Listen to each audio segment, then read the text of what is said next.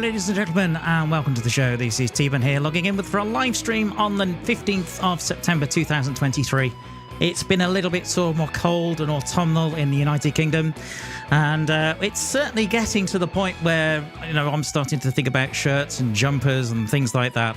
But once again, we are joined by the Wizard of West Canada, the guru of Satisfactory.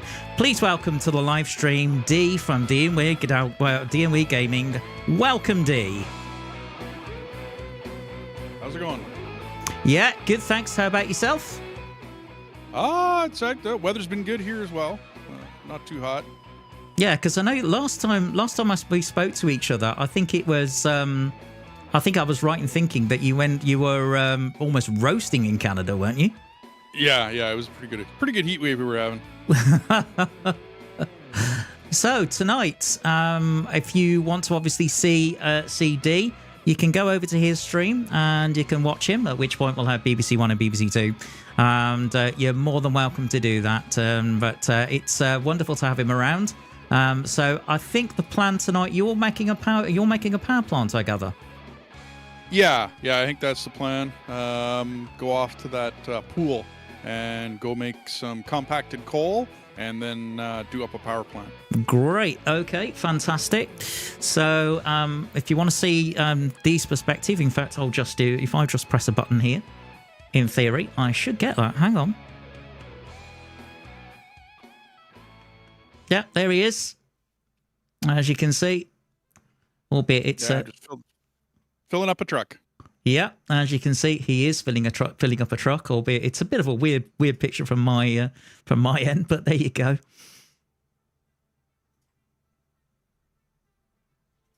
Right. So yeah, he's just filling up a truck at the moment. So you're at the moment, I've got you in a very tiny window in the top right hand corner. But if you want to see it properly, without squinting at it, people do go to D's stream. You'll be able to see it.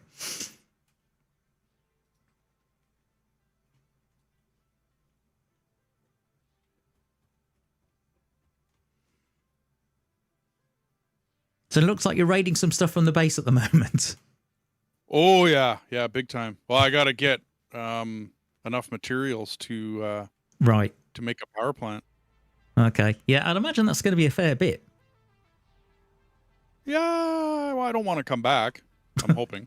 I don't think it's going to work, but I'm hoping. Have you seen what I've done to the starter base, by the way? Yeah, it's all changed. Everything's all flipped around in here.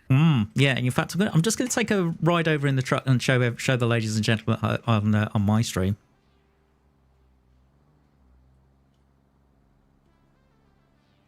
Do you have a place here still for making biofuel? No. Although, actually, no. Yes, I do, actually. I think I do. I'm not sure. I would have to check. I think I do. Although the game sound is a little bit soft. Let me just check, see why. Have I turned it down? Let's have a look. Yes, I have.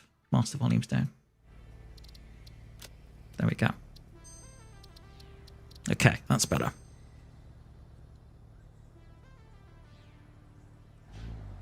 So how's your week been going, D? It's going just fine. Mm-hmm. And it looks like the channel's starting to grow quite nicely at your end.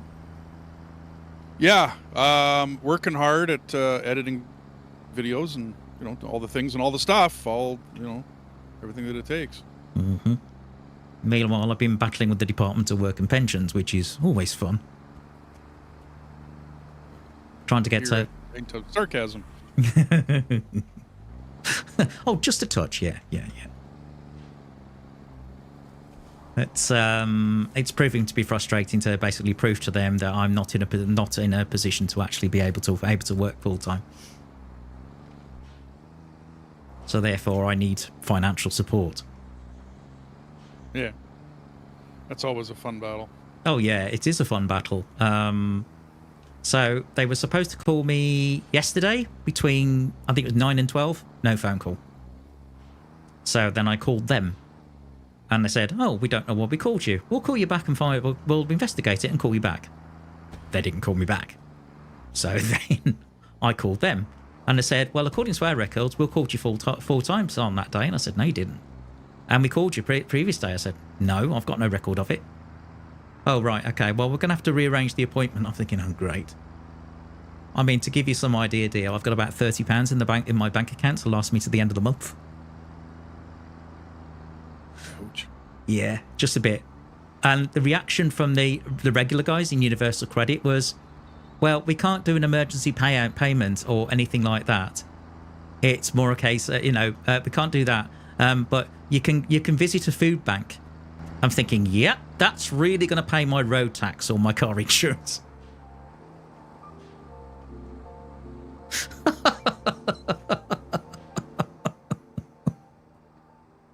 Genius.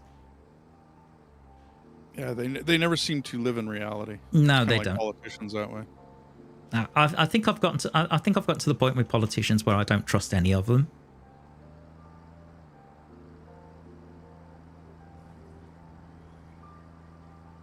I mean, I don't know what you think of Trudeau in Canada, but I think my opinion of him isn't particularly great, to be honest with you. Oh, I think most of Canada's behind you on that one. Mm-hmm. I couldn't believe it when he corrected somebody when they said mankind. He said no, humankind. I think, what? Why? What's wrong with it? Yeah, he actually changed our national anthem. Why? What was wrong with O Canada? I think it's all in all her son's command. Is part of the. Right. I didn't pay attention to it. I rarely pay attention to him. Mm-hmm. So as you can see, this is the starter base. I've been working quite hard. So the starter base now makes pretty much everything. We've got reinforced iron plates coming in at 20 per minute. I've also got some rotors being made. I've got modular frames being made as well. It took a lot of upgrades when it comes to screws and slugs and everything else. I'm sorry to hear that Cuba, unfortunately, has not been sleeping too well, and he's gonna see where he can fix it. And but he said have a good stream. Well, in that case, yeah, that's a shame. In that case, well, I hope you manage to get some sleep, Cuba, and you can catch us on the replay. But you can also, if you have.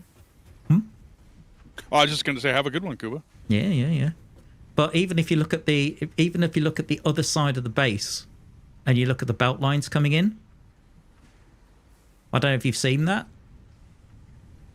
but I think you'll find that looks a little bit neater. Oh, it's almost like a main bus over here.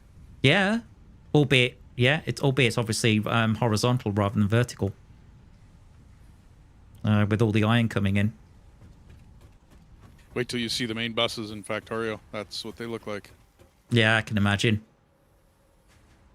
I can certainly imagine.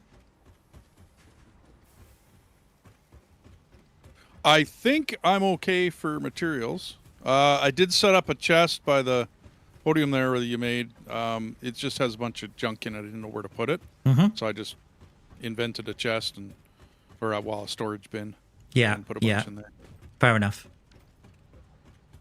But I've spent multiple hours getting this done. So at least we've got materials being made. Which means there's more materials also at the starting base.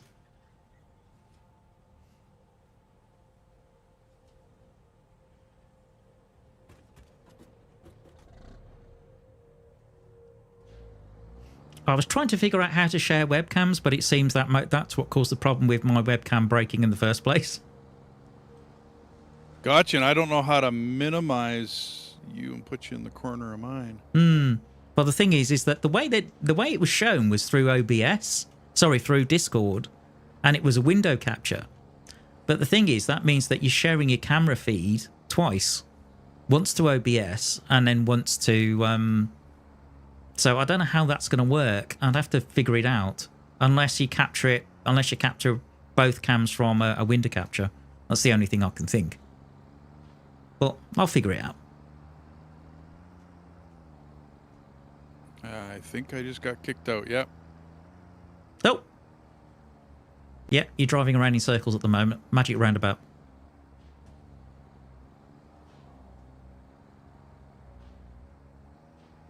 Hopefully you can get back in.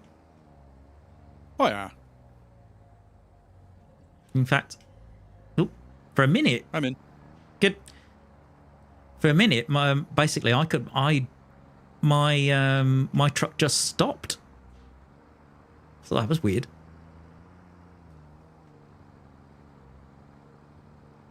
I got to find my way down into that valley. Mm-hmm. Are you talking the one with the for normal coal? Yeah. Mm-hmm. I know it's marked on the map, but I don't know whether. Yeah, no, I know where it is. It's just getting myself in there with a truck.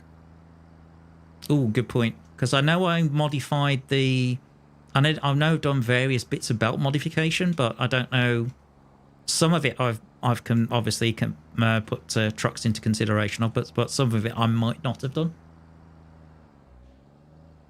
What I'm thinking is I'm going to follow the crystal lines from your main base. Mm-hmm. Although you say I got an inkling that I know how to get in there from there. Yeah. Although you say the crystal lines, there was a show. I don't know if you ever got. I don't know how much UK television you get in Canada. We get the BBC, not all of the channels, but like what you might call the one main BBC channel. Mm-hmm. Okay. Other than that, yeah, no, I mean, there's some English programming and whatnot, of course. Like other syndicated channels will pick up the odd show, that might do well in, say, Canada. Right. Okay. Because you saying crystals, there was a game show with sort of elements of adventure and that kind of stuff. It was called the Crystal Maze. Oh, I don't recognize it. Right. Okay. But it had basically it had a team of 4 people, and they had to had sort of puzzle. It was a lot of different puzzles, and if you solved it, you get a crystal, which then gave you so much time in a crystal dome in order to collect tokens. And if you got a gold token, it would add to your total. If you got a silver total, it would take away from your total. But then it would mean that you could win prizes at the end of the game. That was the general idea. But it was interesting. Yeah, it was really good fun. They had these different zones like Aztec zones and futuristic and all that sort of stuff.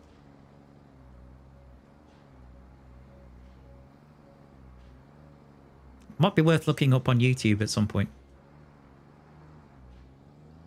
Sounds good. Mm-hmm.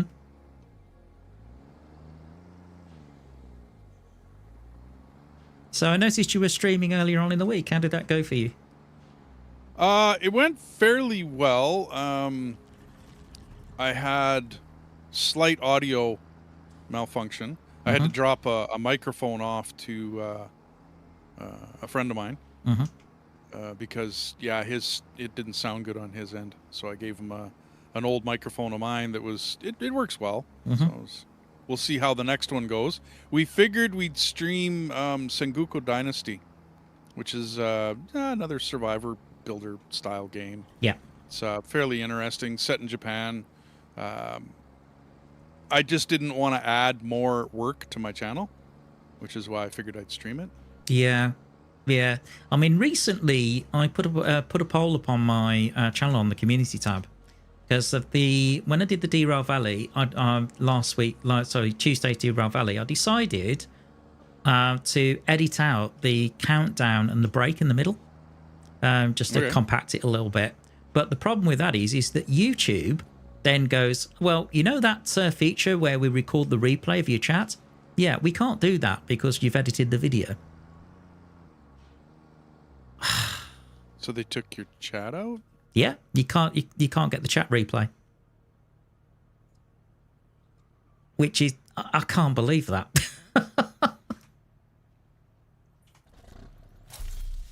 That doesn't sound right. Well, yeah, it's like, that's the way it seems to work. So I've put a poll up on my community tab, and I've said, okay, do you want the video unedited with the chat, or do you want it edited without the chat? I think it's probably going to come out as unedited with.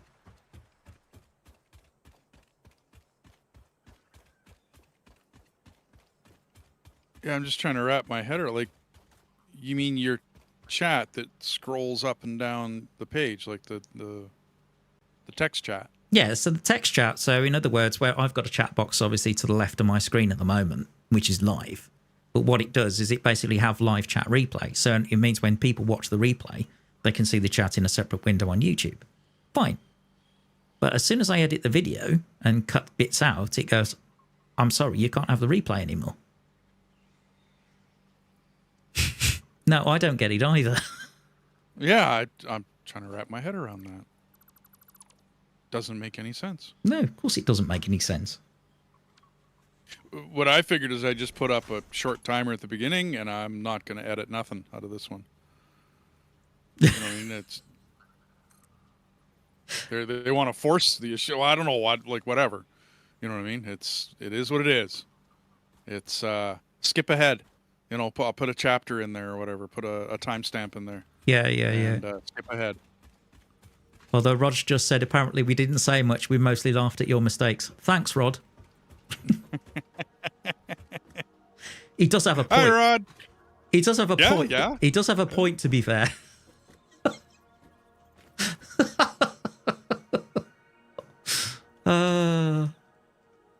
Yeah, bless you too, Rod. With your Lamborghini and all your millions of houses and everything else. Sorry, I couldn't resist. Well, his name is Rod Stewart. Yeah. In fact, there's another YouTuber called Colonel Failure, and every time, which I'm a subscriber of and a member of his channel, and every time he sees Rod, he actually says, "Right, so Rod's in the house with these toy trains," because apparently Rod Stewart has a train set. I didn't know that. No, neither did I. But apparently, I was talking about this with my stream on Tuesday. There's a lot of celebrities, like Pete Waterman, I think Neil Diamond as well, that have train sets. I think Neil. That's pretty neat, actually. Yeah, I think Neil Diamond has got like an O gauge. So really big, sort of really big trains.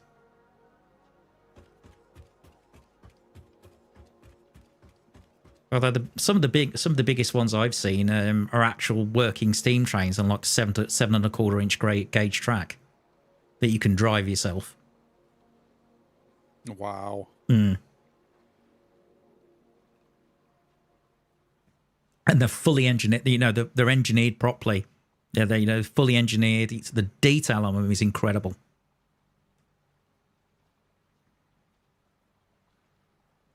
Okay, I'm going to grab a few things from my supermarket here.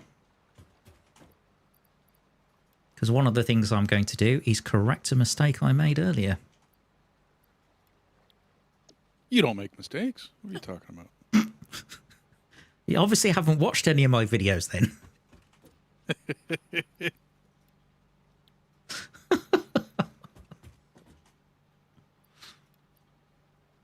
I don't make mistakes like not setting points correctly and crashing directly into some parked wagons like that. Those sort of mistakes.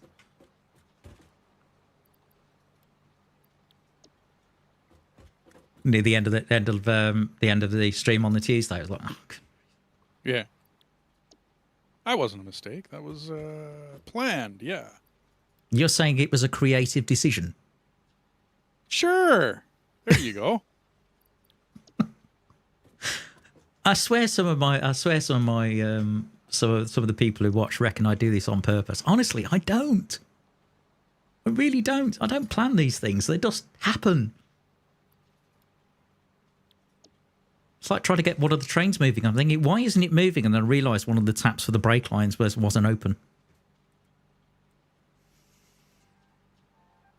It's stupid stuff like that.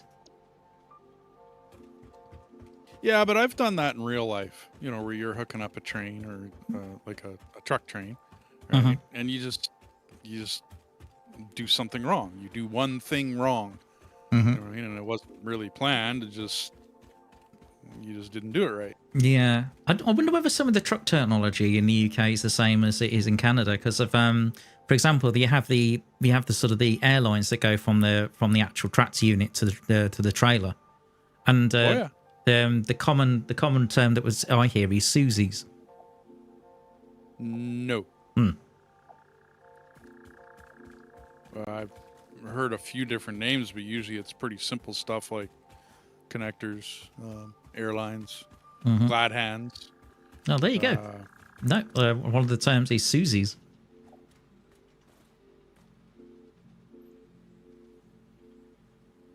I'm sure you're familiar with a fifth wheel, though.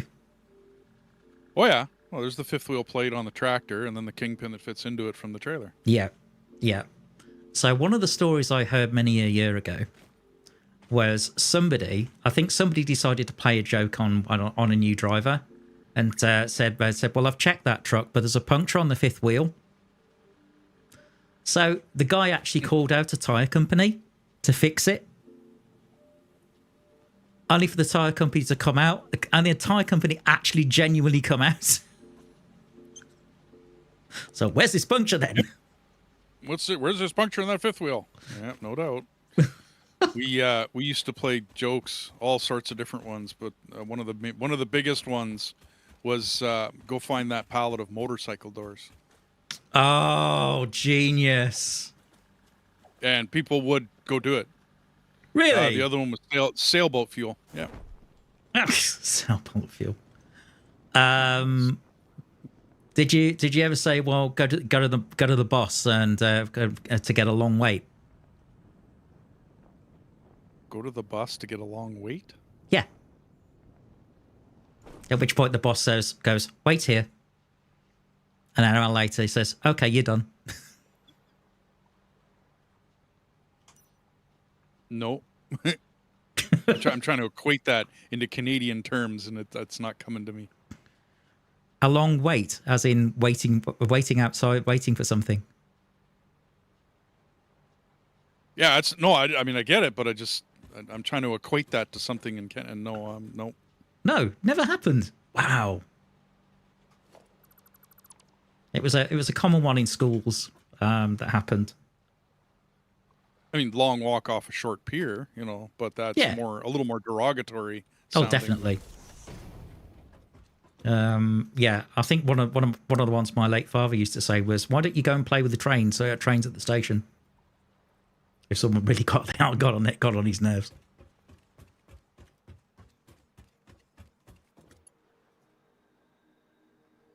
Although my father had all sorts of weird expressions, because one of the things that we had during the Second World War is we had people appointed, and they were called ARP wardens, air raid patrol. Hello, Wolfgang. Welcome to the stream. Hey, Wolfgang. So they had air raid patrol, and one of the things they would do is they would actually patrol around the local neighborhoods to make sure that people's lights were switched off if there was an air raid. So then it means that the German bomber crews wouldn't have anything couldn't see anything to target. So the phrase was put that light out. So my dad, being the kind of guy he would always tell me if I left the light on, put that light out. My dad weren't a warden in the war for nothing. So now it's obviously past the generation. So if I ever have children, it'll be my grandfather wasn't a warden in the war.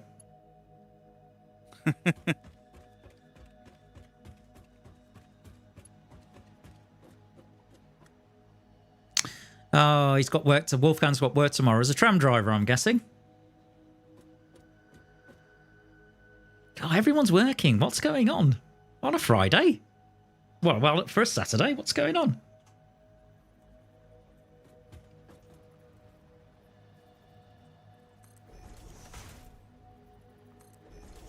That's one of the reasons I do a stream on a Friday night, because I'm thinking, well, most people don't work weekends, but of course some people do. I mean, I used to for about 10 years, and I must admit, I regret I didn't like it. Yeah, there was no days like truck driving. There was no weekends, Monday, nothing mattered. Days didn't matter. Mm-hmm. Although I'd imagine there'd be. I know in the UK and Europe you have this. I'd imagine there's quite a lot of regulations to with drivers' hours. Oh yeah. Hours of service regulations. Okay, got you. Those are standard across no matter what country you go to. Mm-hmm. Okay.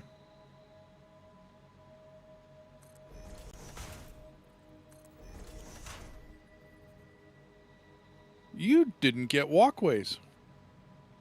What, from the awesome shop?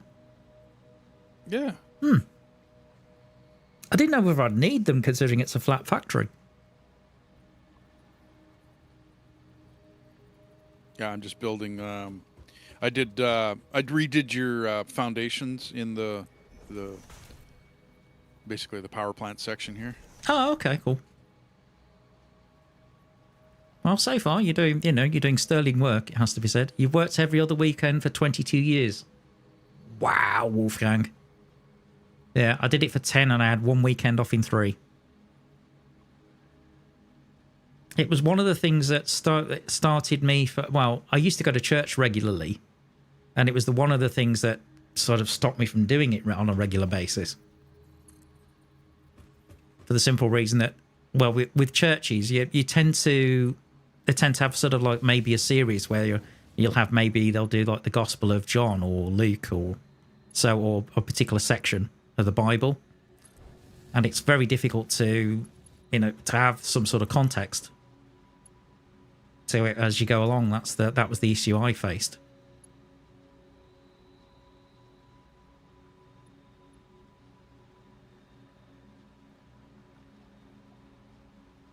Let's see now.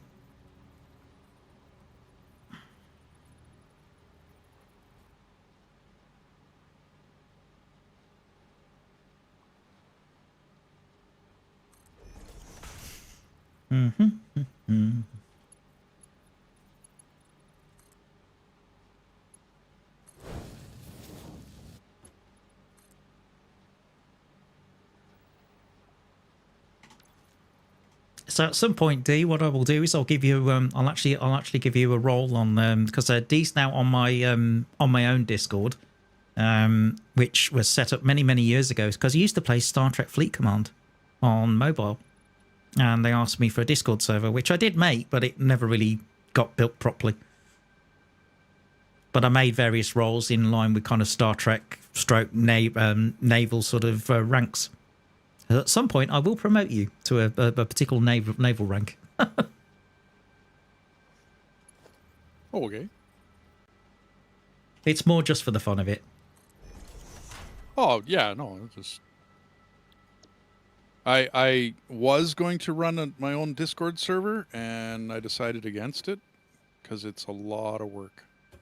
Yeah, it can be. Certainly can be. You're right.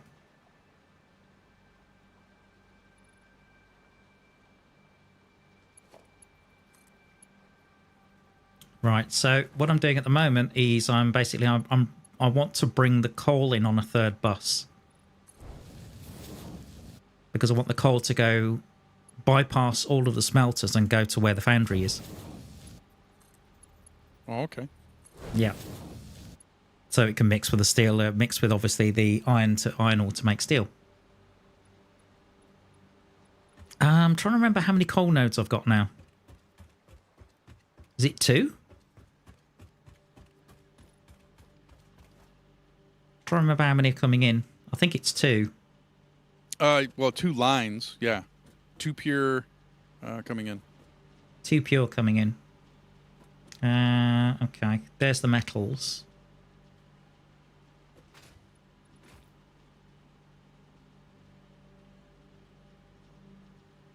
Okay, Wolfgang. So Wolfgang uses his Discord mainly just to post preliminary flight plans, as he live streams Flight Simulator. I was looking at that on your channel, Wolfgang. Oh, incidentally, at main base, there's a set of Blade Runners for you. I forgot all about those.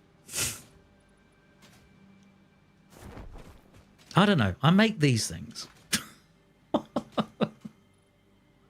Oh, I'll have to come back for materials. Yeah. But I did find my way in here pretty good. So Okay, fair enough. So what I need to do here is I need to put in a third line.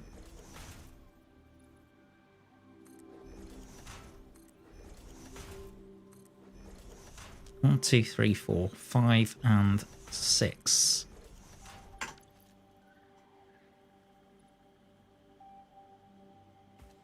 Because I'm sticking to my own rules. I'm not going to have belts cross each other.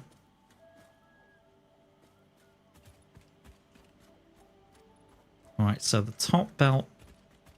So I'm figuring this out at the moment.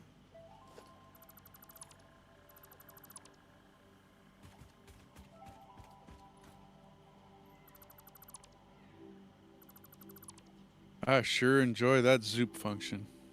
Oh man, when they brought that in, I thought that's a brilliant change. Well done.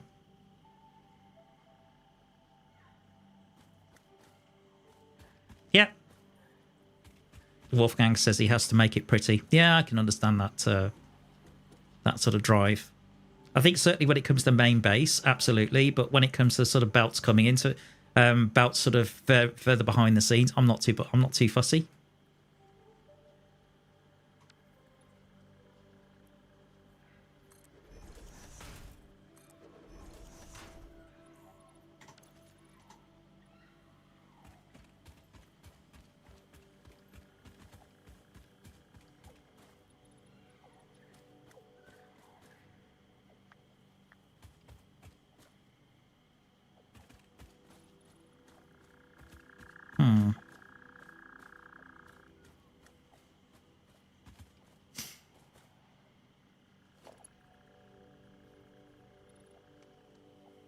Let's see.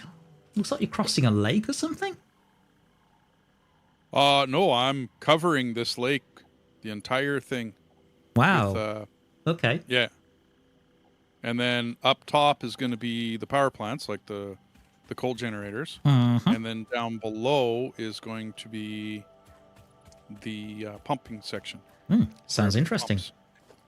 Now, I'm still making that round building just to show off round buildings. Okay. Well, when you're ready to do that, let me know, because I'd like to witness that, and it'll be a good learning experience for myself and obviously the stream as well. Yeah. Because I'm sure there's people that haven't got a clue how to do that, because certainly I don't. Yeah, I'm going to need stairways, though. I hate to say it. And he's buying a stairway to heaven. Yeah, no doubt. But I can't go up a building, do you know what I mean, without stairway. Foundations are not going to work for that. I wonder how many music shops actually have a sign that guitar shops actually a sign saying, hey, no stairway. All the guitar, because I mean, we're both guitar players. Or well, you are, I'm not. I'm a guitar player.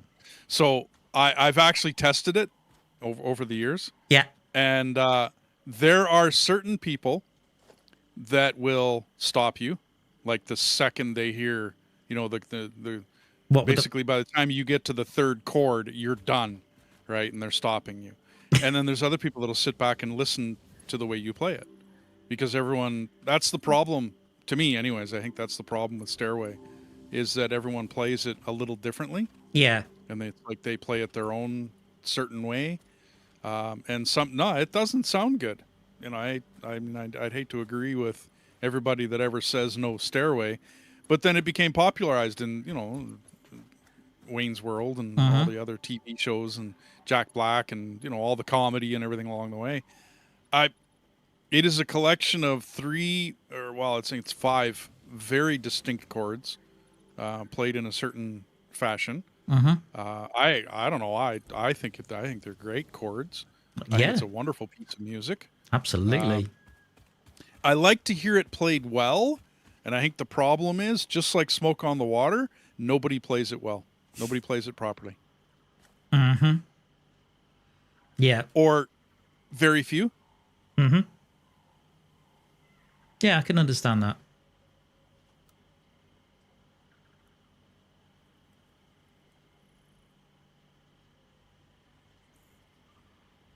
Rod reckons all guitar shops, that and Smoke on the Water. So,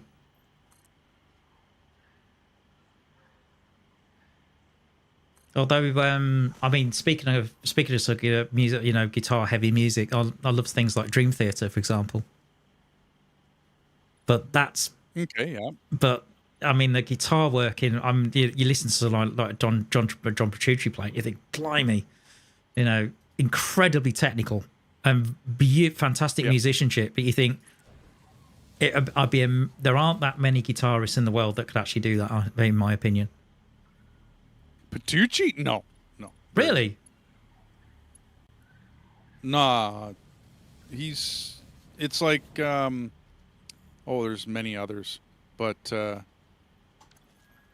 Flying in a Blue Dream is the guy's album. Joe Satriani. Mm-hmm. He's another one. The guitarmanship is, you don't get very many people that play that way. Mm-hmm. It amazes me how some guitar players don't make it anywhere, and then, you see someone else get up on stage and they're just strumming and playing and singing, which some very simple chords, and yet they make it, huge. So okay, I mean, nothing against the person that's making it. I mean, if you made it, you made it. You wrote a good song, okay, but the technical player who doesn't make it very far, you know what I mean, or doesn't get into a band that's good or decent or all the rest of that, it just kind of it amazes me. It's like, okay, alrighty. I don't know why they didn't make it. Kind of confused. Are you sort of thinking about four particular boys from Liverpool by any chance? No, because you see, they had musicianship, so it made sense why they made it. Like the Beatles, that made total sense. Okay. I mean, those guys can play, right? I mean, you look at chord structures within a lot of the Beatles' music, and that's very well written stuff. Right. I'm kind of thinking of the more recent poppy type singers that are getting up there, and it makes me wonder how they make it when they repeat their music over and over. They got like 5 lyrics in their entire song, and it's, you know what I mean? It's just like there's no musicianship to that kind of music. I hate to hammer on someone like Kurt Cobain. The guy was he was a poet, right? I mean, no different than Jim Morrison was a poet. Yeah. But I'll never be a fan of Kurt Cobain's music. His lyrics, yes, like his, but it will always confuse me as to, well, how did that guy make it? But garage band, Seattle, grunge, all the rest of that. Yeah. And then there's Crosby, Stills, Nash and Young. It's a shame they never continued. It's a shame they couldn't get along, kind of deal. You know what I mean? Like it's all of that. Well, I think there has to be something to be said about the level of craft and artistry in music in today in comparison to what it was even a few decades ago. It's so different now, to the point where you start questioning: is there any craft? Is it just overproduced, or is there any sort of melody or harmony or?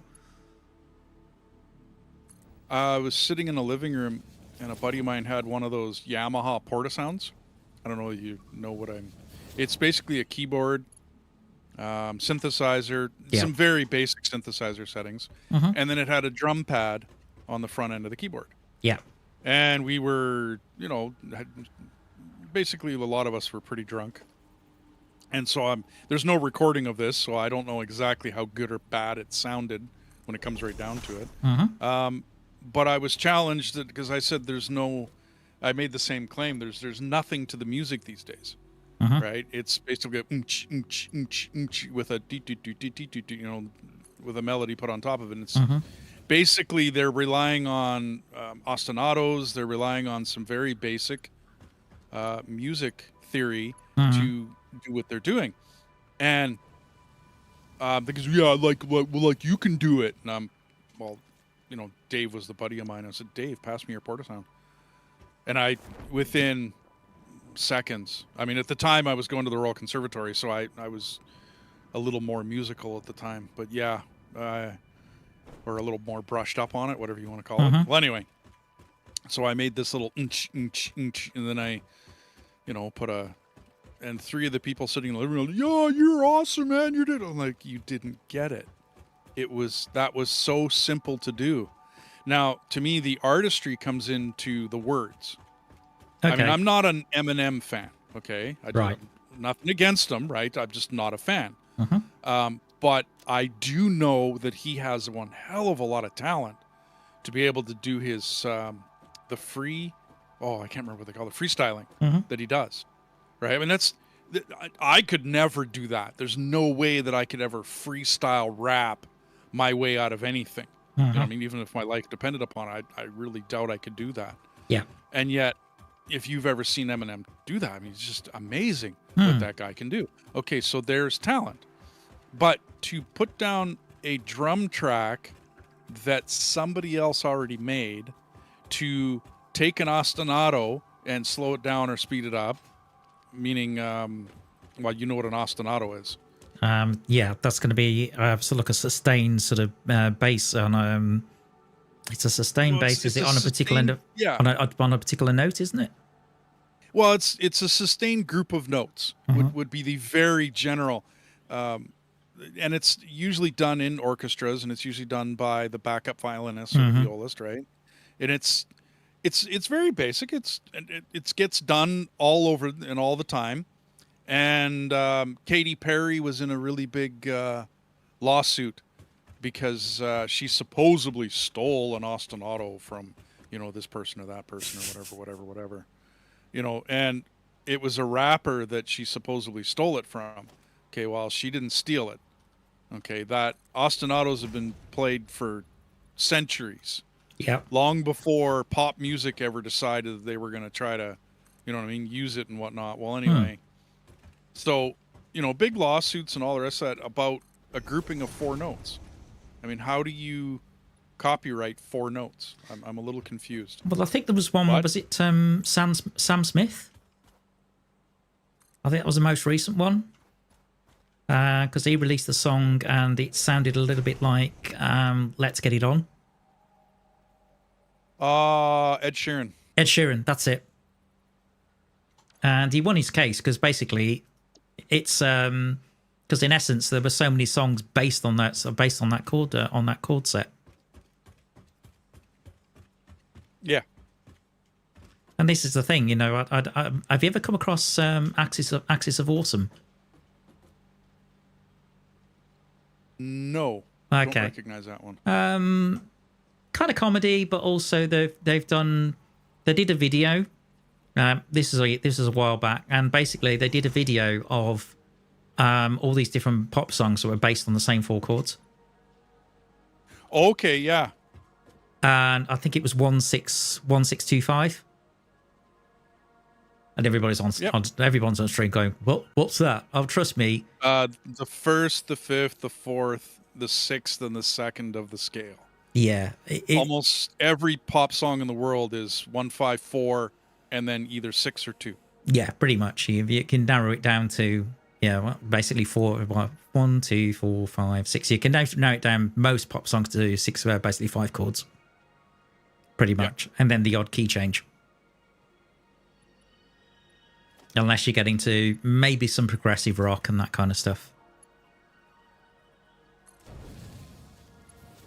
Potentially. Or people that do maybe something that's perhaps a little bit more orchestral.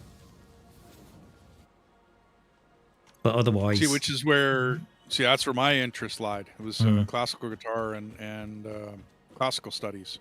Yeah. When I went to school. And... Okay, so you did things like, was it Concerto Dboneisgaming or something like that? Well, when I took it, I was going through our Royal Conservatory here. Yep. And I was in structured courses, but because of my work schedule, I wasn't taking full-time school. Uh-huh. You know what I mean? Like I wasn't in like a bachelor program. What I was doing was I was just taking individual courses along the way, and then there was just too many years in between. my courses, and it just came down to, well, I mean, when you can't afford it, you can't afford it. You know what I mean?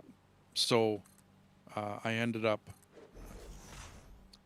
basically bowing out of the program for many, many years, and then I went back and completed it, but I think there was too many years in there.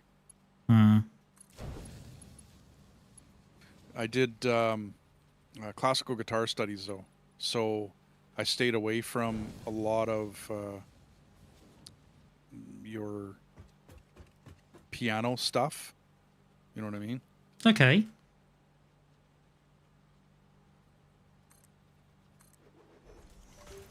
I was thinking about Rodrigo's guitar concerto.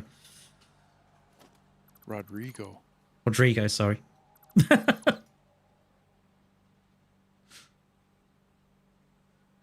Trying to remember that one.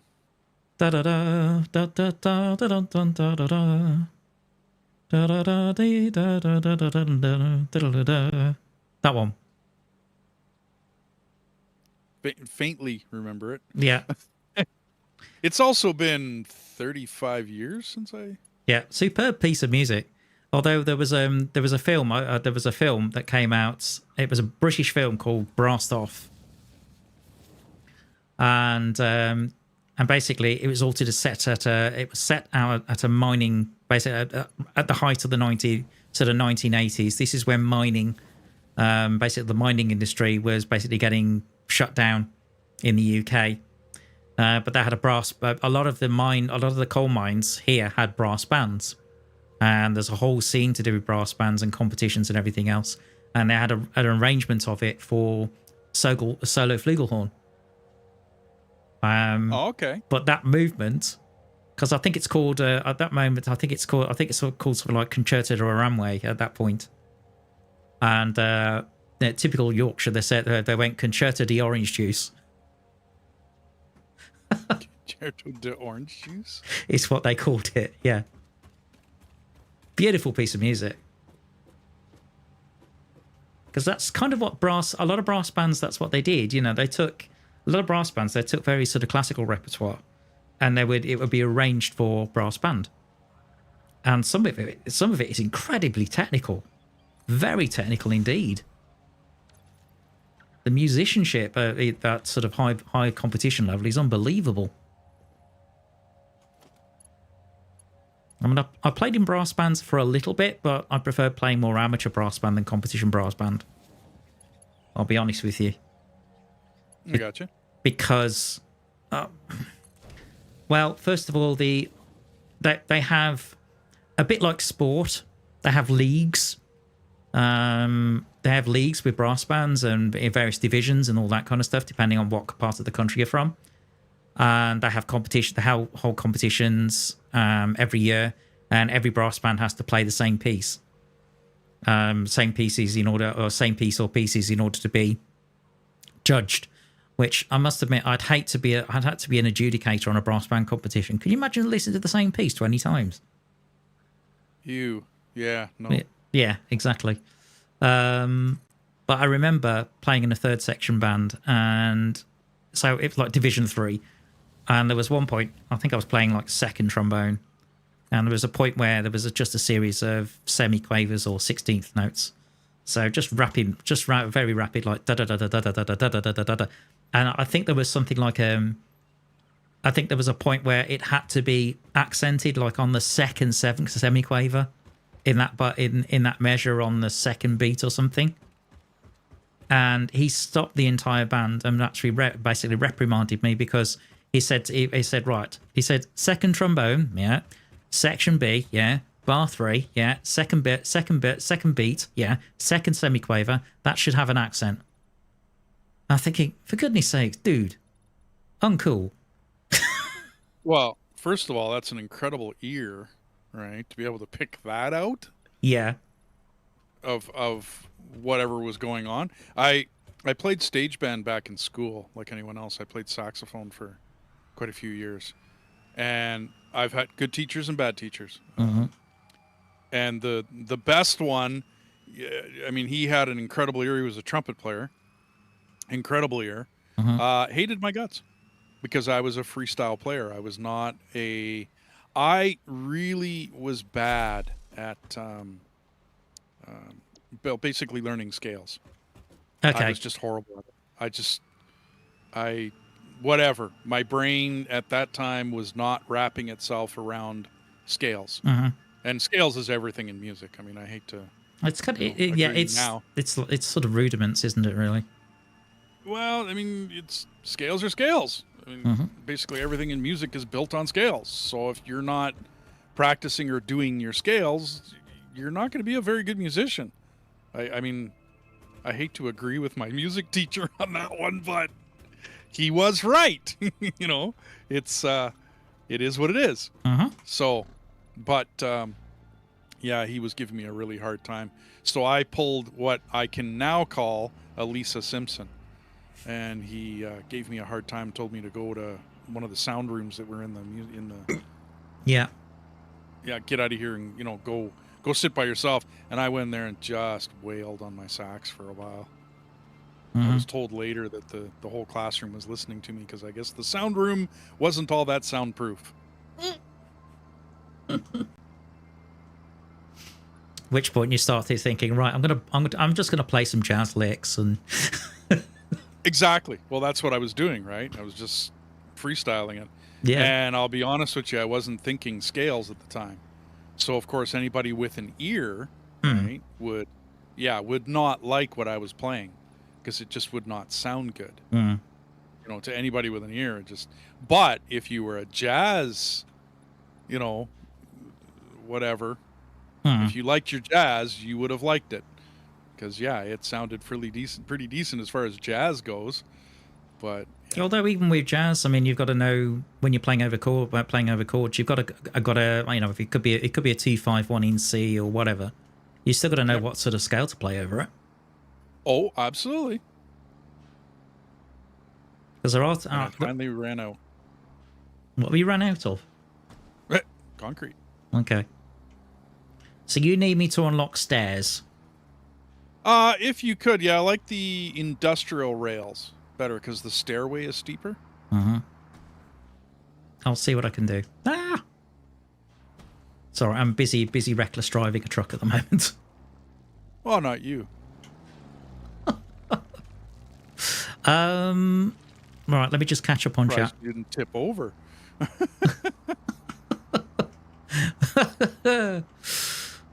I thought that was an achievement. Well, sure. Yeah. Seriously, they should have ratings like Tony Hawk skating and that kind of stuff. Like an S tier sort of trick that you can do in a tractor.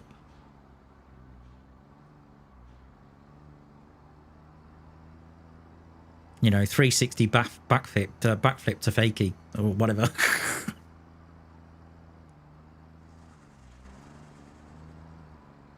Wolfgang says he loved Smoke on the Water, but he's apparently said I should listen to John Osborne of the Brother Osborne. I don't know. I'm not familiar, Wolfgang. I'll have to look him up. Yeah, no doubt. I was thinking Joan Osborne. No. No, because the only Osborne I know is Ozzy, obviously. Being a proper Englishman, yes, no doubt. Yes. Yes, proper Brummie. Although sometimes when he talks with that hesitation, I'm thinking, are you all right? No, he isn't. Too much drugs. And sometimes when he's shaking, I'm thinking, do you have Parkinson's disease? You know, I am being serious because my father had it for years, and eventually it took his life. But you know, I'm thinking, is that what you're suffering from? Because I know he had it. I know Muhammad Ali, of course, due to boxing. Yeah, many have had that. Yeah. And I'm thinking, you know, it's part of the things I think. But very broad Birmingham accent. Sharon.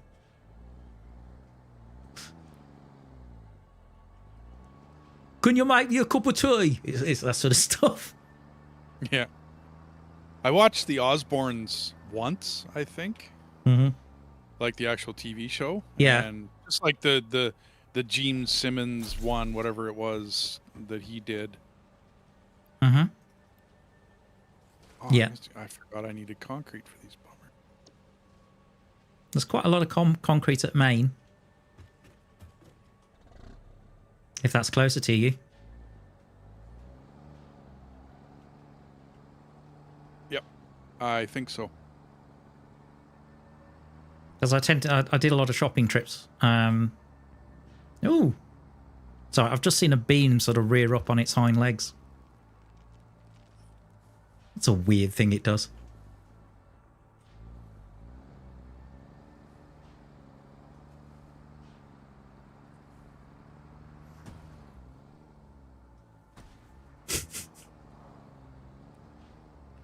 I'll tell you something, it's a good job I don't drive cars like this in the real life. I don't think I would have chauffeured for a wedding somehow. Yeah, I don't think they would have called you. No. Would have been. No, not really. You would have been mentioned, and everyone would have said, "No, you can't call him." Although I do feel sorry for them though, because I mean, considering the flight was due to leave at 3:05 and it didn't actually take off till 8:10 at night, and they're flying 9 hours to I think it was Nashville, up in Ireland and whatnot. But yeah, I have never actually driven on the other side of the road. Yeah, I have a couple of times. I drove in Florida, and I think I took I-95 to go to a music shop, and I bought a trombone in Florida and actually brought it back to the UK. Although I was very fortunate when I landed and I went through the airport, and there was no one staffing at customs. I just walked straight through with my trombone. So I was very fortunate with that. And then the other time I was, for a while I was dating a New Yorker. So I did some driving in New York, including sort of like Manhattan and that kind of stuff. That was tough going. I actually went to New York and on the express purpose of driving New York. Okay. Like, I wanted to, bucket list, right? Mm-hmm. Ride the subway, like ride the New York subway. Yeah. And then, drive Manhattan traffic in rush hour. Right. Which I got to do. Yeah. In my case, right. Well, if you know you jazz, in my case, I actually did take the A train. Oh, okay. The reason I took the A train is because I went to Yankee Stadium. Because I actually went to see the Yankees play at one point. Because I'd never been to a baseball. The thing is, they always say with any sport, in order to understand it, go and see it live. And I must admit, it was okay. I must admit, it was. I think it was far more entertaining live than it is watching it on television. Gotcha. Yeah. Which probably explains why US commentary. I don't know what it is about US commentary, but they talk all of the time. Even if there's nothing going, it's weird. And they'll talk about stats about this player and that player, and I'm thinking, I'm not really interested.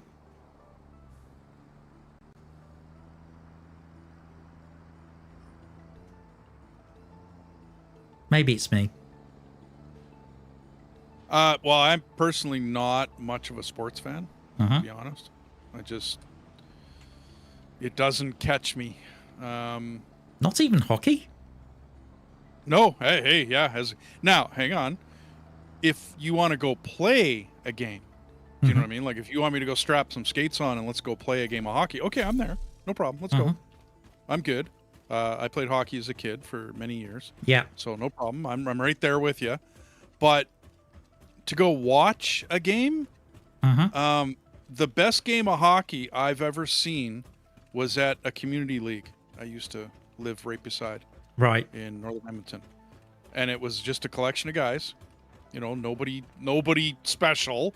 You know, nobody that makes millions of dollars and whatnot.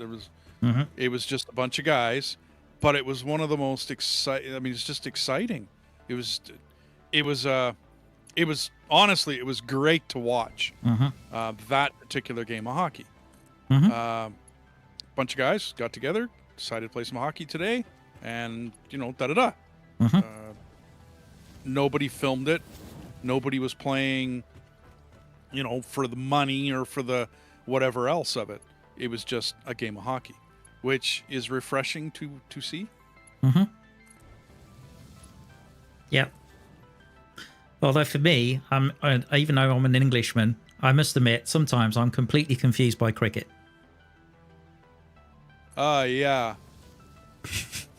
Particularly when it comes to test cricket. Because with test cricket, basically the match lasts 5 days. And even then, you could get to the end of the 5 days and there's no winner. Wow. Yeah. You can end it with a draw. And there's basically 5 tests. So, yeah, it goes on forever. But I can kind of understand like a game that goes a day and you end up with a result after so many overs. That's fine. But a game that goes that long and you may even not even have a winner. Oh, come on, guys. Really? Yeah, figure out some rules so that... Oh, there's rules to it. There's definitely rules for it. I don't know. I mean, like, figure out, like, in a... I don't know whether they do it anymore. In hockey games, it'll eventually come down to a shootout. Yeah. Right? Like, there might be overtime and they might go into... But I know that eventually it comes down to a shootout. Where it's one guy against a goalie. Yeah. And that will eventually end up in a goal being scored. Like, no matter what. All right? But if you were to just endlessly play period after period after period, that hockey game... I mean, the hockey players will eventually get so tired that the game isn't very good anymore. I mean, it just isn't. You catch a team that's been on the road for quite a long time, and they don't play very good hockey. Nothing against the team. I mean, good going, guys. You've been playing 4 games straight. Traveling across the countryside. Blah blah blah. Good on you. But in a singular game, if you go for too long, yeah. There needs to be an end. Be like a boxing match. If there's no clear winner, like you have to win by either TKO or KO, right? Yeah. Well, eventually you're going to have 2 guys up there that are so tired they can't even lift their arms anymore. Kind of deal. At which point it goes to points. Yeah. Well, and that's what I mean. Like they have rules that it ends, right? Whereas if it didn't end, is what I mean. If it had to be by TKO. Yeah. Well, or if it had to be by knockout, not technical, but by knockout. Well, that's not... Eventually, that's not going to be a very good boxing match. Yeah, that's true.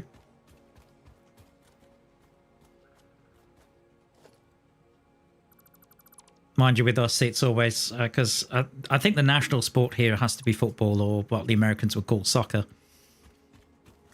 Yeah. You guys get a little nuts about your... Just like we get nuts about our hockey here. I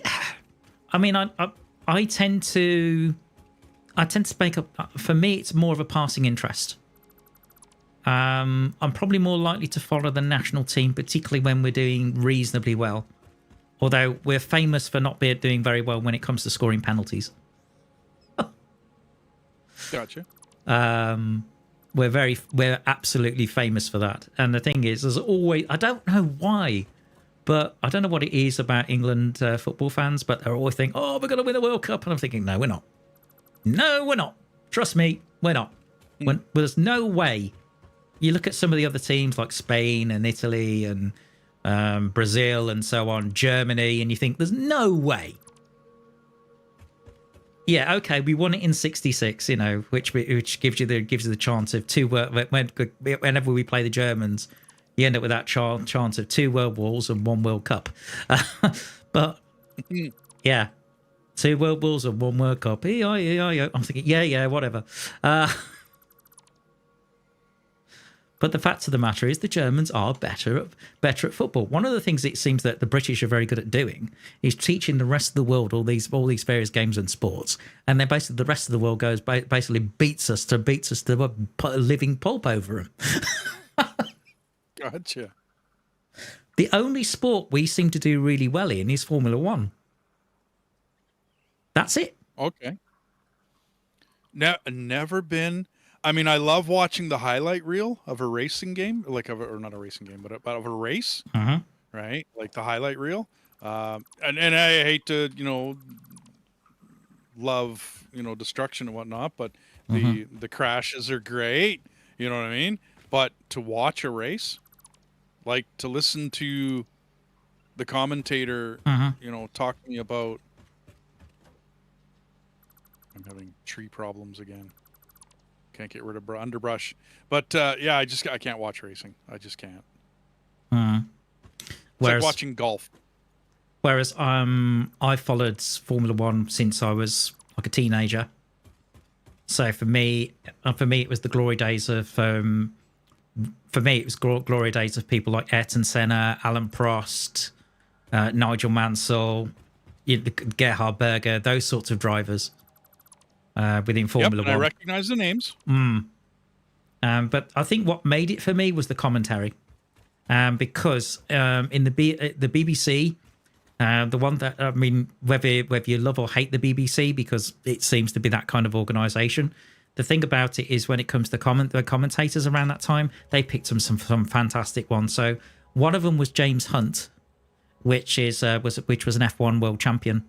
Have you ever seen the film Rush? Yes.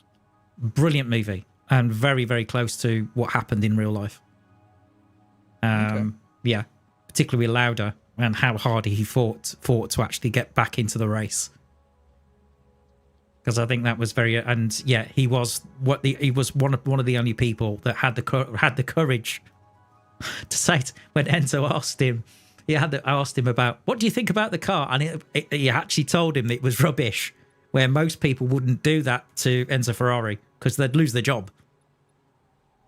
Because he had that reputation. It's the reason why he was nicknamed El Commendatore. Oh, okay. Yeah, he didn't talk back to Enzo. Well, I mean, he's the guy that's sponsoring your job, basically. Yeah. But no, Lauda's basically going, I'm sorry, but the car is rubbish, to put it politely. It doesn't brake, it doesn't steer, it doesn't do this, it doesn't do... It doesn't work. Yeah. It's a bit like the moment, because it's a film I need to watch, because I don't know, have you ever seen Office Space? Well, there's the TV show, right? No, not The Office. There was a film called Office Space. Oh, right. Yeah, okay. Yes, Mike Judge. Directed by Mike Judge. Because there's a point where the main protagonist, he goes to a therapy session only for the person who's giving him hypnotherapy to basically die of a heart attack before he wakes up.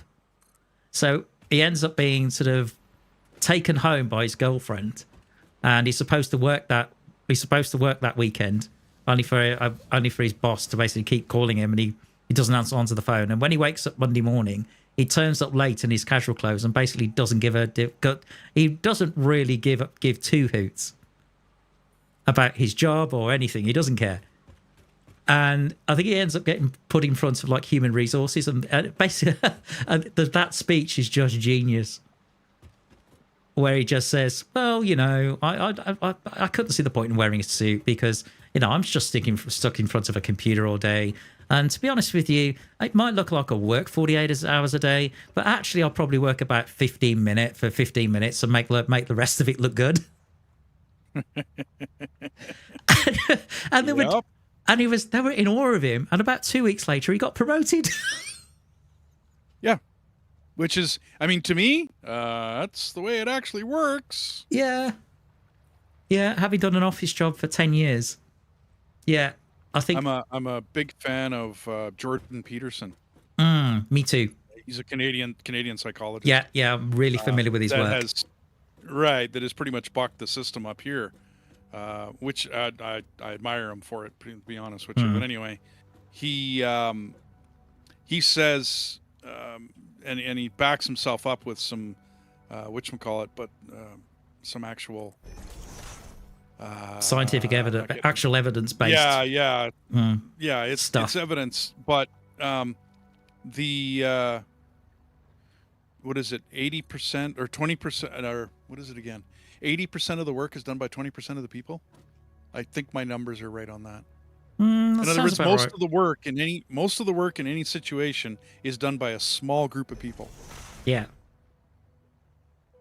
Yeah, it wouldn't surprise me in the slightest that that was the case. Wouldn't surprise me at all. Okay, so... I mean, in any job I've ever had, it seems to be that way. Yep. Where, I mean, the bulk of the work is done by very few really good employees. Right? Like, guys that work hard and they do a good job and all the rest of that. But the rest of everyone else is just standing around on their phones. And we joke about what's going to happen when the young are taking over and us old guys are no longer in the workforce, and we're wondering what's going to happen. They'll probably be too busy on Snapchat and all the rest of it. It's one of the things that amazed me because, as I said, I used to work for a breakdown company for many, many years, and I'm in some ways looking Office Space. I need to rewatch that film because I think, I tried to move up. I wanted to move up and potentially become a team manager or whatever. Could I do it? Could I heck? And the people that were promoted, you're thinking, how did you do that? How did you get that job? It never made sense to me in the slightest. Nope. And again, you've had unrealistic targets as well. For example, because I was taking details of breakdowns, but you have to do it in a certain time, on a certain amount of time on average. And what annoyed me about it was the average time that you're supposed to do it in, I thought was totally unrealistic. And I could never hit that target. And the people that did, when you listen to their calls, you're thinking, what customer service are you actually giving? They might as well talk to they might as well talk to a robot.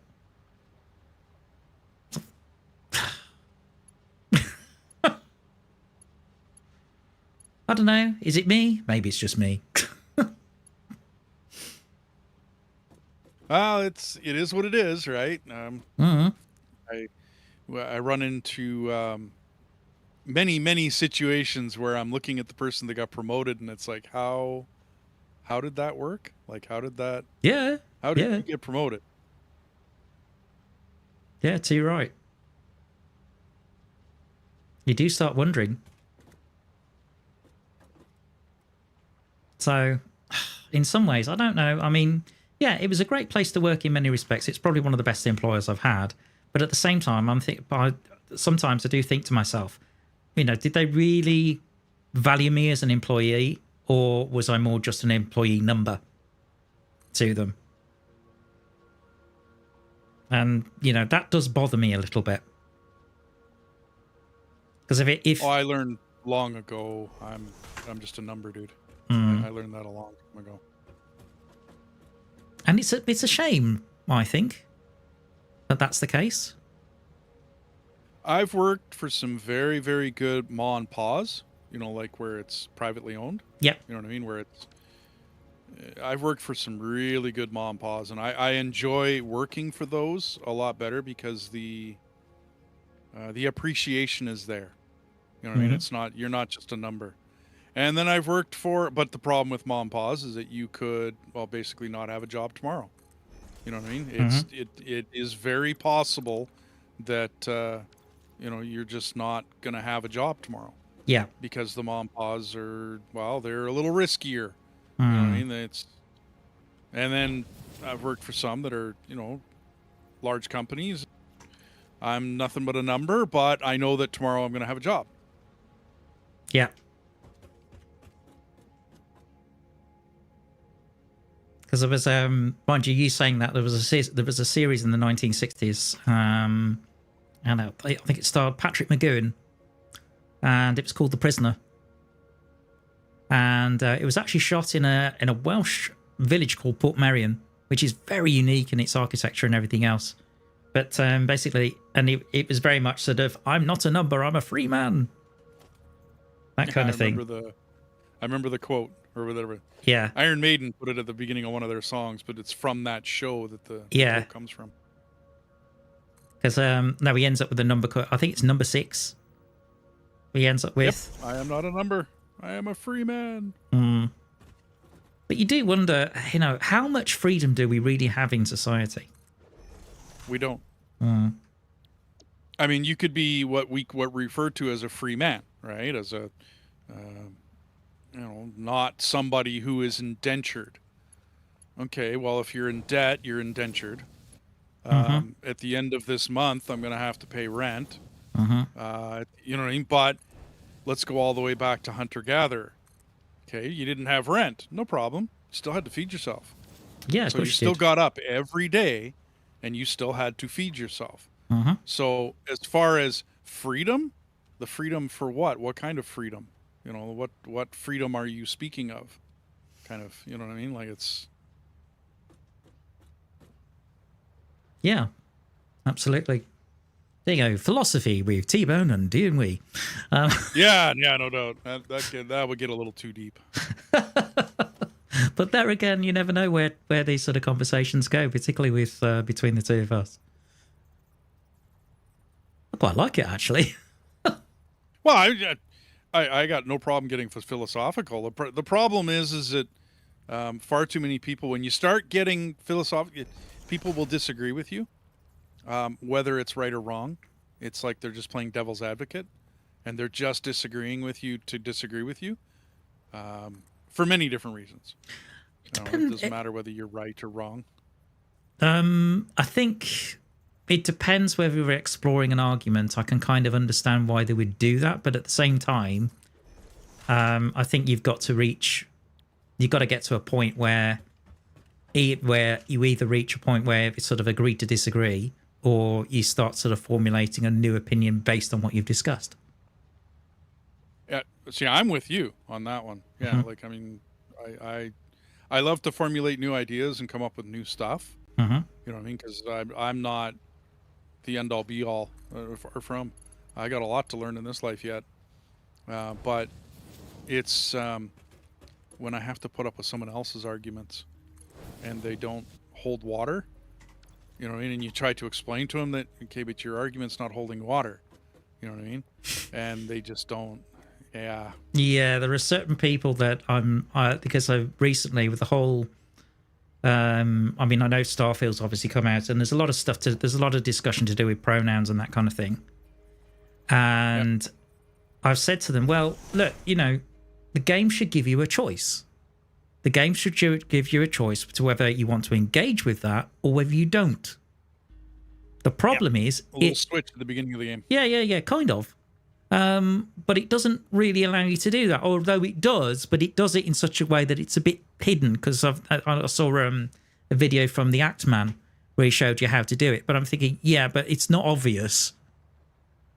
It's not like a great big massive toggle, and when somebody tried to modify it so they didn't have any pronouns in the game, the person on I think it's was it Nexus Mods basically got banned for it. Yeah, I think, why really, seriously? Yeah, look, the thing about pronouns is that, first of all, pronouns are something that you would use to address somebody in the third person. Yeah. Okay. At which point I would say to somebody, I don't care how you address me, how you talk about me in the third person behind my back, because that's freedom of speech, right? As far as I'm concerned. Okay, I'm with you. Okay. Yeah. But you shouldn't dictate to me about what pronouns are used for you, because that's compelled speech, which is not freedom of speech. No, it's not. Canada, that's what Jordan Peterson was fighting against. Yes, he was. Because Canada passed a law that said you have to do this. Well, no, hang on, wait a minute. That's no longer freedom of speech. Right. That's what he was arguing. He wasn't arguing whether he used or didn't use the that's got nothing to do with it. That was not the argument. The argument was, you've now taken away my free speech. Correct. All right. Now, to me, if I'm going to address you, then I'm going to ask you your name. Right. And that's how I'm going to address you. Yep. I had a bit of a discussion with one of my grandkids that way. And it's like, yeah, but I want you to call me this. And it's like, well, I'm going to call you by your name because you're my grandkid. And that's how I address my grandkids. Right. Yeah. And they weren't getting it, that they weren't going to compel me to use, like, why am I going to talk to you in the third person while I'm standing here right in front of you? Exactly. That makes no sense. No, it doesn't. Right. And they weren't getting it until the end of the conversation, where I did start using the preferred pronoun. And it sounded horrible. It sounded like I was being derogatory to you. Well, yeah, which is why I'm going to call you by your name. Yeah. It's a bit like when you watch like a sort of a gangster movie, and somebody and they say, "Oh, look at this wise guy." It's that kind of stuff. Because that's pretty much what it is. It's that kind of it is that kind of move, or look at this wise guy, or look at this punk. It is. It's the same kind of thing. Or at least in my mind, it is. Well, I figure it's a religion. Oh, no doubt. But it has the type of fervor to it that as soon as they argue for A, as soon as they get A, well, it seems like A doesn't really matter anymore, and they start arguing for B. Correct. And as soon as they get B, and then C, and then it just continues to go. Mm-hmm. I have a gay friend, and I like his take on it. He argued for, and gay rights were argued for many years. Yes. Well, they've got them now. Mm-hmm. You have the right to love who you want to love and do what you want to do. And, now his theory is just leave me alone. Mm-hmm. Just leave me alone. I don't want to be a part of this. He doesn't want to be a part of any of it. His right, right or wrong, good or bad, whatever. It's his right to say that he doesn't want to be this and he doesn't want to be that. I personally never cared, because I'm hetero. Yeah. I guess, but I don't really want to walk down the street and have somebody call me cis. Wait a minute. What about my preferred pronouns? They want to argue about being called this, that, or the other. Well, what about my preferred? I don't want to be called cis. Thank you. I don't care what your reasoning for it is. Right? Like why you're doing it or what your reasonings are. I don't want to be called that. I find that to be a derogatory term. Yeah. I don't care what your meaning or reasons or any of it. I don't care. Right? Just like they don't care about my reasons for calling them this or them or whatever. Right? I find it to be a religion, actually. I think anybody should have rights, not just, it's like Black Lives Matter. No, all lives matter. Correct. It's not just black lives. It's all lives. All lives should matter. Of course they should. And then you find out, you watch that documentary by Candace Owens, where she dictated what Black Lives Matter was actually all about. And it's like, wow, really? Okay. No black families got any benefit from Black Lives Matter, except for the people at the top. And they got mansions. Oh, so yeah. Did Black Lives really matter? Really? Yeah. I mean, I see multi-racial organizations doing more benefit for local communities than any This Lives Matter movement. And I don't want to say This Lives Matter because that points to BLM. Any movement along the way that has been a farce has been a farce. And there's lots of them. You know what I mean? There's been many over the years where it's this movement or that movement. We're going to do this, and then they don't do anything that they said they were going to do. And it ends up just being a total load of malarkey.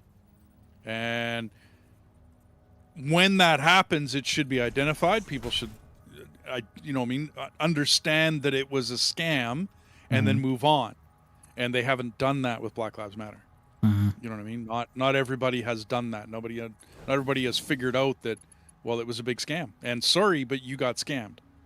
I don't mean to be the bearer of bad news here, but it was a scam. Yeah. And it's been proven now.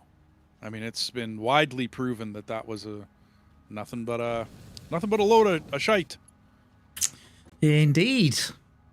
Unfortunate.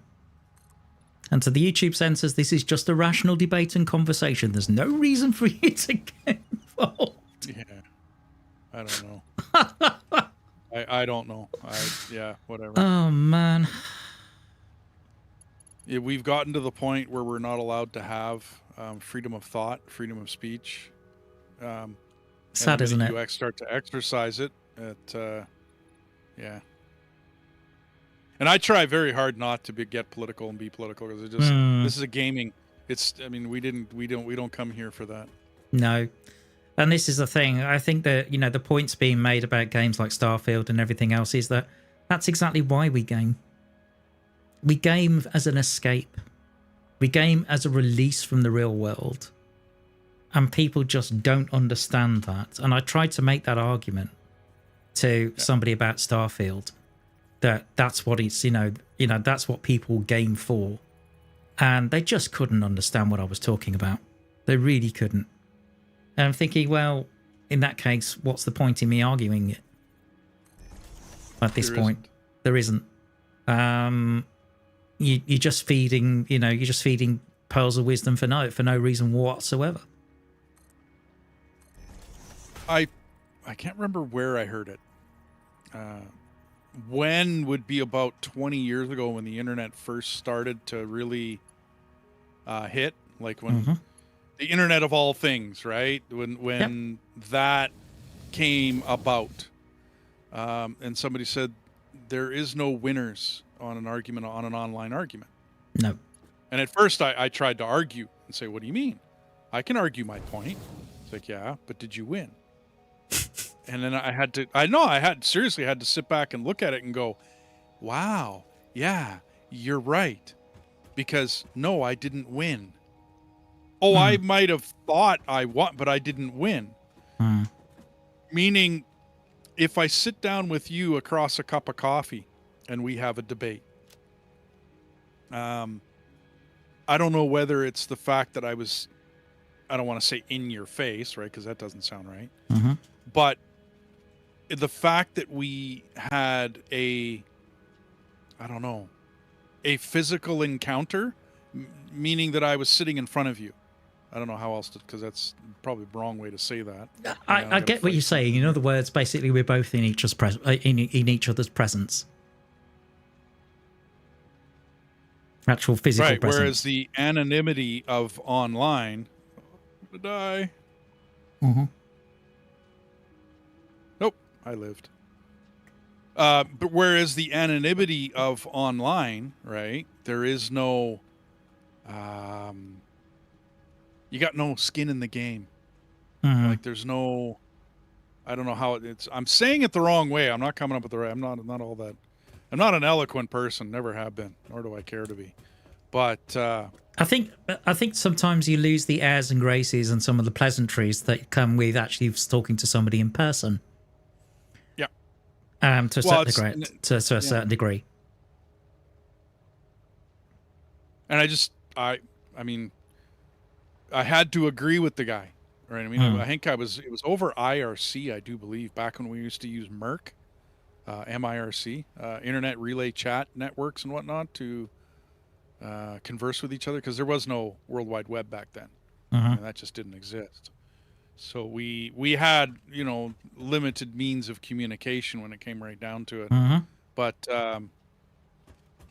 yeah, I had to agree because you're not face to face, because somebody can leave arbitrary chats in places that don't really matter. But no matter what, I mean, it's like feeding a troll. You know what I mean? If you're gonna run, I mean, I don't have that problem as yet, but I've contemplated having the problem. Don't know what I'm going to do when it happens. I guess I'll figure it out when I get there.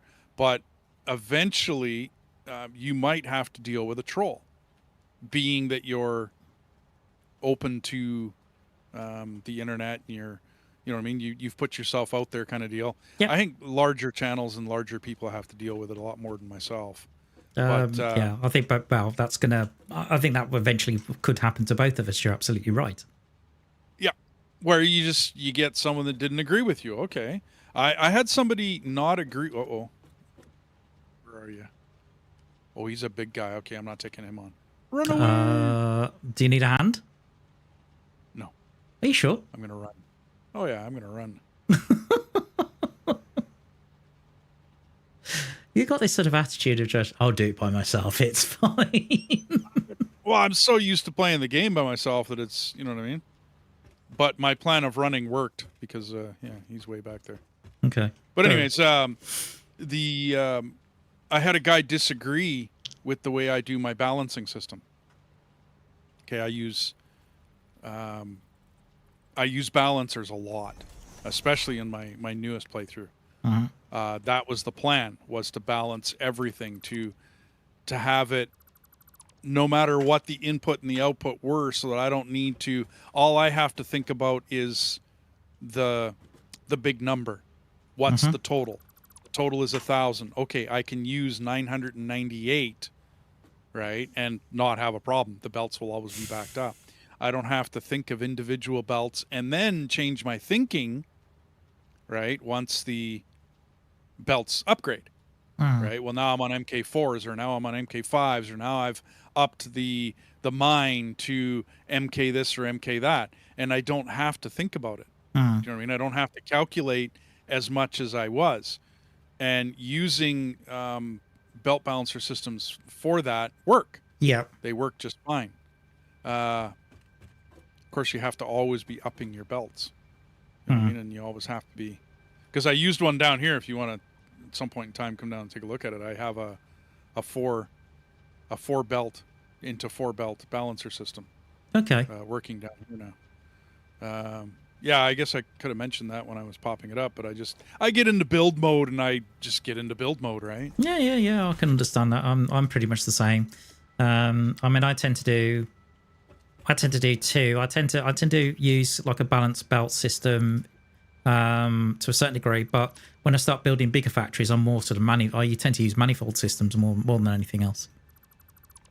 Gotcha. Yeah, that's what I tend to do, and just balance it that way, which is pretty much how the main base is going to operate. It's mainly manifolds, and it's how the starter base is now. Pretty much most of it's manifold, and then all I've done is just run the belts in such a way that basically it's just going to be a case that the first machine loads up, and then once that gets saturated, it gets to the next one, and the next one, and the next one, and so on, which is how a manifold obviously works. Yeah. For those who didn't know.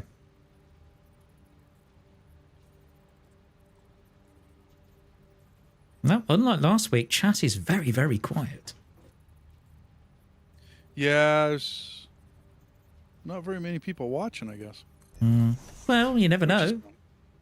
You never know. I mean, I had somebody come in, subscribe to me on Tuesday, and they just watched in the background, and that's absolutely fine. There's nothing wrong with that.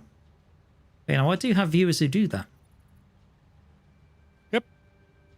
That's cool. I'm kind of that way myself, just because, well, I'm doing stuff around the house. You know what I mean? I am watching, or I'm listening to your stream. Yeah. And if you do something interesting, I'll come back, you know, and I'll watch or whatever.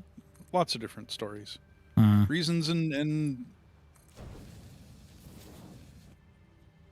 yeah, because I've been editing the DRR Valley one recently with timestamps and all that kind of stuff. I haven't actually published it yet, and it will get published. I've just had a few issues to do with mental health and that kind of stuff. Mainly thanks to the benefit system. Oh man. Also, the other thing is because I have a personal loan that I'm paying off at the moment in order to become debt free. and looking up my bank accounts, I thought maybe I should get in touch with them to let them know that the payment's near the end of the month. I can't afford it. So I got in touch with them, and their advice was cancel the direct debit, which gives them permission to take the money. And when your account goes in arrears, we'll write to you, and then we'll set up a payment plan. I think, what? What? That doesn't sound right. Yeah, that's what the person in accounts actually said to me. I'm letting you know now. And she said, "Is there anything else I can help you with?" I said, "No, not really."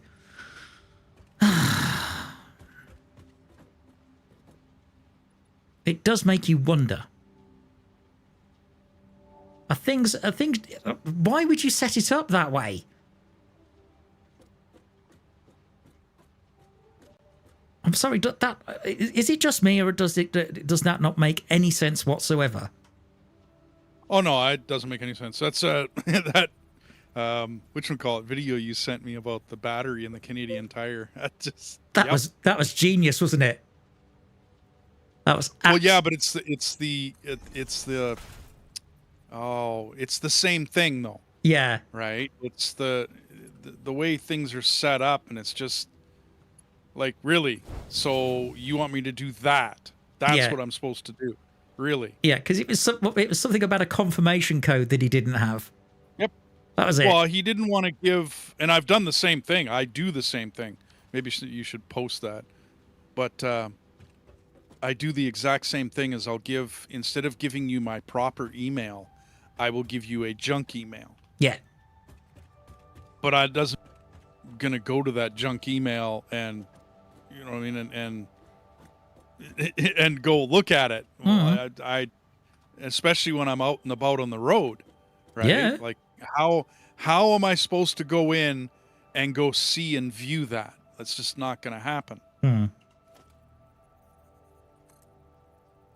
But no, it's Klaus is a very interesting guy, because he also covers. He's got a channel that also covers World of Tanks, and it's the same kind of sense of humor that he applies to it as well. But the stories about his father are just hilarious as well. Gotcha. But yeah, definitely. I think I'm lagged. Oh no. Yeah, my builder thing is sitting in front of me here. Hopefully not lagged for too long. We'll see when I get caught up with myself. I'll have some coffee in the meantime. Don't blame you.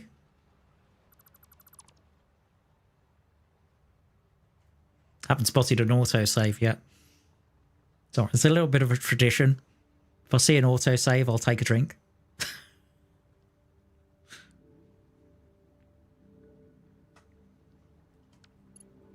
I might have to log.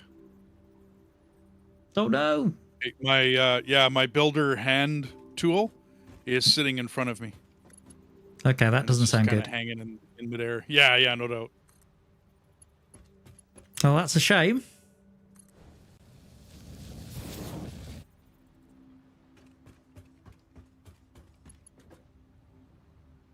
I mean, what I'm doing now is from the bus, I'm actually bringing the materials down towards the smelters. Okay. Although the one thing I do need to do is find some more iron at some point in order to feed the foundry. Gotcha. Well, I'm just putting up the assemblers, and I'm going to start making compacted coal. And I got my 4 coal lines. Okay. Hey, I got my tool back. I got my 4 coal lines. Everything's all ready to go. Yeah. So although because basically each line of smelters can take 270 but certainly when it comes to iron and copper. So for the moment, I'm just doing 120 lines into there. But eventually, of course, those lines will be increased to 240 when you get the Mark II miners. And on top of that, of course, So that'll be 240. You've only got to overclock it slightly because you'll have encased industrial beams, which will give us 270 on those lines in terms of actual ingots. But then I've still got to do the steel line, because obviously that's going to run 6 foundries at 270 in for coal and iron. So that's still got to be done. Gotcha.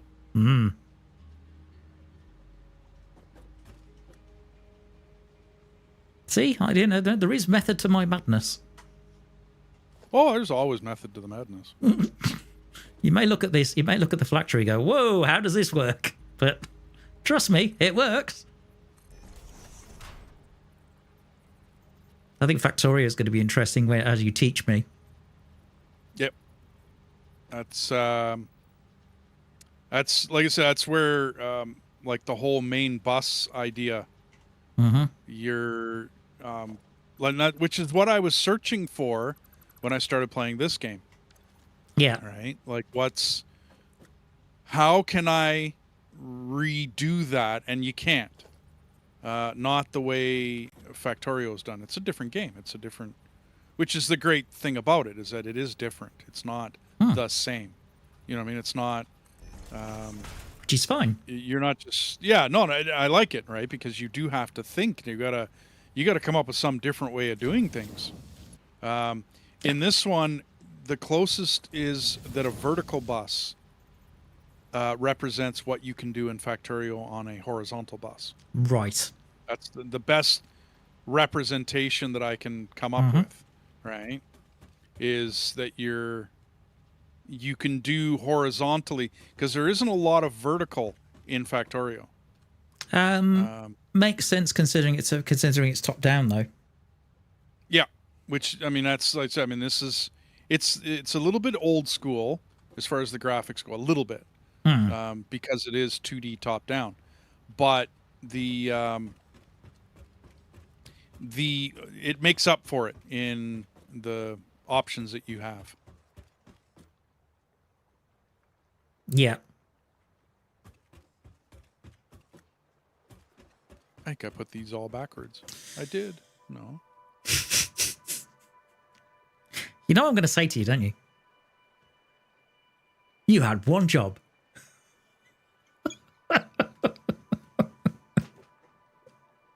One job.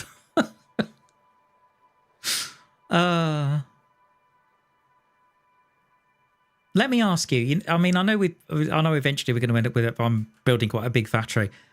Realistically speaking, how much Caterium do you end up using? 1 mine, usually 3 buildings. Okay. So, generally speaking, how much Caterium ore do you generally need?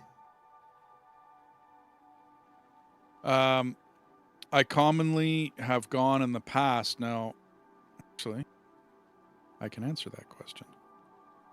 Because I know it's 15 in and 45 out.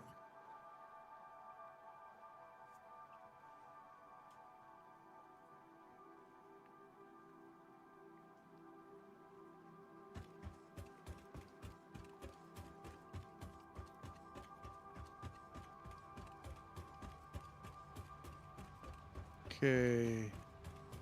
I just gotta find it.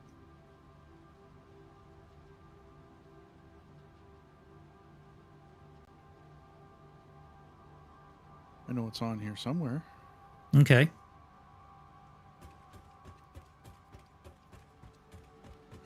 Because I need to think about bringing Caterium from the source that's just down the beach.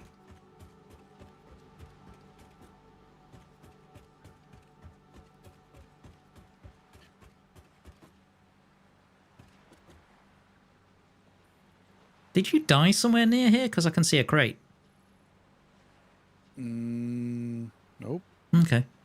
Maybe it was me. There's a crate way to the south of me. Okay, so in my end game calculations for the game that I'm playing, I actually have 2,300 Caterium ore per minute coming into it. Wow. with 780 ingots being made per minute, and then close to 3,000, 3,500 of the wire being made. Good grief. Yeah, that's no, but that's end game, Mm-hmm. right? In most, because I'm looking at yours as a modular factory. In other words, I mean, you're going to build, your main base, and that's going to handle a lot.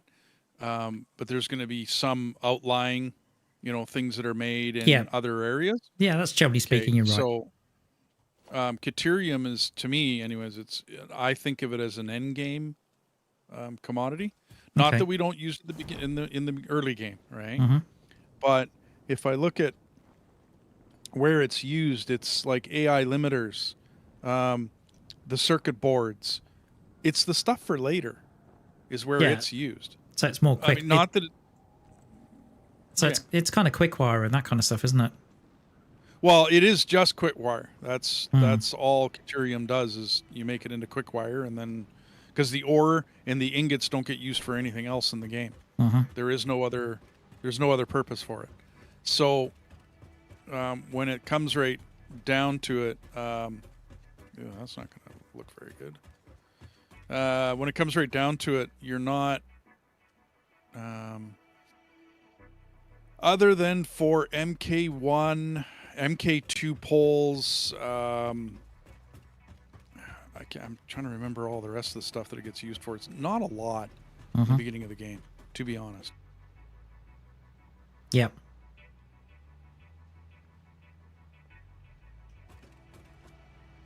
Okay. I think I'm going to start doing some polls.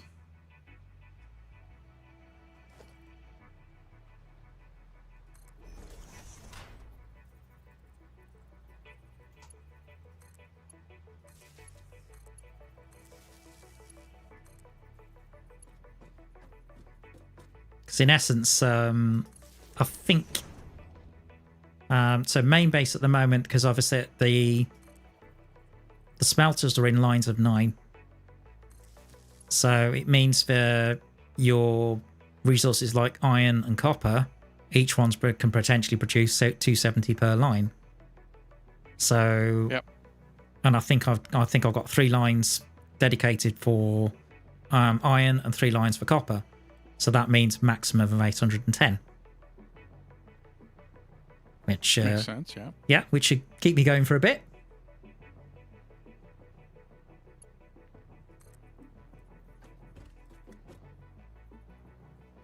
But then I've got lines for Caterium, and then it's just trying to work out, okay, how far do I push the Caterium? Because the whole point of this is that, particularly with metal processing, is that I can just expand on it. This is just the start. If I then want to dedicate more lines to more metal processing, I can.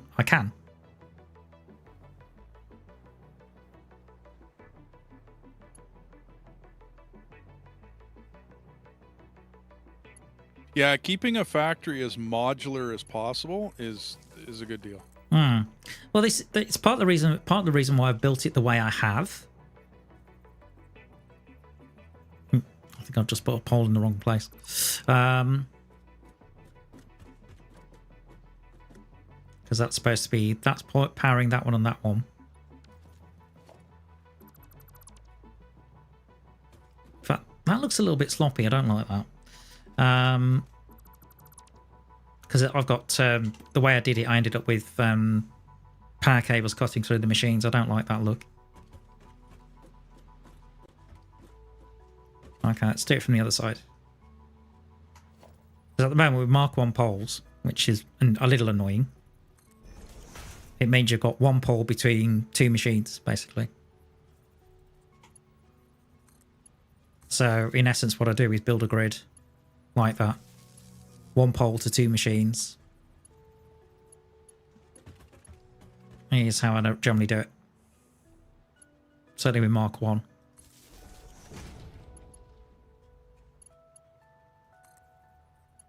And just grid it that way.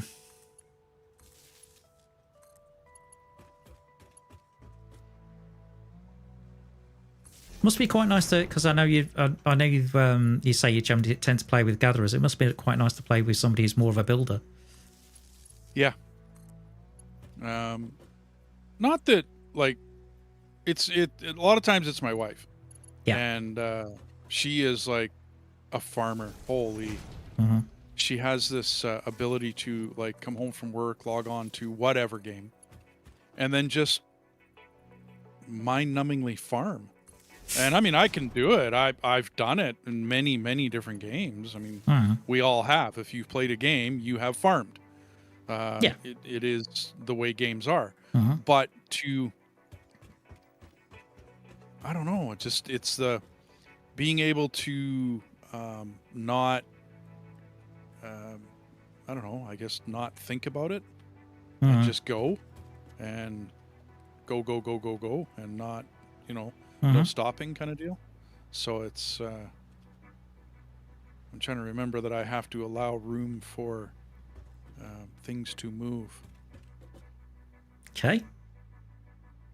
Yeah, no, I didn't put my lines high enough. Oh, okay.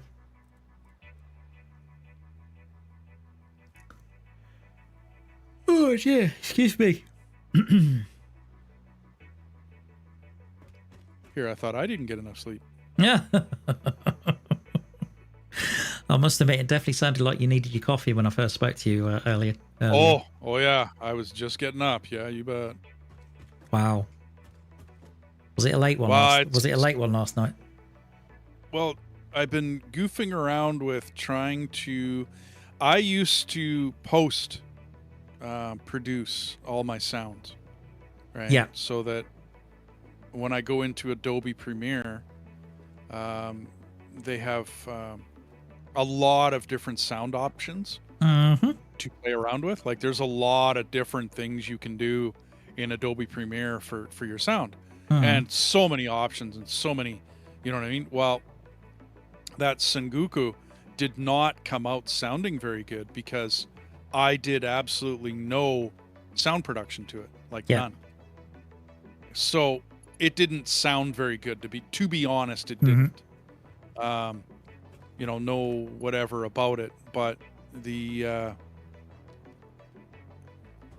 so I've been looking into a lot of pre-production stuff for OBS and whatnot, and downloading plugins and. I think that's the reason why I went for the solution that I did.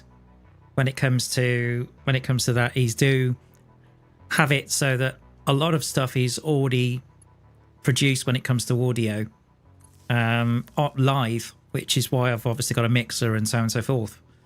Which I find, but for me, I find it much better, easier to manage.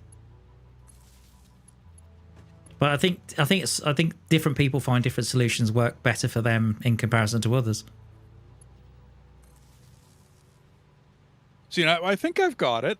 I had to redo OBS totally, because and a lot of this is, it's trial and error to a certain extent. A lot of this.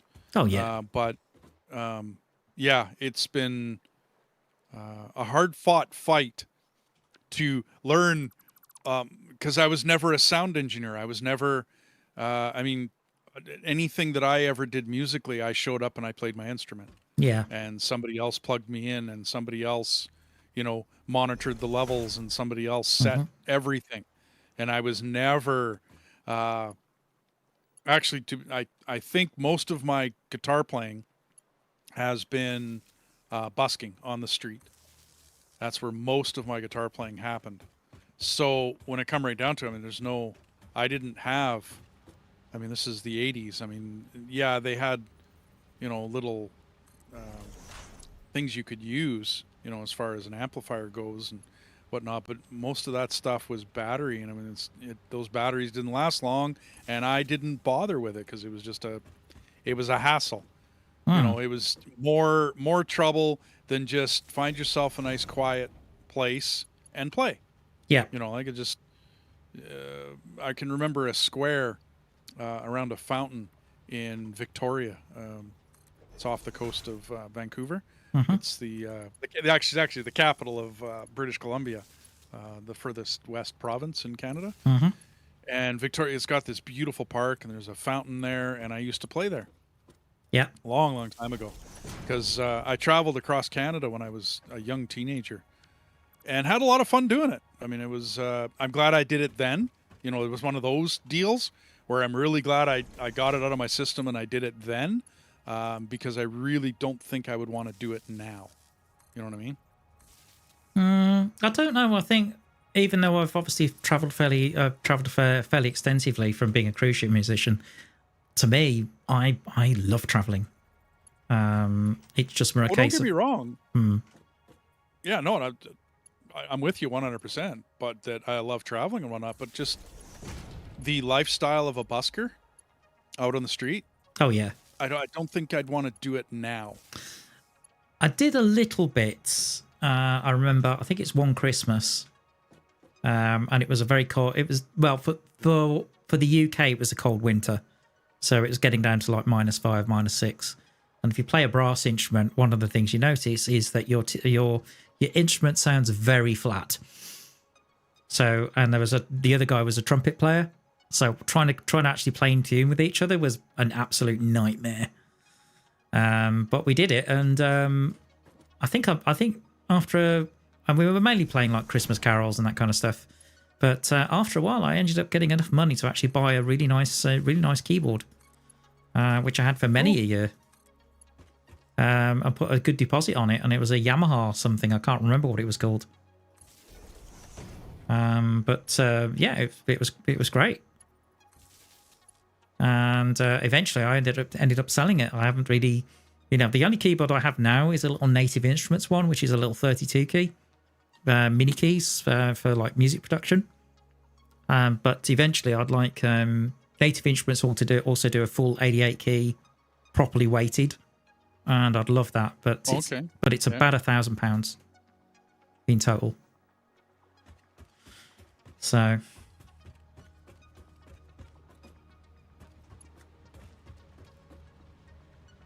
I can't remember what mine is.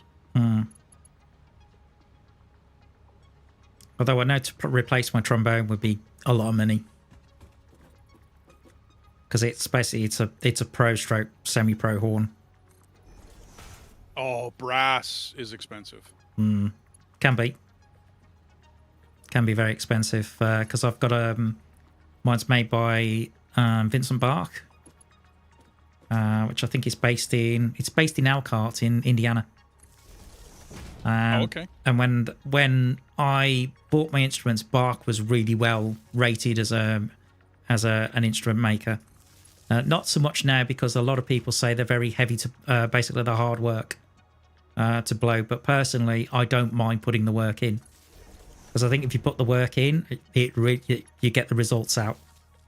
And it's I think with that sort of instrument, it sounds great. And I've ended up with a number of Bachs in my Bachs in the house, because what I tend to find with brass instruments is that the smaller trombones are better for sort of more commercial and jazz, where the bigger trombones are better for like orchestral and that kind of stuff. So it depends what you're playing. I remember at one point, because I ended up buying an orchestral trombone, which is quite a large bore. So the bore is basically the diameter of the actual tube, as it were. So the larger bores are generally used for, to get a bigger sound for orchestral stuff. And I remember at one point on cruise ships, I was alternating between two instruments depending on what I was playing. So if it was big sort of Les Miserables, the Les Miserables, I was on the orchestral horn. Wherever I was playing bits from Chicago, I was playing on the smaller commercial horn. Things like All That Jazz and that kind of thing. See, and I can't remember a time I didn't really go up on stage without two guitars with me. Same sort of reason. Okay. What tonal differences? I'd call it timbre, but yes, tonal differences, absolutely. Because, well, I mean, it's one thing to have, say, a classical guitar to a steel string guitar to a 12-string guitar, right? Like that's There's yeah. Hang on, timber. So you were chopping trees while you were playing guitar? I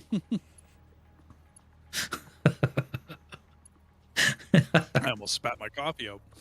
I figured I'd take a quick sip while you were talking. I'm a lumberjack and I'm okay. Work all night and work all day. Yep. That's the one. Monty Python. No, I know what you mean. I think we use more of a.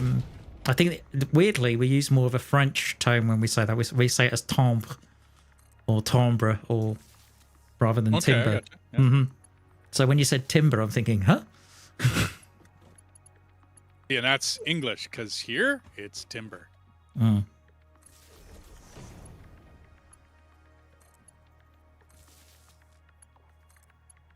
It's curious, isn't it? How there's little differences and nuances in language, and how it's used. I mean, it's the same in the UK. I mean, the differences in dialect and accent when you drive even about 30 miles away in this country is unbelievable. Really is. It's very noticeable. Because I know you can find that here. We're more spread out. Because there's a town of Mundare that's not too far away from here. Okay. And you listen to it's very Ukrainian. You know what I mean? Very I would call it Canadian Ukrainian. Do you know what I mean? Because interesting. It was settled many years ago. But Vegreville, very Ukrainian. The town of Mundare, as far as I'm concerned, very Ukrainian. Okay. And yet, there's a little town next to me called Beaumont, which is almost all French. Curious. So there's little pockets and I think it's a North American thing. I'm not absolutely sure, but I think it is, where you're looking at different people coming in. 4, 5. Hang on, I got to count this, or I'm going to mess up. Different people coming in and settling, right? And well, basically bringing their culture, their way of speaking, their way of doing things, and all the rest of it to your.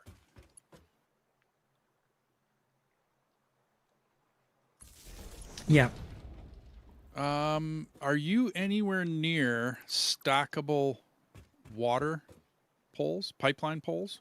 Stackable poles. Hold on. Well, you got the stackable conveyor poles, but stackable water. Is that? I'm trying to think. That's a milestone in the. That's a milestone within the hub, isn't it? Yes. I believe it's tier 4. Yeah, because at the moment I'm doing I've got it as the one I've got is advanced steel production, but I need 200 steel pipes in order to do that, and of course I haven't got my steel set up yet.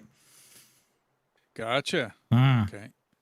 Are you heading that way, or are you? At the moment, what I'm doing is I'm powering up my smelters at the moment, so I can actually smelt some stuff.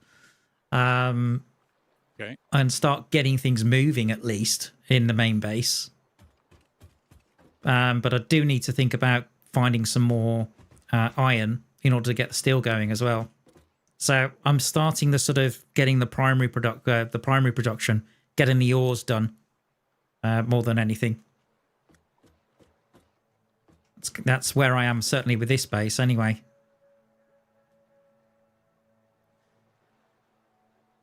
So yeah, there's still a lot of work to do. Oh, no doubt. I just differences in how I'm going to build this is all I'm. That's all I'm. Because when I did the power plants earlier in the build, it was one of the things I found frustrating as well, is that you couldn't stack the pipes vertically. That comes later. I'm thinking, why? Really? Okay, fine. All right, I'll just have to put them horizontally then for the time being. So, yeah, that was a minor annoyance.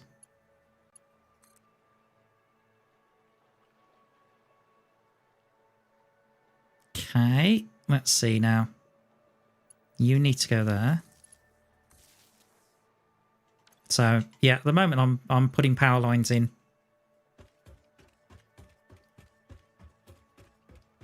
For the smelters, and as you see, as you can see, I've put signs up as well.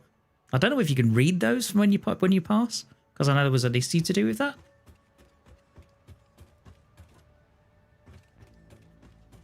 Copper ingots. Good grief! I've got 3 lines of smelters just for copper ingots at the moment allocated. Wow.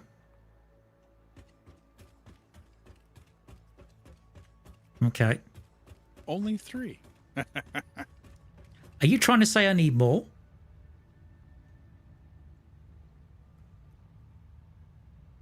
I think last count, I was looking at 18 lines of 270 copper coming into my 18. Wow. Oh, it's... yeah, I only had 6 set up at the time that I'm gonna have fun restructuring this main base by the sounds of it. It's well, I mean, it depends on how you want to build. Like I said, a modular style factory is a little different because of the ability to bring something in from down there over there. However, you know what I mean? Whereas the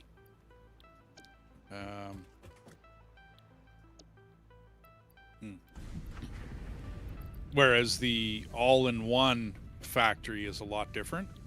You know what I mean? Like yeah. I think most of it is kind of all in one, but at the same time, I'm well aware there's going to be spots which lend themselves to building, you know, certain resources. I think it was what was it? Heavy modular frames. You said was what there was a particular place. Well, there is a place on the map where I like to build heavy modular frames. That doesn't mean I'm 100% correct on what, you know what I mean. But I have found good ground to put, you know what I mean, to put it there. But yeah, it's a nice spot because it gives you everything that you could ever want. Well, to build a heavy modular frame, you need X, X, and X, right? And so if you can find a spot where those 3 things are pretty much right beside each other, you're better off, right? Yeah, absolutely. Okay, so what am I going to do here? I think.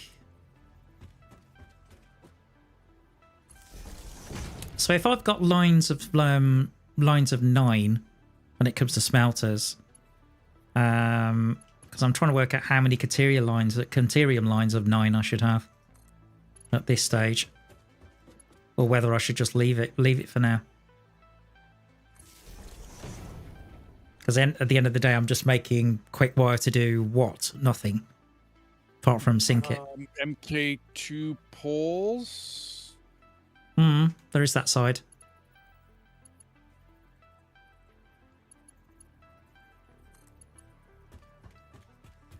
Apart from syncing it, of course.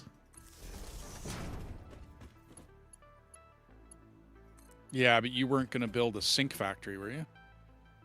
No, I'm only going to sync overflow.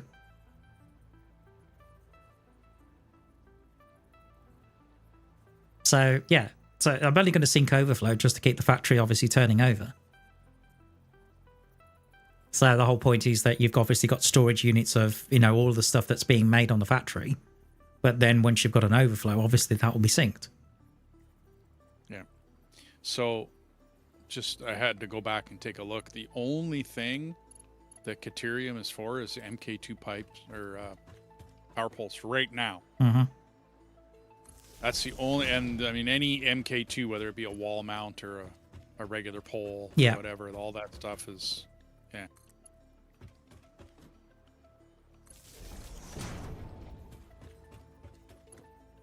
Oh, hang on.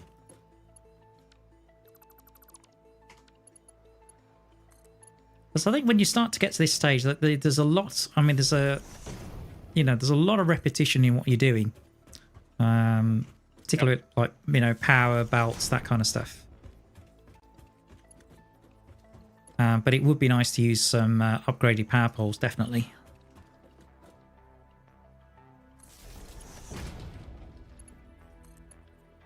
At some point, because it generally looks a little bit cleaner. Yeah, well, especially when you got a lot of machinery that you're running.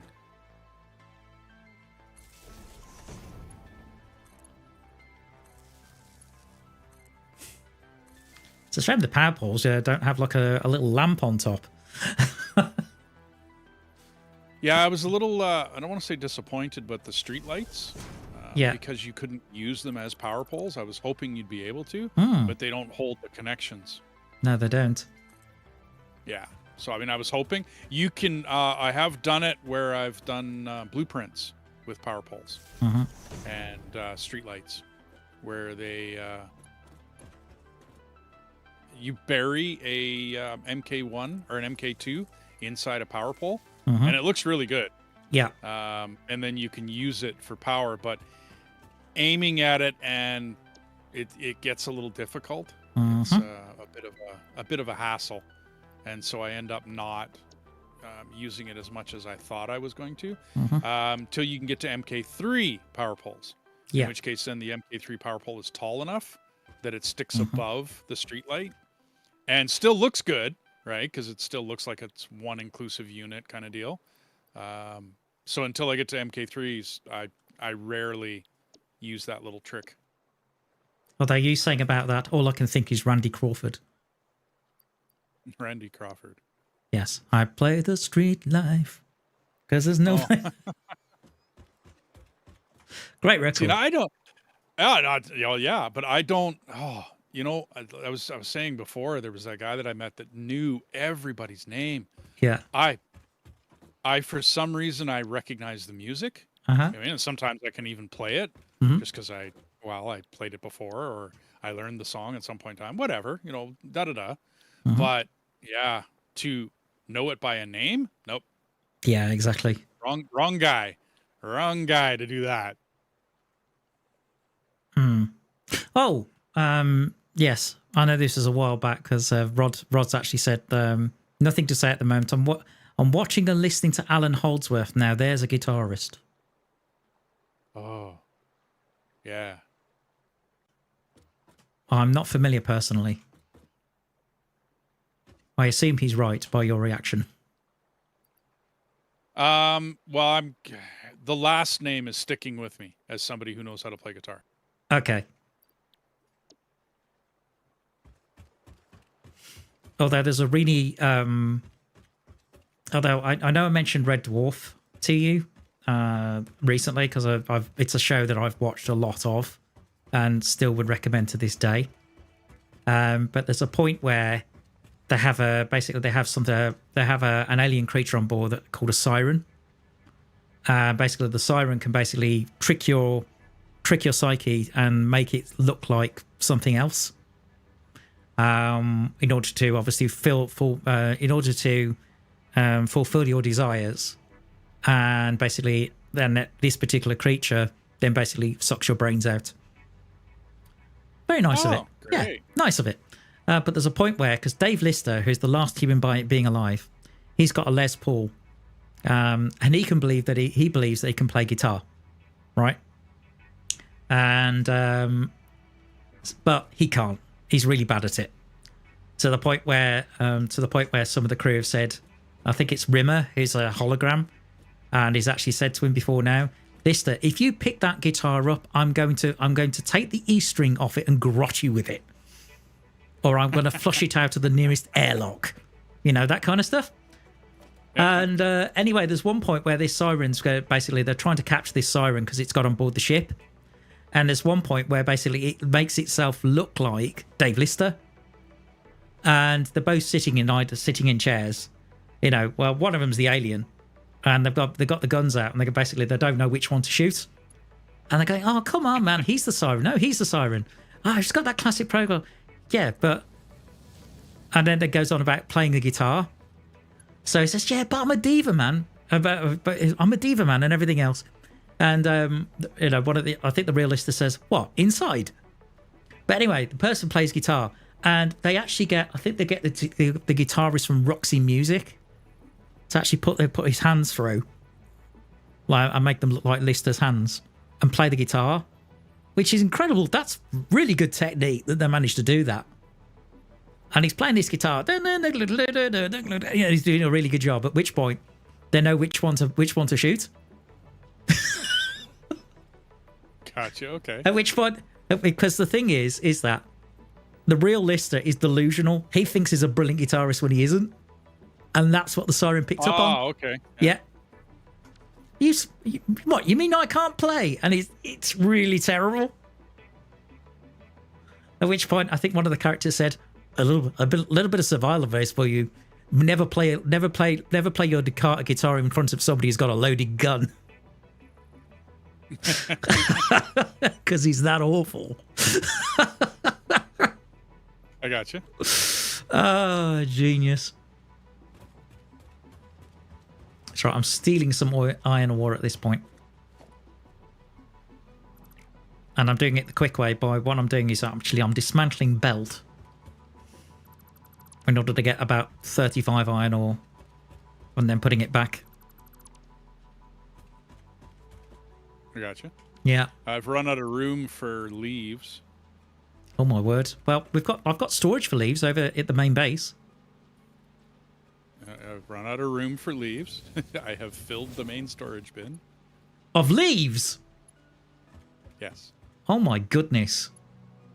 Oh, I'm clearing forests out there. So I added one on top. Okay, that's fine.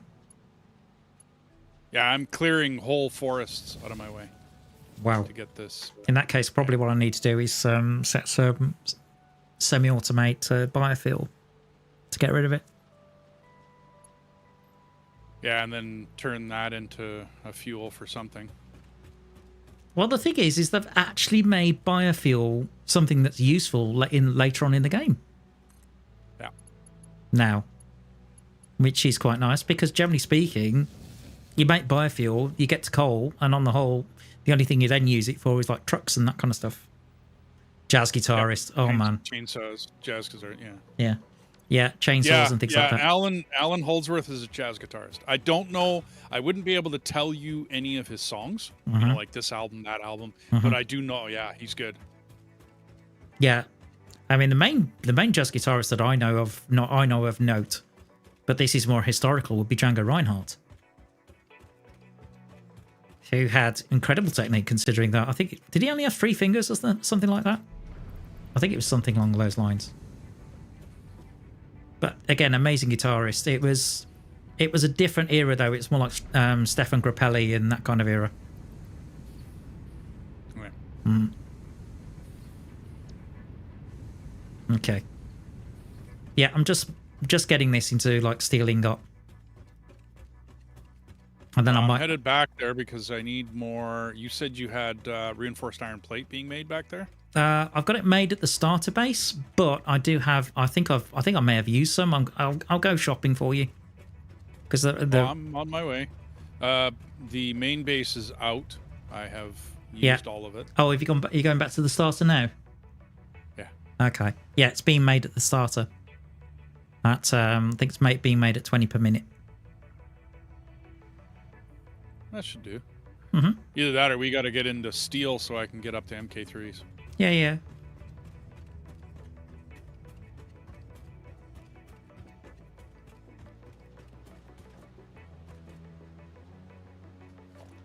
Yeah, I'm kind of. I suppose what you could say is, I'm sort of semi-automating stuff in order to try and get the objective for advanced steel production at the moment. I gotcha.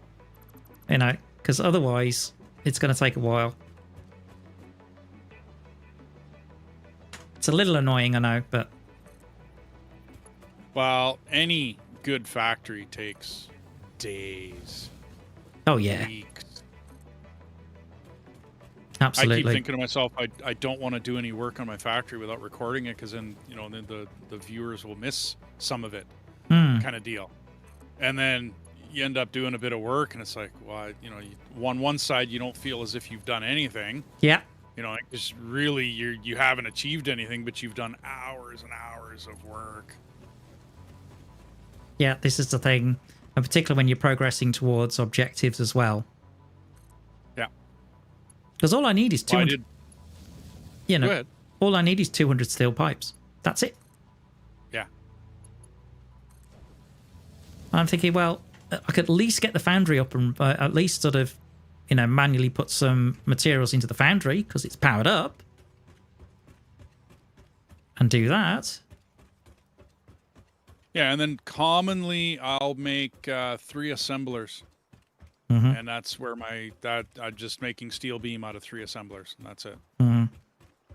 I'm not messing around with too much else at the beginning of the game. You mean encased industrial? I do more later, yeah. Like, and then I'll make industrial by hand. Like, I'll just do that in a pocket. I think when I looked into the spreadsheet, I looked at what was it? I looked specifically at a build that also includes motors and all the stuff, all that kind of stuff. So kind of everything that you can build at this tier 4. Just to cover, so then we can obviously unlock the next phase. Oh, I see what you mean. Wow. Okay. Actually, lift. Dunk. Other way.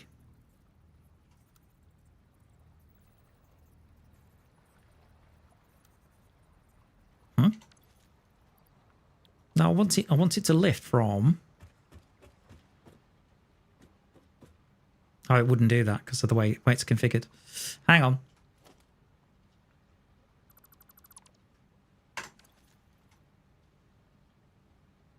Just changing your storage container arrangement slightly.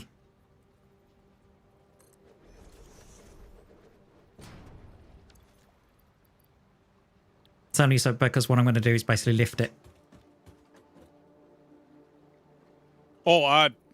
You're gonna flip it. Okay, I get you. Yeah, I'm just going to flip it so I can lift it.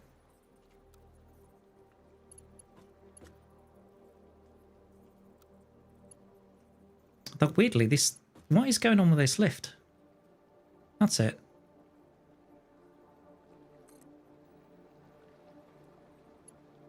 Are they facing the wrong direction? I I didn't organize my storage when I put it up there. Like, I didn't face it the right direction to lift it. Oh, darn it. Yeah, I have kind of done it the wrong way. Okay. All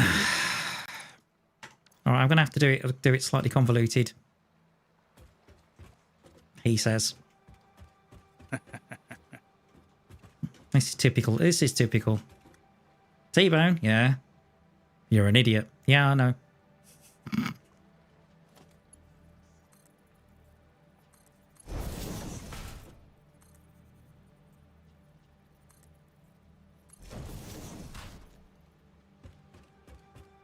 Instead, what I'm having to do is kind of belt it around the back and then lift it.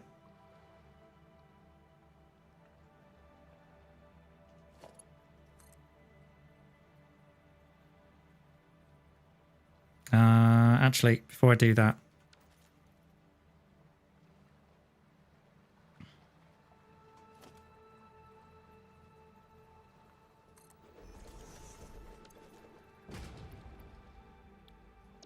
that's it.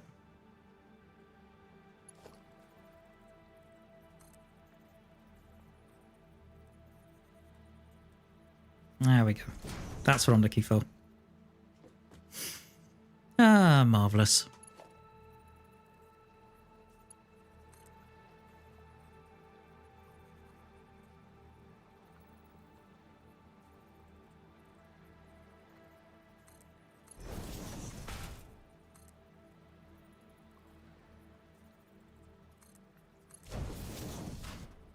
I don't know. It's one of these things with this game. I mean, I know I'm well overdue. I would normally take a break at this point, but I've just got into a rhythm.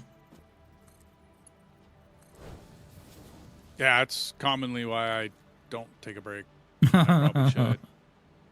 Well, you get into something, you got this idea in your head, and you want to get it done, and then it's the next thing, and then the next thing, and we refer it to as just one more thing. Yes. Where it's, I'm going to go to bed. Okay, 4 hours later, just one more thing. Yeah, sounds about right. So we refer to it as, is it just one more thing game? Mm. What kind of game is that? Oh, it's a builder and a just one more thing. Okay. Yeah, better watch out for that one. Yep.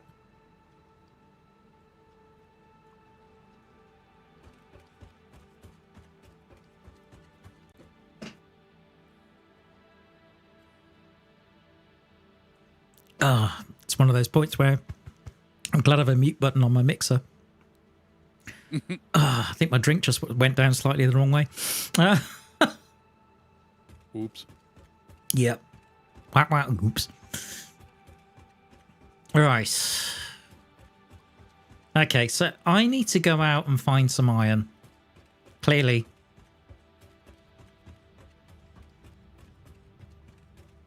All right, let's see now. As well as make some portable miners. Just in case I find some. Looks like the job's looks like my job's been a bit reversed today. All right, okay, here we go. So you need more iron? Yep. I need more iron. At your main base? Aha. Indeed I do. Good luck with that. Oh. Unless... Because I know I've got 3 pure, but at the moment they're actually standing for the iron ingots that have been allocated, unless I take one of them and I just belt it all the way down to the foundry. At which point I'd only have 2 lines of iron ingot being turned into iron ore. Iron ingots. I suppose that would... You have iron to the south of you.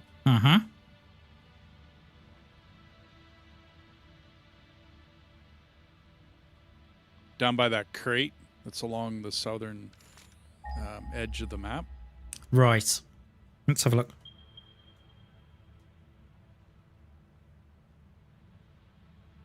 That would be my crate out there, by the way. I think that's... Not too sure what that crate is. I'll go clean it up. Whoa, there's quite a lot where you are now. Crates? No, iron.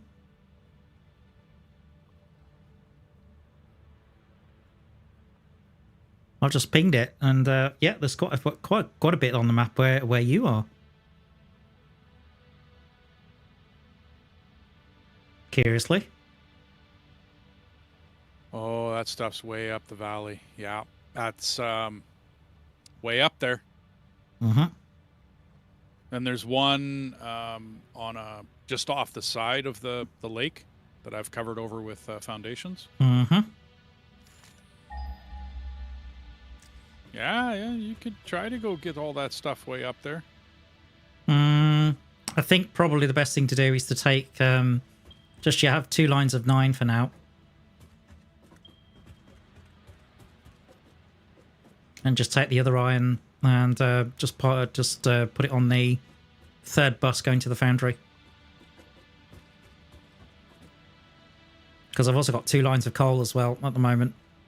But that coal's obviously... That's pure 120. So eventually... It depends how much steel you need. Would I need 2 lines of 6 foundries?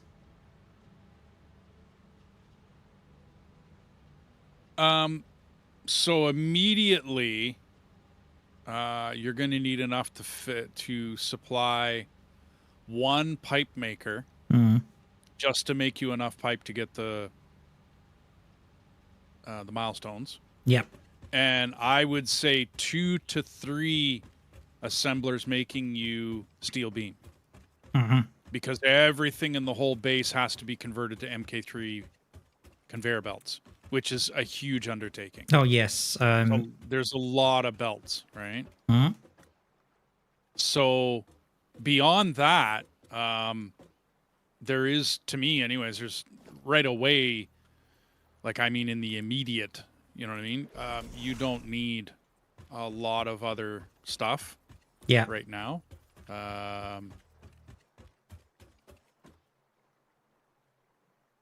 Okay.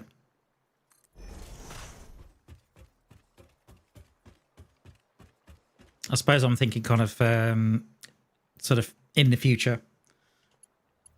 Yeah, in the future, yes, absolutely, you're going to need it. So have space for it. Mm-hmm. You know what I mean? But I wouldn't build it. You know, you can save yourself some material cost of not building something that you don't need immediately. Yep.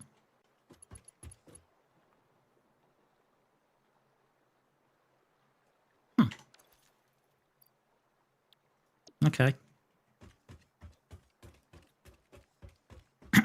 Mind you, that's going to be 1, 2, 3. Yeah, because it's only going to run 3 at the moment. And they're going to be slightly underclocked.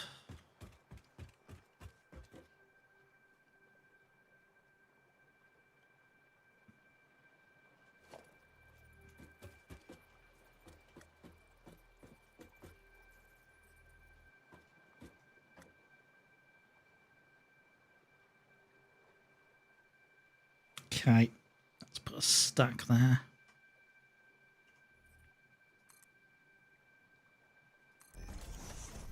Because I think this is part of the reason why I decided to go for Mark II miners as the first thing. To a certain degree. So then I could actually unlock that that sort of level, and then the next thing obviously will be logistics.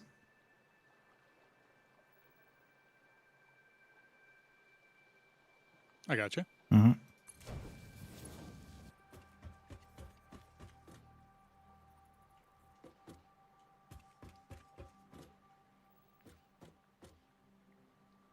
Okay, let's see now. God, if I'm like this is satisfactory, what am I going to be like in Factorio? Good grief.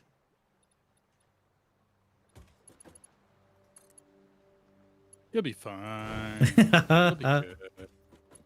Apart from all those bugs.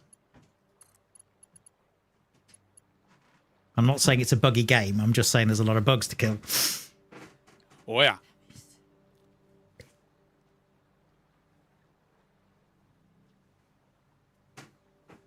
Mm-hmm. Oh, looks like I'm getting. Looks like I'm getting a tea delivery service. That's nice. Well, tea delivery is always good. Mm-hmm. Absolutely. Sounds great to me. Okay. And then I'm going to need...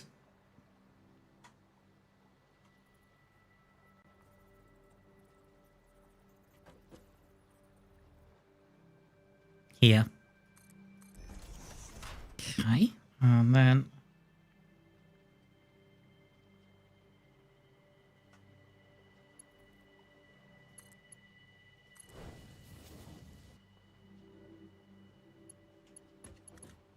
now. There we are. Perfect.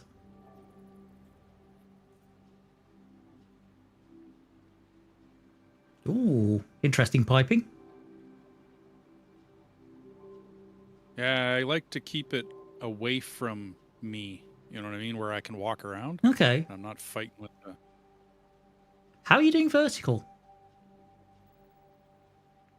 What do you mean? Or did I unlock that? Oh, no, I built up foundations.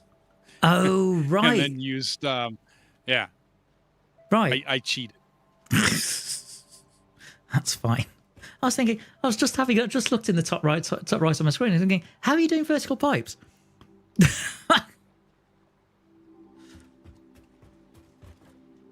How are those pipes stacked up there? What did you do? Yes. I cheated. Totally. I Oh. cheated. Yes. You could have just said, you know, you could have just said, I just wiggled my fingers and said the magic word. Yeah, there you go. That would have worked. I wrinkled my nose and went tinkle, tinkle, tinkle. Bewitched. Yeah. Great theme tune. I think the other one that around that era that was really good was I Dream of Jeannie. Incredibly catchy.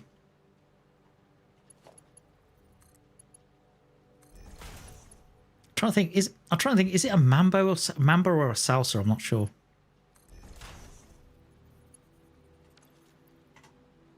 What the? I Dream of Jeannie. I'm trying to remember if it would be classed as a mambo or a salsa. Because the tempo is about... Sure. It's kind of... It could be either.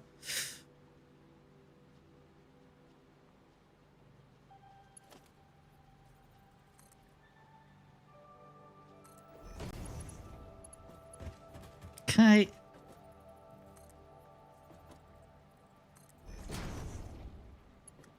Love left us still where we belong. Sorry.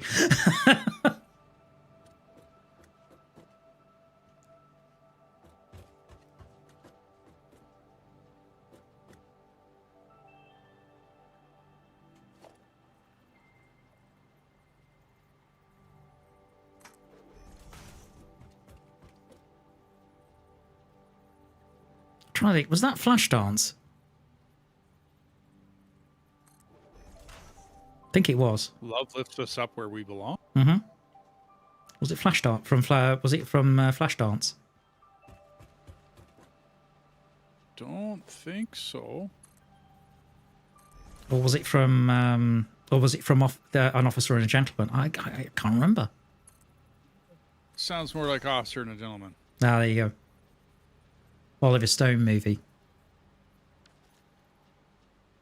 Again, another one I need to watch. Hmm.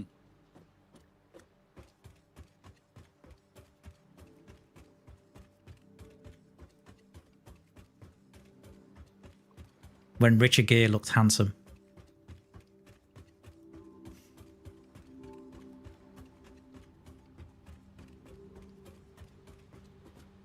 I haven't seen him in anything lately. No, I can't say I have either.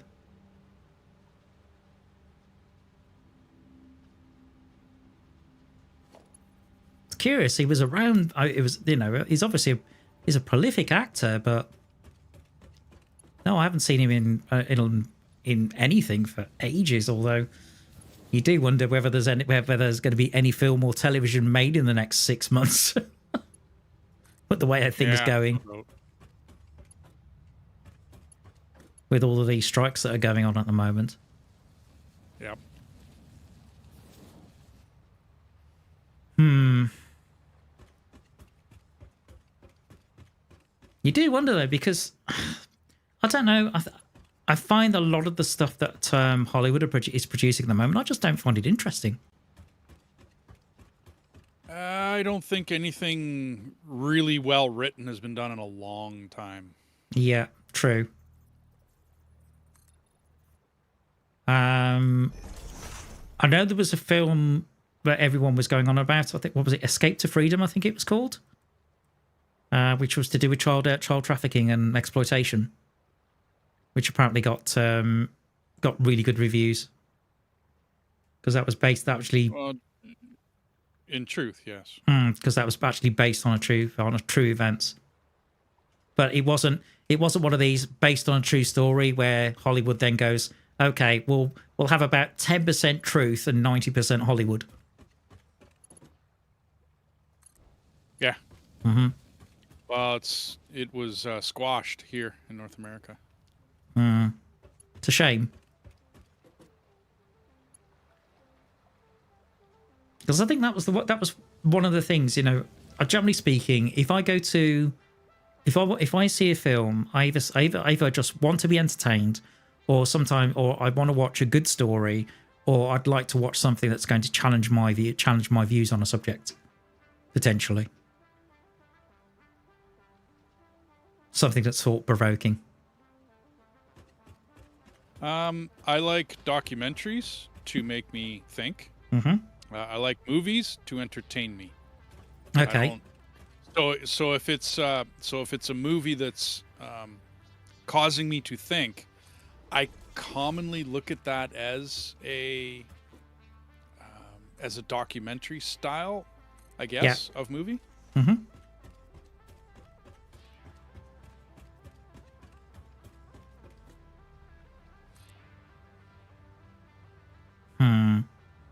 I'm regretting my decision of having the two coal together on basically on the same bus.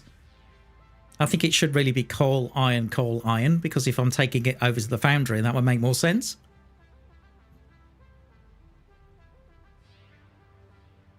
Yeah, I gotcha.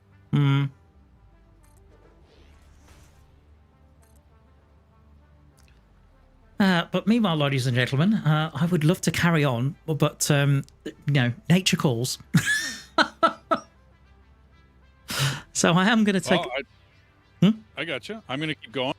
Yeah. So if you want to if you want to watch D&W stream, by all means do go ahead. But I'm going to take a very short break, and I should be back very, very soon.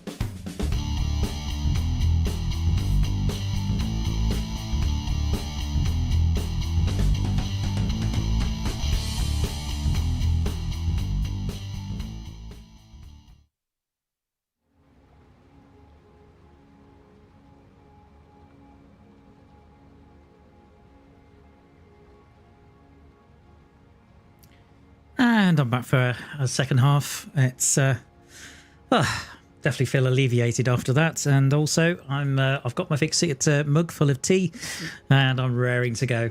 In the meantime, I'm just noticing that D looks like he's been very busy, very busy with the power plant. So in fact, I need to. I think I'm going to come across to you, D, and take a look.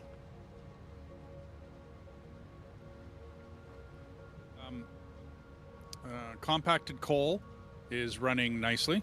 Okay. I got the first line of power plants in. I'm just priming them with water right now before I hook up the coal and get them going. Right, I see. I found that you need to prime them. You need to get them all filled with water, and get everything all topped up, and then once everything is all full and raring to go, then you know what I mean. Then you can turn everything on. Okay, I'll just jump in my truck and I'll come and take a look.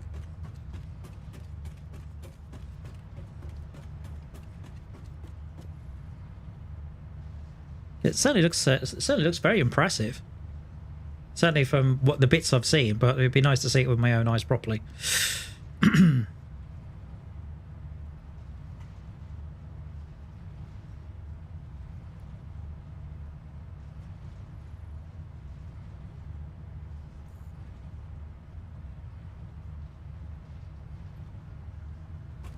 Otherwise, is the stream going well at your end? Because I know you've had issues in the past. As far as I know, it is. Cool. It's always been a sound issue with me. You know what I mean? Like that's otherwise my internet and the stream health, that end of things is all great. Like the hardware end of things is all good. Yeah. Haven't missed too much rendering. I think that's more of a connection issue between me and you across the pond. So not something we can do anything about. Well, certainly not the distance, no, but it seems to be working relatively well.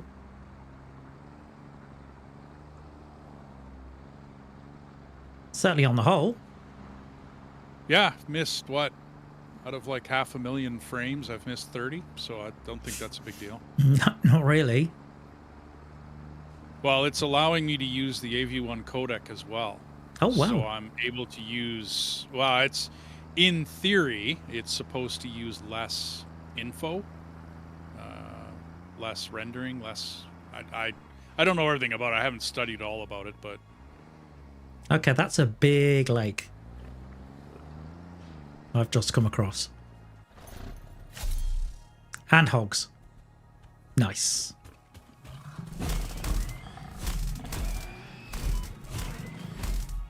Although for some unknown reason I'm getting very low frames. So I was able to beat those hogs to death at 19 frames a second. Okay, that's weird. Oh, and I found a slug.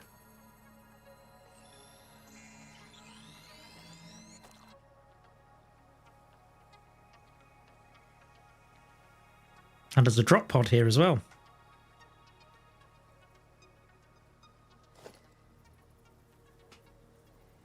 Okay.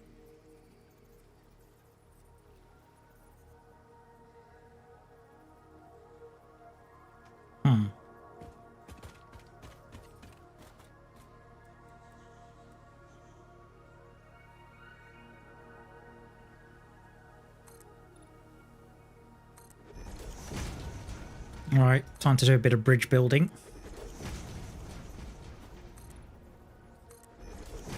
Not sure how deep this lake is.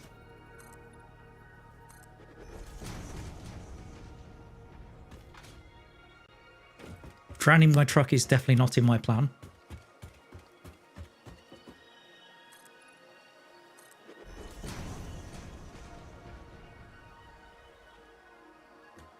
How are the frames at your end, okay?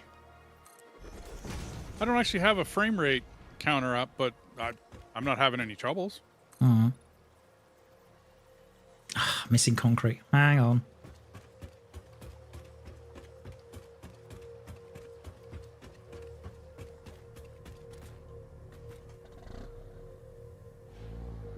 Yeah, 20 on my end. That's a bit weird. Not had that happen before.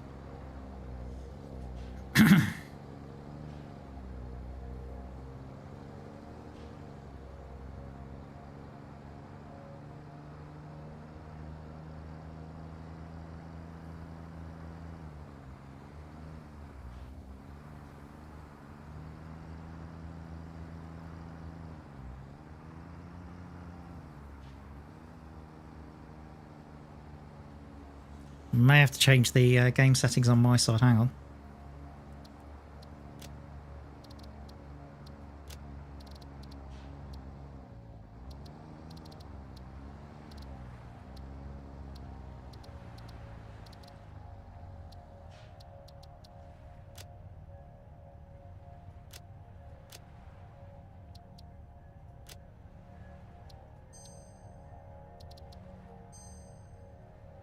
See if that helps.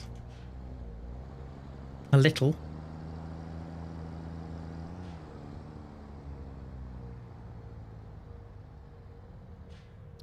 Okay.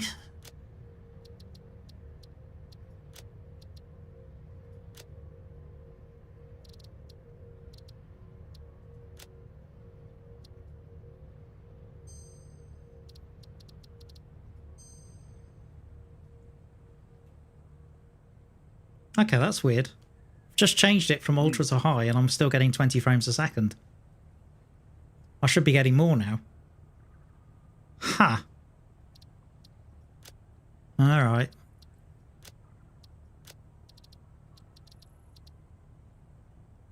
Max FPS 60, yes. Alright.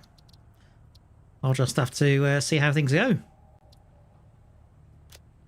Yeah, I got mine at high.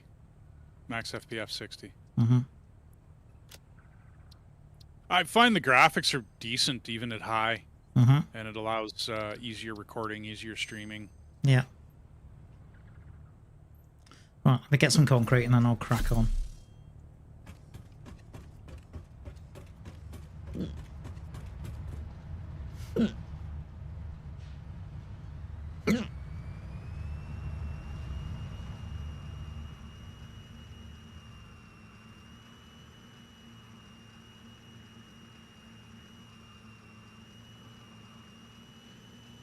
Actually, I've just driven right past it. I'm doing well.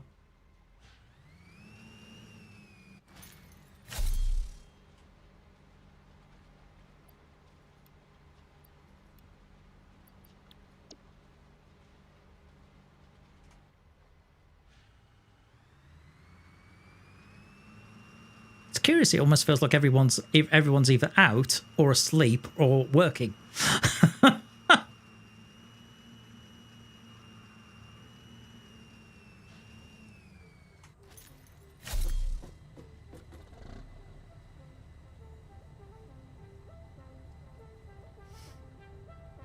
Now then.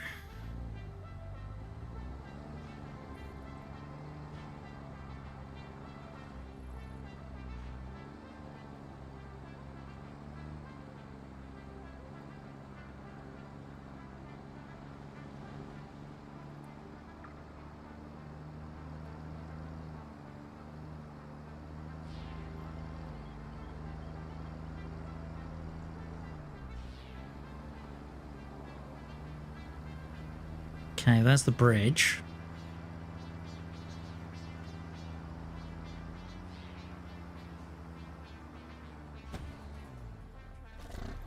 Oh, that's one thing I need to bring into main base is limestone. Haven't done that yet.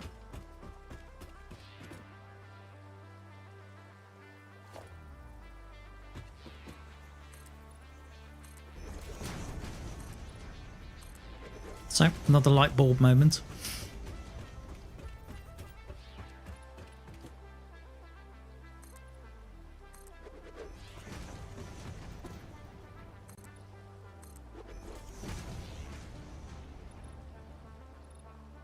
Of course I'm missing iron plate.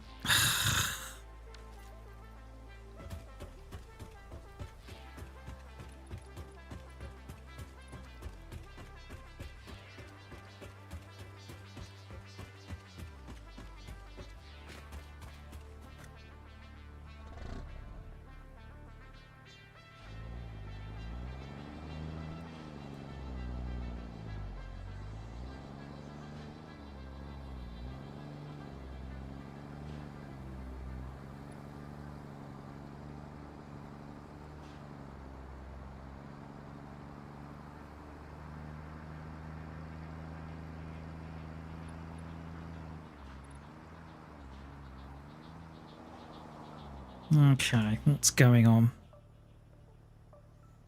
All right, I'm going to try and fix this technical issue, D. I'll be with you in a minute.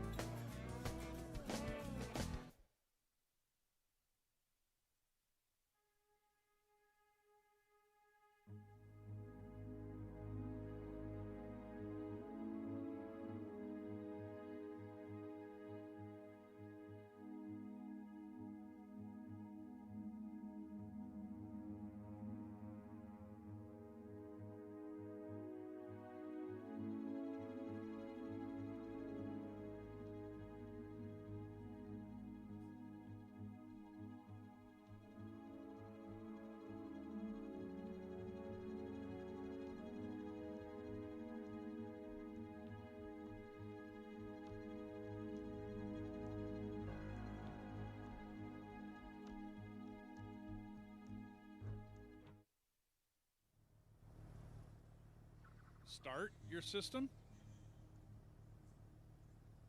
Do you want to try to restart your system? Could do that. It means that, yeah, that's probably, but if I restart my system, of course, we'll lose the live stream. No, I just mean restart. Oh, yeah. Okay, right. I can restart the game, but of course... Yeah, you can try that. Yeah, so I can try restarting the game, see if that will work. Okay, let me just put myself in my chat window. Hang on. But of course, because I'm hosting, you're going to get kicked out. Yeah, I'm going to leave, so no big deal. Okay, so yeah, this is a little bit of a hitch, but let's see if we can get it working. Because at the moment, the frame rate is just, it's too low. Far too low. So I totally get it, dude. Yeah. Otherwise, I'd be tempted to just basically leave it running as it's obviously okay on your side. Yeah, well, the only issue I'm running into is there's parts of the forest where I cut down, and that forest is back. Weird. But I can't cut it down. But yeah, but I can't cut it down again.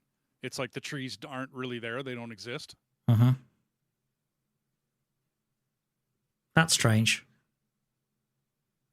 And yet, when you first start it, it's fine. I think this is more of a multiplayer issue than anything else. It's certainly not like a computer issue or a connection issue as such. They've been very straightforward about the fact that multiplayer is going to be buggy. Multiplayer and experimental is going to be even buggier. Oh, yeah, definitely. So I get it. It's no different than me running my server for my game. Yeah, fair enough. Well, let's give it a try. Yep. Oh, that's why I'm not all better. Excited or there's no sense getting all, you know what I mean, whatever about it. I understand. Well, this is the difference to me between, I hate to put Starfield down, but between this and Starfield, these guys have fully come out and said, this is experimental. This is early access. This is, we're working on it. This is a work in progress. Whereas the other kind of said, this is a finished game. And if you want to play early, like I said, that one buddy of mine, $135 to play that game. I know. Incredible, isn't it? But the thing is that, and this is something that I'm going to put in my editorial because, I mean, they're using the same game engine they've been using for ever since Bethesda started making games. And yet it's heavily tweaked and heavily modified, but it's still the same engine. And yet when it comes to Satisfactory, they've actually moved the entire game from Unreal Engine 4 to 5. Which is no small achievement, and generally speaking, it works pretty well. Yep. There are some people that are having trouble with it, yep. I had one commenter actually comment on one of my Satisfactories. He's like, how are you playing this game? Because he can't get past the whole patchy, popcorny, glitchy effect. And I'm like, well, I tried to give him the best, advice I could, which probably didn't work for him. Are you back in? Yeah, I'm back in. It seems to be running fine on my end now.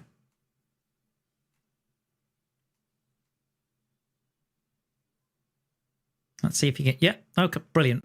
Okay. Yeah, it's running perfect. You're lagging. Well, I'm coming back in. I'm here. Okay, yeah, I can see you. I can see you back in. Let's see now.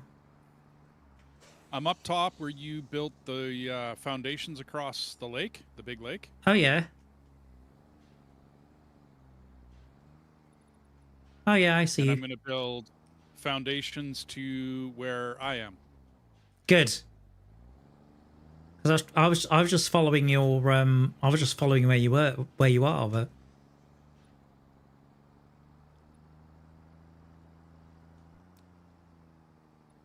Okay, let's go back in game now. There we go.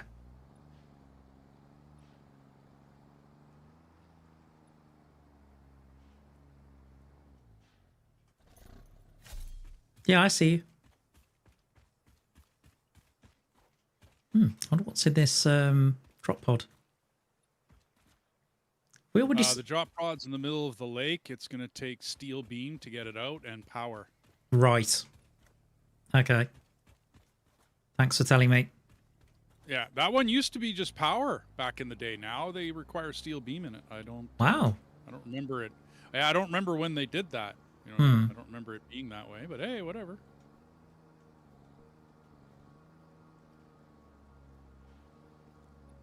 Okay, so we're over here.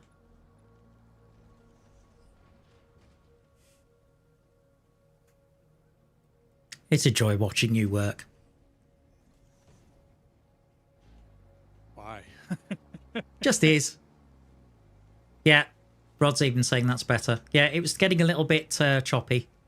Oh, here we are. Okay, watch it, watch it. Yeah, this only has one going down. Okay. Okay, you got 2 lanes now. Excellent. What, all the way? Yep, all the way 2 lanes.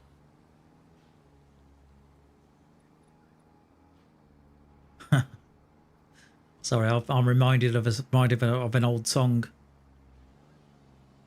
Which is there was an old song, and it's a really old song, this, but they used to sing it on the QE2, and it was like an old dance number, and it was when somebody loves you, it's no good unless they love you all the way. Oh, I remember that. Yeah, okay. Yeah. I recognize it. Mm-hmm. We have a highway between Edmonton and Calgary called the QE. What, the Queen Elizabeth? Yep. Mm-hmm. It's highway number 2, okay, but we called it the QE2. Nice. Yeah, I was fortunate enough to work on the QE2 when she was in service. Okay, this is interesting. Okay, so we've got 2 lines. I can see 2 lines of water. Yep. Let's see. 1, 2, 3, 4, 5. Okay, so we're in banks of 5 here. Right, okay. Oh, no, it should be a bank of 6, actually. Yeah, okay.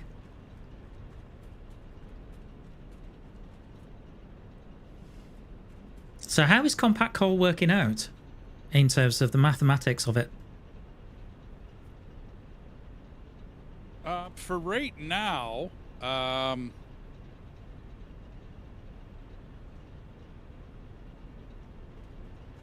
sorry, I'm just trying to get this last one connected. Yeah.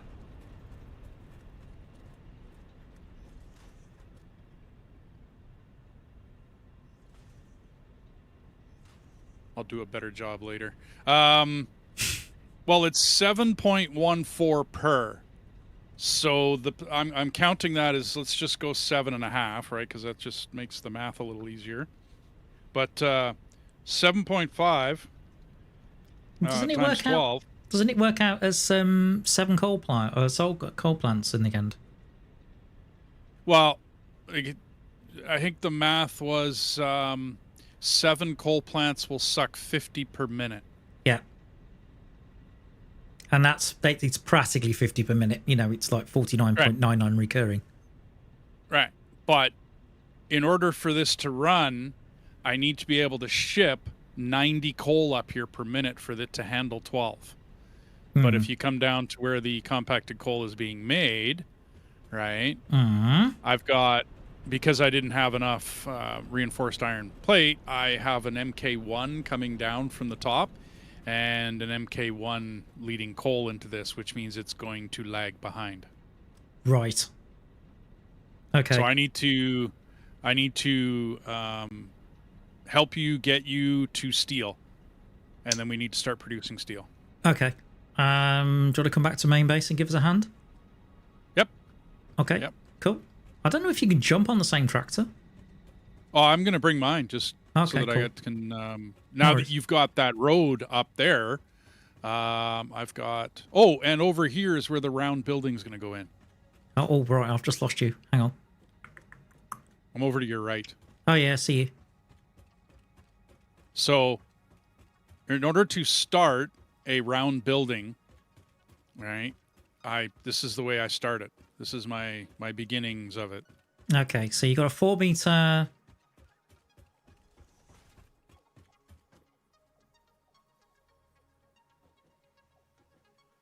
Okay, so let's have a look. So you've got right. So you got a tall foundation, are 4 meter, and then you've got, looks like 1 meters basically spread out north, south, east, west, as it were. 5 each. Right. Yeah, 5 by Now 5. you don't need the 5 each, but then you come up so that you can look down on the situation, right? You push your control key, and you just adjust with your mouse wheel, right? And then you go out. 5. Oh, right. So then you can get fine sort of granular control. Right. Now,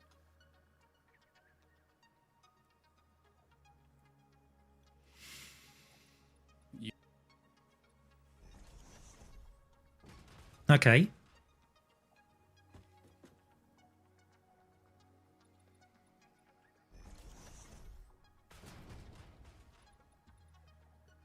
Right. It's all right. I think I best get out of the way.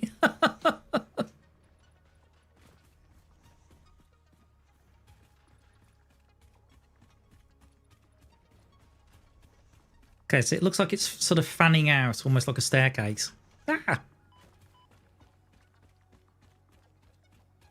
Once you get to the other point, like I didn't have my push to talk button down because I couldn't, right? Because I was so when you're up top and you mouse wheel the first time, right, to get your first one to go in, you just keep your control key down and you don't have to mouse anymore. But then you have to come by and you have to, I'm going to put it on vertical, and you have to build down with each one of these now. Oh, I see. Okay. Okay. Whoops, that's too far.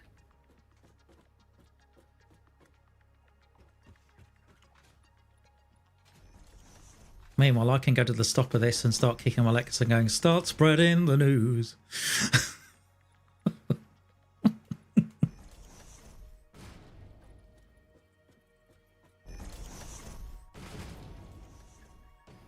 Cool. Nice. And that's how you build a circle. Cool. Excellent. And that's a circle. Now, there's another way to do it. And I might as well show you that system because I'm building this, so I might as well show you that one. This one requires a lot of build it and then go back and unbuild it, right? To get it, you know what I mean? Because you're... Yeah. Hang on, my push to talk button is kind of in a bad place for talking and building at the same time. I didn't realise you set yourself as a push to talk rather than a voice activate. Yeah, well, I'm kind of used to push to talk. Oh, okay. Where I'm used to the opposite.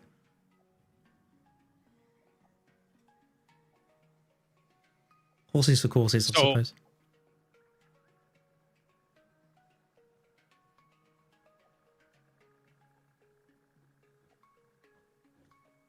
Right, and this is what you're left with, right? Yeah. Is a semicircle, well, a quarter circle so far, right? Whereas you can put walls up on this and it's round. I incorporated a little bit of the landmass here because I didn't want to build up because it's just where I built the factory. I figured I'd be at the same level as the... That's cool. As the power plant, right? So the other way is you get off of your structure. Okay.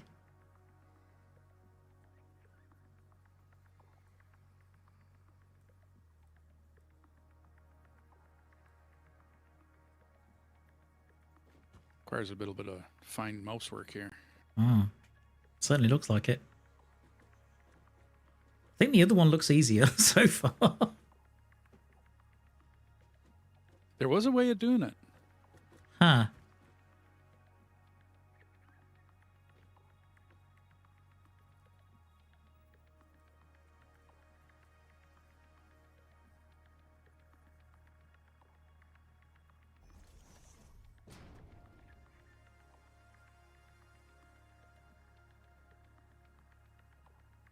You had to aim into one of the quadrants, and it was, I guess, you know what? They might have changed it.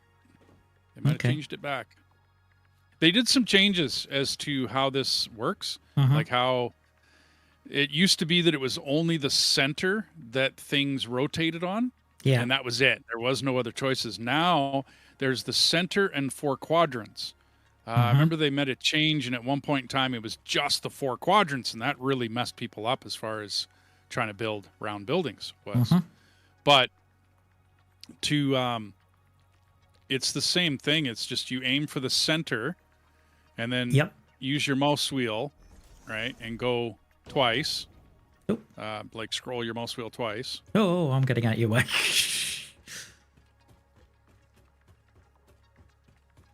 You got to be on Zoop. I'm going to go the other direction.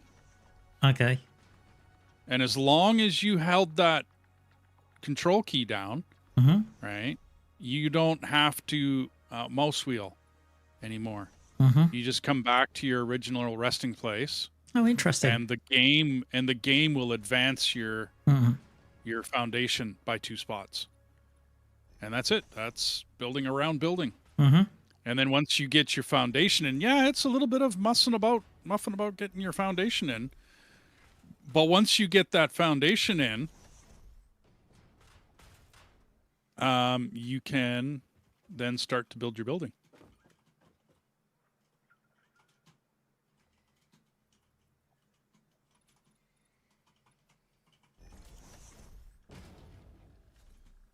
Of course, you got to push the right buttons. Yeah, that always helps.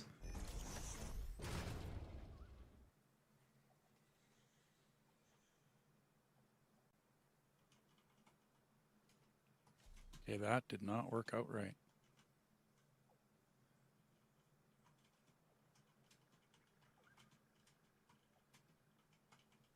Oh, yeah, I goofed up on that last one. Well, when they don't line up, right, something's wrong. Okay. Cool. Okay, so there you go. There's a little bit of a tutorial for you guys. Yeah, and the whole reason behind this is that in this game, gravity, believe it or not, works better than a pump. That's the whole purpose. Once I build the round building, okay, and I get the water tower built, it'll be, I don't know.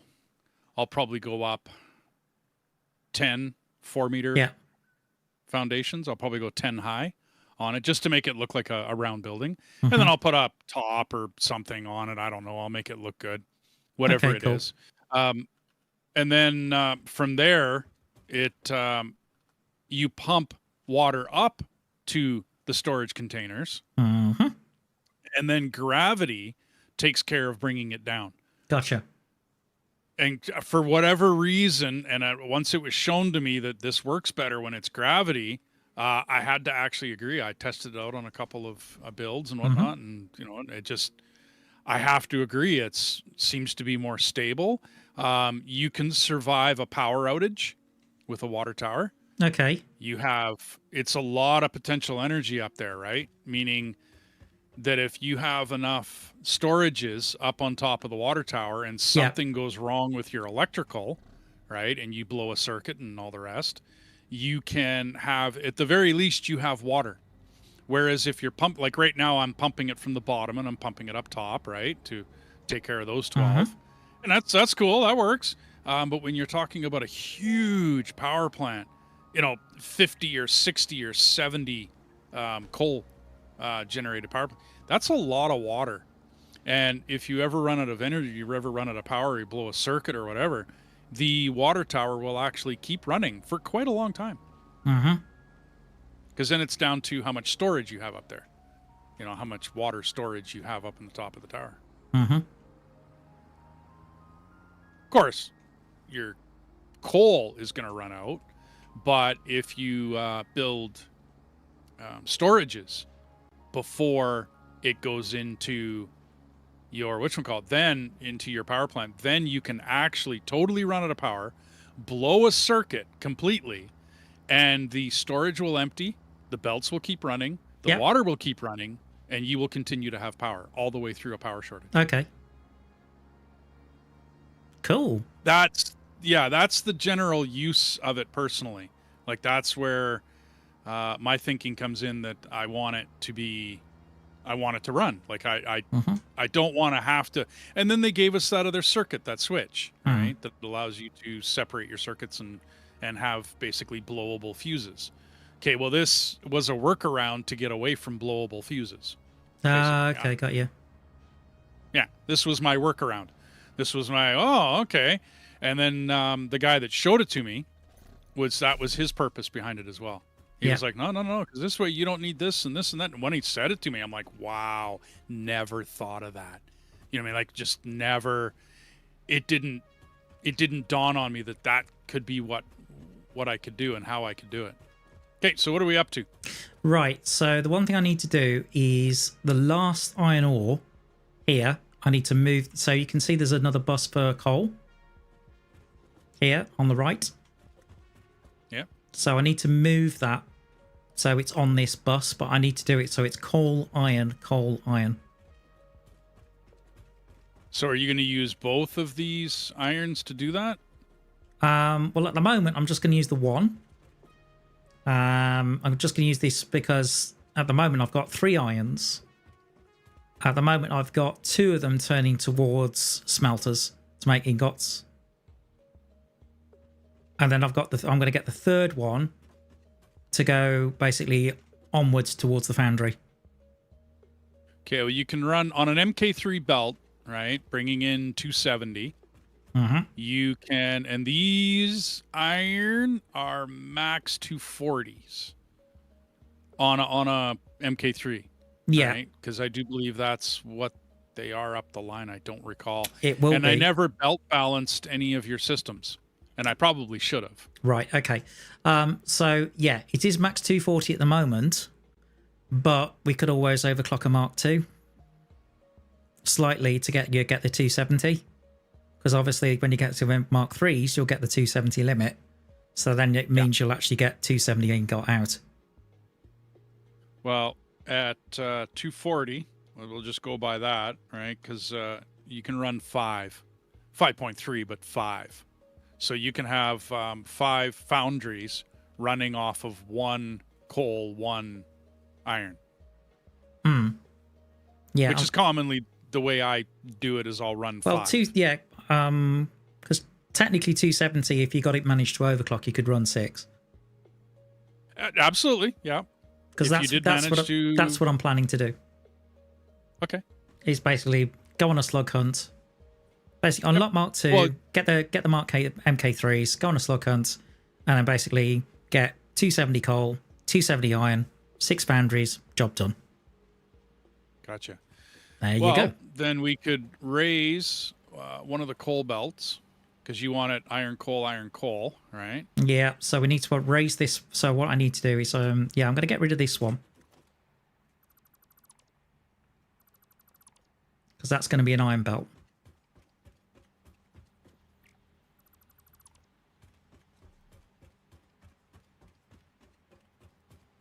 And you're just going to move it over from the iron? Yeah, I'll sort it. Basically pull it out of the bus? I'll pull it out of a bus, and then what I'll do is I'll bring it onto this third bus here. Because one of the things because when we built the massive bus, I thought, actually, when you look at it, I think actually aesthetically, I think once it gets to about 5 high, I think that's about a maximum, really. Yeah, until you get. Well, I mean, you can go higher. I mean, you can go. Oh yeah, you can go way higher. Yeah. But yeah, good luck getting up there and aiming for it pretty hard. Exactly. That's the thing. So aesthetically, I'm thinking, okay, I'm going to make it that the buses at the moment are no more than 5 high. But obviously, you're going to go all the way back with that? Yeah. Okay. Yeah, I'm going to go all the way back. I'm going to do behind the scenes stuff.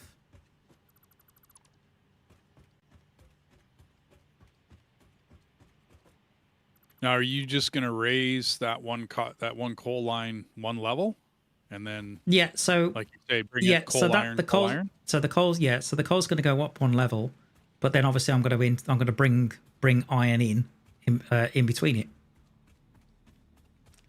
Let's see now. Let's have a look. That's copper. So it's going to be the top iron here.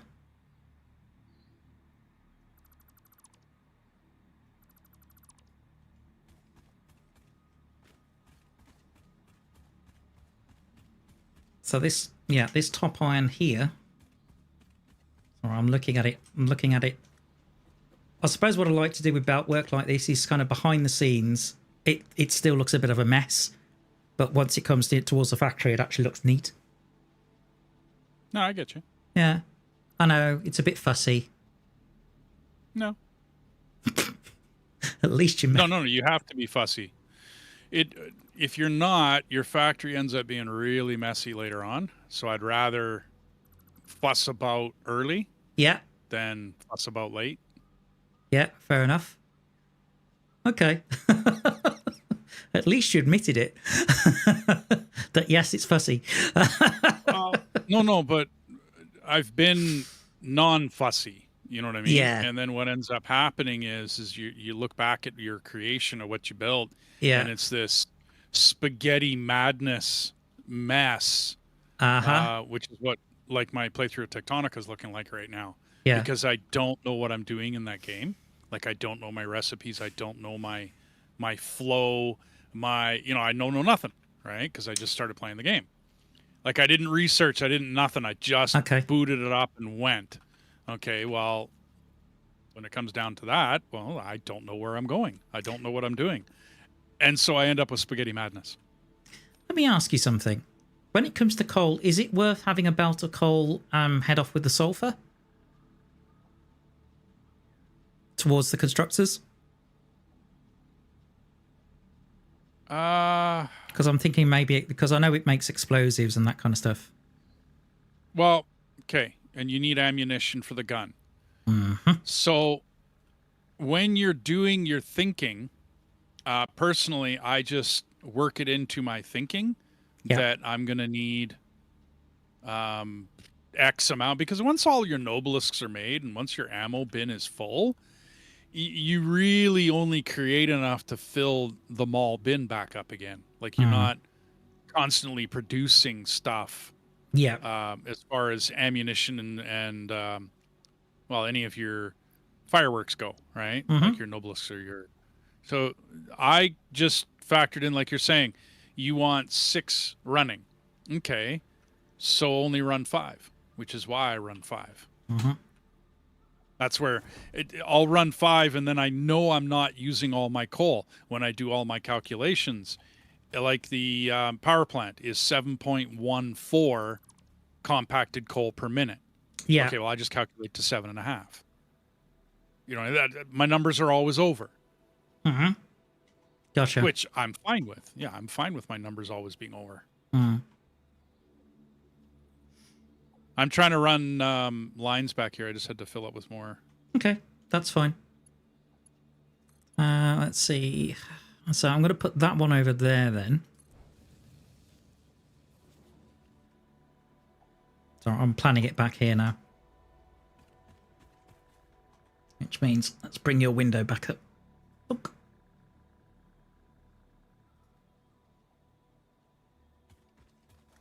It's absolutely tiny, I'm not kidding you. Your webcam makes you look like an ant.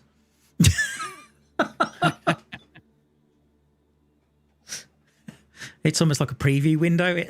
So that's why it's like, go and watch this. Go watch the stream, because trust me, you'd have to squint to see the text on it.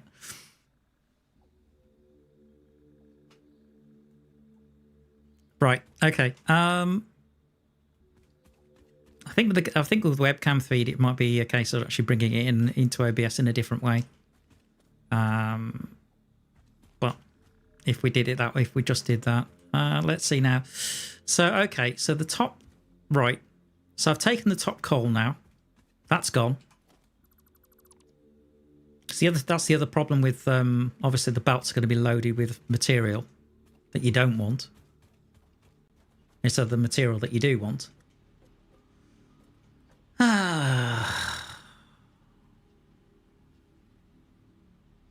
Why didn't you sort this out before, T-Bone? Because I didn't think of it, okay?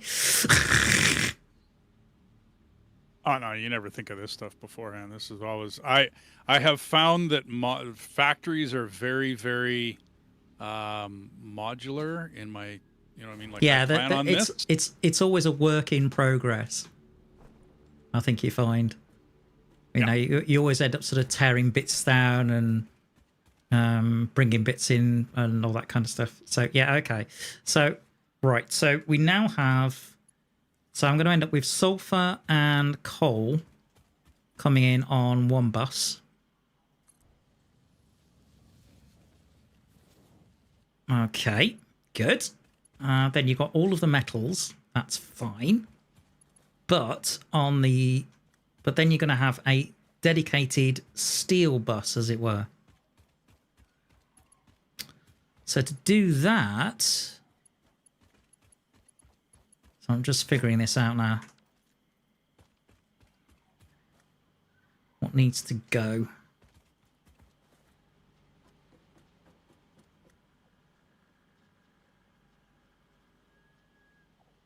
Okay, so there's the first coal I just deleted.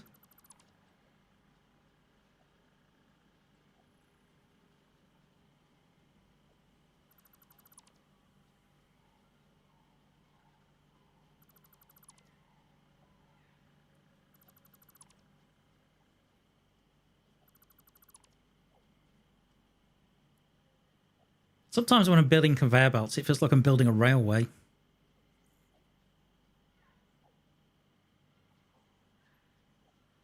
Yeah, I actually had a lot of fun building railroads online. Because I was building the railroads, and I have a lot of fun building rail in this one. Like I was saying, you can build your foundations for your rail in the blueprint maker, but you can't actually. I find, anyways, maybe they changed it, you know, in updates, but I have never. I haven't messed around with it in a long time, so I run my rail afterwards. So it's a lot of fun. I find it to be enjoyable to run my rail afterwards. Because I know, because I know Heist is involved in yet another Steam Train game that's in development. Yep, he's actually in the production of it. Yes, but he stopped being community manager of Railroads Online quite a while ago. Okay, got you.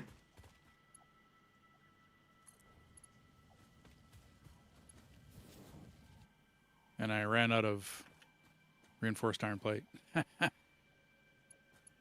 Yeah, sounds like a familiar story. Right, now then. Because in essence, what's happening up here, it's like a massive junction of various... various stuff where I'm bringing things in, and I should have done it a little differently, but I just kind of slapped it together. No, that's okay. No, it's fine. It's fine. I didn't mind the way you did it in the first place. It's just because I'm now rethinking the way that I'm doing things. I had to rejoin. I got stuck. Oops. I'm having to rethink the way I'm doing things. That's the only thing. So, no, I don't need you. I need you. In the morning when my soul's on fire. You'll probably know where that reference is. No. Blues Brothers? Everybody needs somebody to love? But I'm not recalling the reference. Yeah.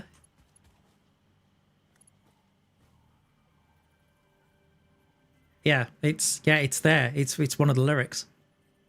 Okay. Oh, I don't question that. I just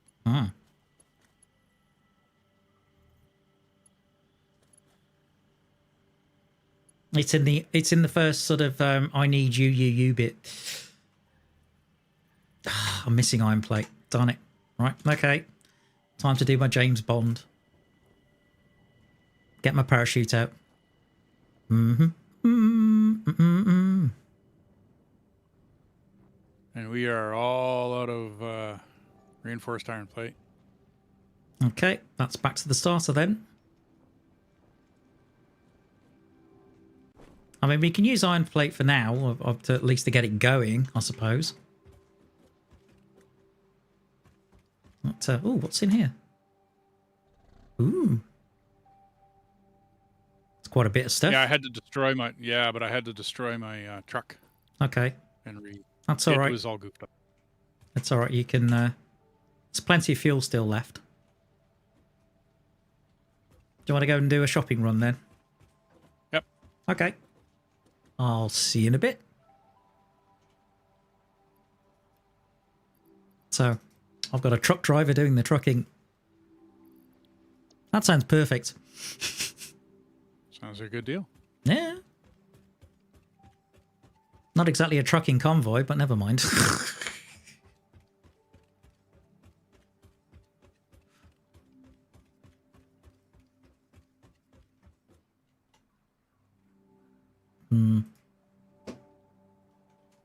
I think your truck is sitting here and it's half buried in the foundations. Well, to be fair, that's where I originally parked one, wasn't it? Oh. Yeah, no, this wasn't that one because this is like, No, I rescued that one, but oh, you okay? I did rescue that one eventually, but there was part of me that did definitely want to leave it.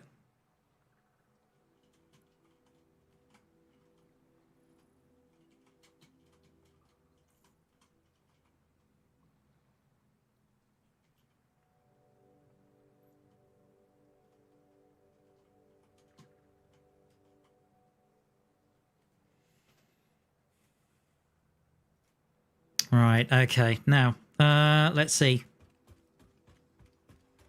I've taken some plate for now just so I can get a good idea of where everything's going. I'm headed back to the starter base for some stuff. All right, okay. Well, I've actually got a fair amount of reinforced on me. Cool.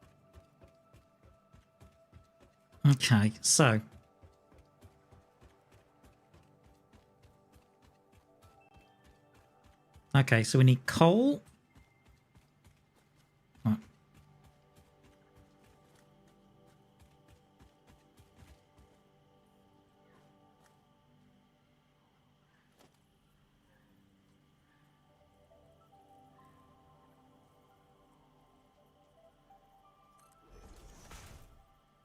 And now I'm missing iron rod. Marvelous. I got lots of iron rod. Yeah, well, that's pretty good for guys of our age. Way.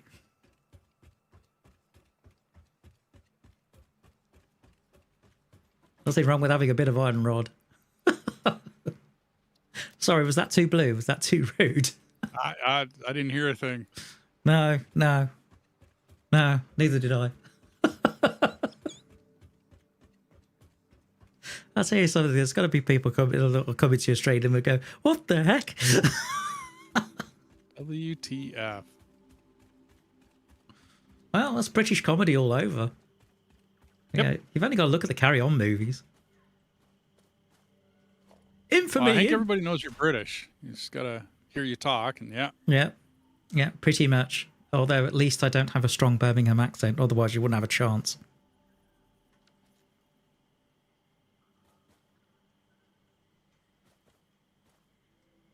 Oh, what haven't I?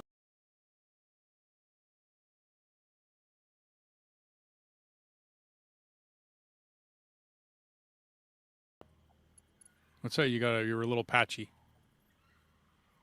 Sorry? You were a little patchy. You kind of popped in and out there. Oh. Something about comedy? No, yeah, well, no, I was just saying from the last live stream we did, I was just wondering whether you had any comments from anybody. No comments.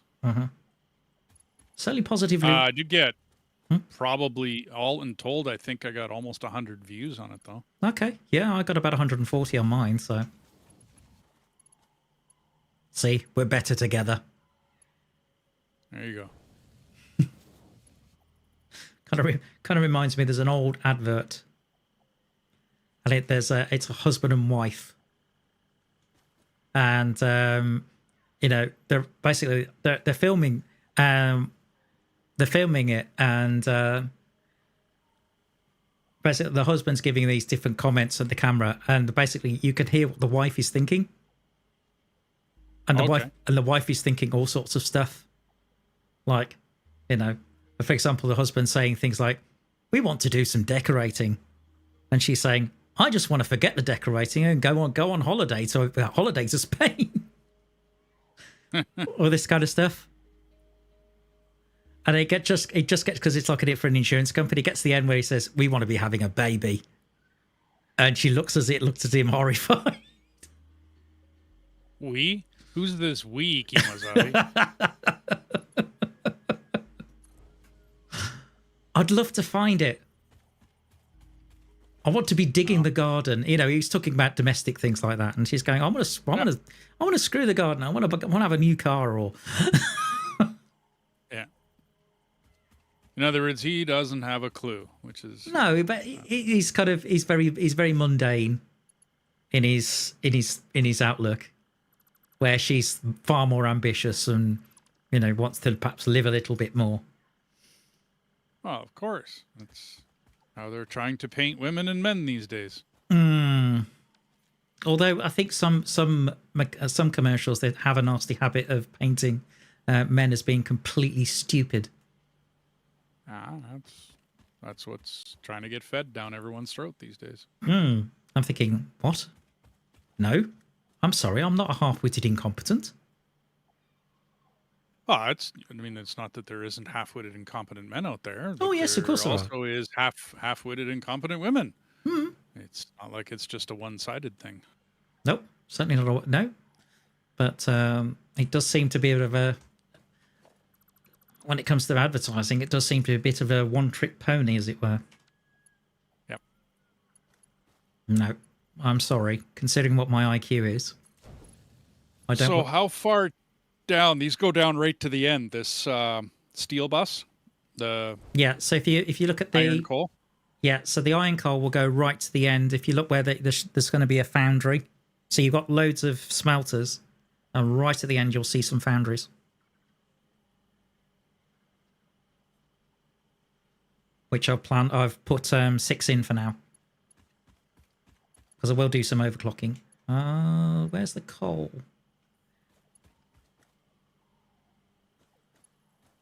My coal, my kingdom for a coal.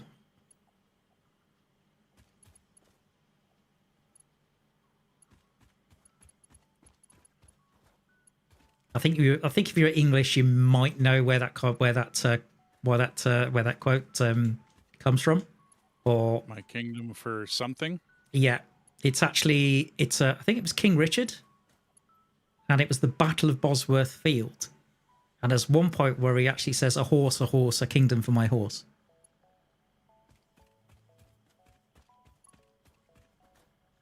I guess that makes sense. Back in those days, you want to be mobile and move, and king's got to be on a horse. You know what I mean? Leadership's got to be in the back. Yeah. Certainly, if you play games. Although I think he was good for sticking his nose out front, wasn't he? Richard the Lionheart, wasn't it? I can't remember which Richard it was now.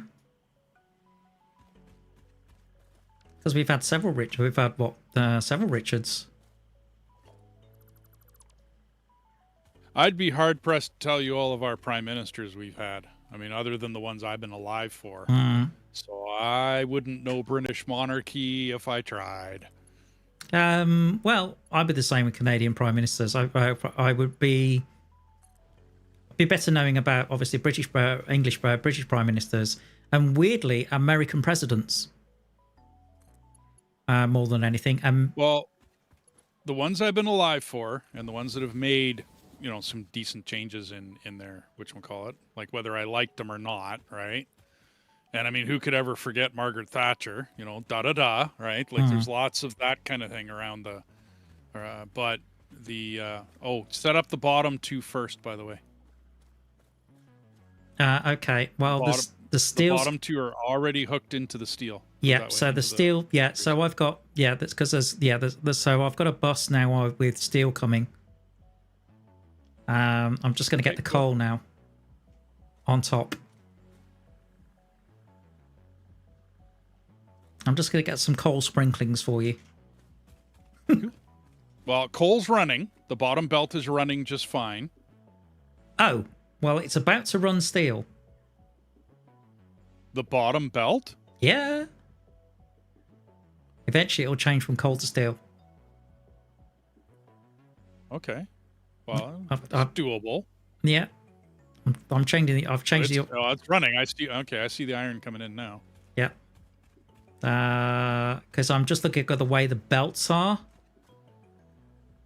And the way they're running. Trying to figure out how to get the coal across now. Because I've got coal here.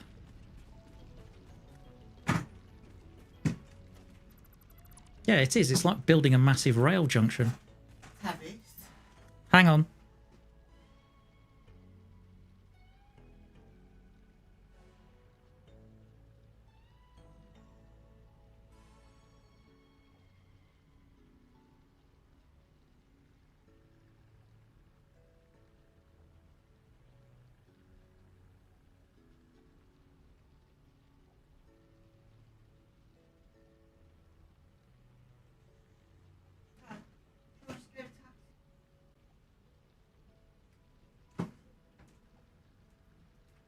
Slight interruption there. It looks like one of my mother's friends is going home, and I was wondering whether I could run her home. I said, I'm kind of in the middle of something right now. So she's going to get a taxi instead. Bless her. Now then, where was I? Oh, yeah. So that's going to go... Oh, logistics, man. Right. Okay, so you're going to go here.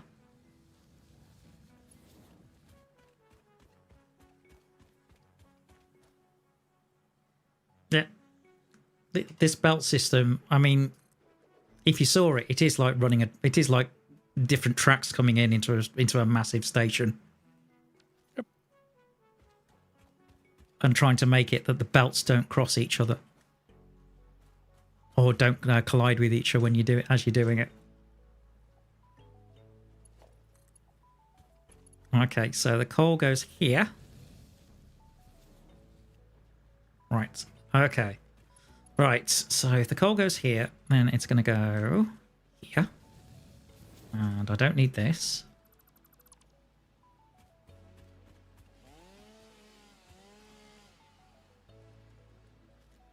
Okay.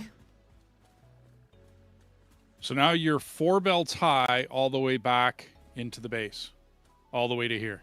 Right, okay. Great. So in essence, we've got... That's the only two that... Yeah, that's the only two that need to run right now. Yeah, it's the only two that need to run. Connected. That's correct. Yeah.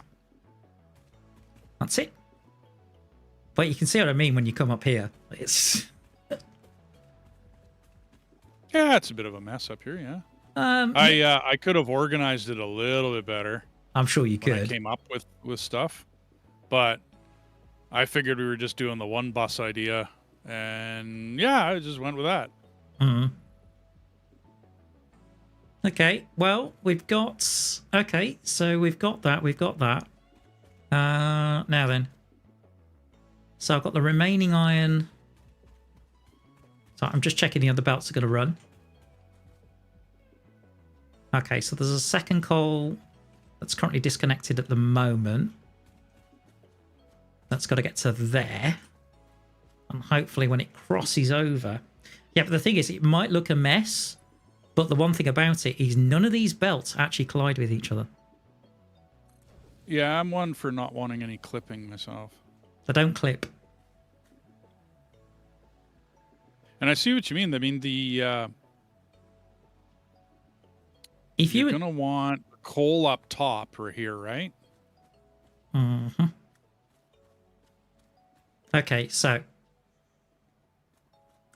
I've got iron and coal coming in for steel. And then I've got sulfur and coal for explosives and all that kind of deal.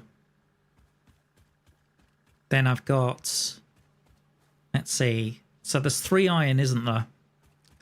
Up here. So I've got, yeah. There's 3 pure iron. So I need to bring...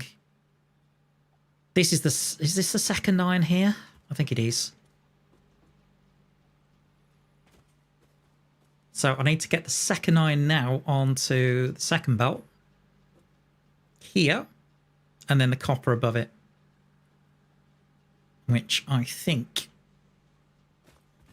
Yeah. Yeah, the top belt you were just on, that's yeah, that so copper. yeah, so I just need to get those two now across.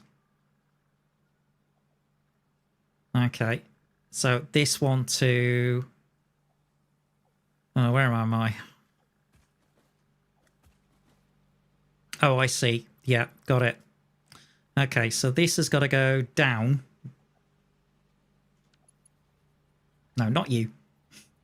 You. Okay, so this has got to go down here.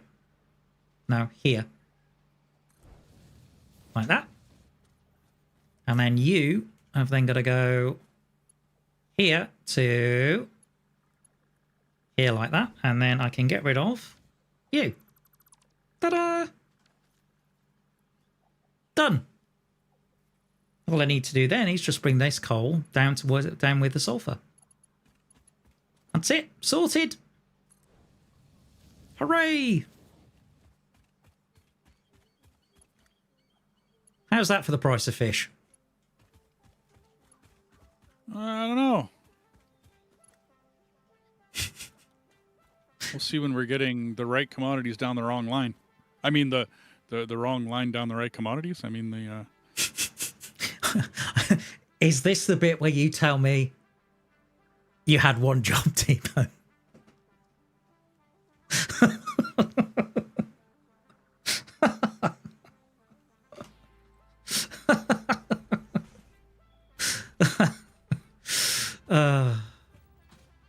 I think that's going to end up as a running joke. Yep, you had one job. Uh-huh.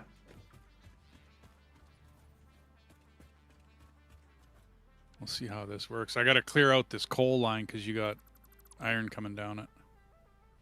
Mm-hmm. Although, what's this? Oh, that's the copper, isn't it? Yeah. Okay, so the copper goes here, doesn't it? Yeah. Onto that middle line. That's it.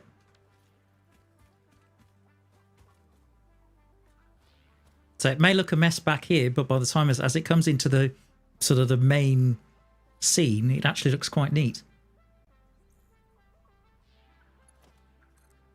Yeah, who cares what it looks like off in the bush? You don't see that. It's what it looks like when it gets here. Yeah, exactly. Okay, so no, I don't want that. I want... Hold on. Oh, okay, so that, right.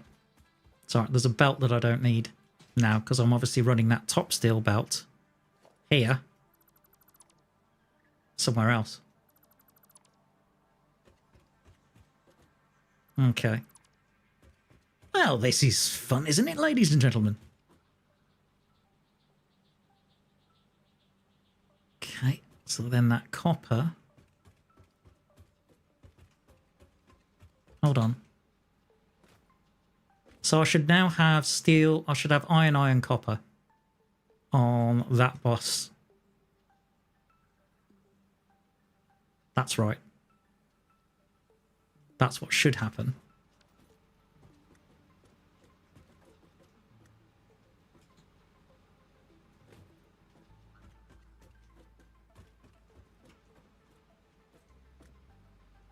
Okay, so iron, yeah, and then copper. That's right. Oh no, I've got iron. Ah, that's probably because of what was originally on the belt. Okay.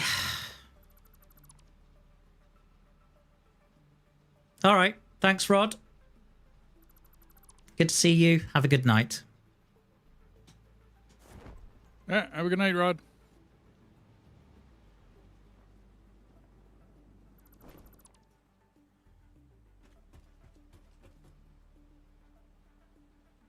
Because, of course, these belts now are in the wrong place. Because I got the wrong stuff on. Oh, no. Darn it.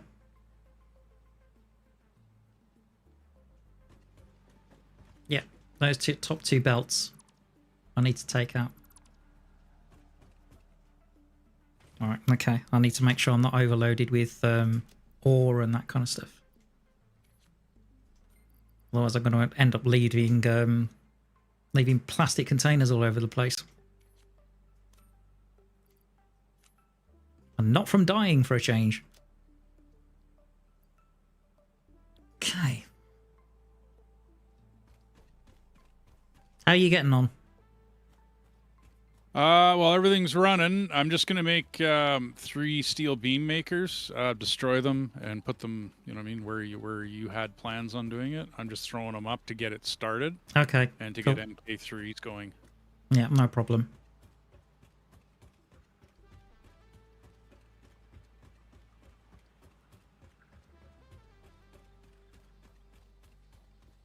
I think the thing is that when you're streaming, I think it tends to be the case that you tend to do things rough for the stream, and then tidy it up in your tidy it up offline to a certain degree.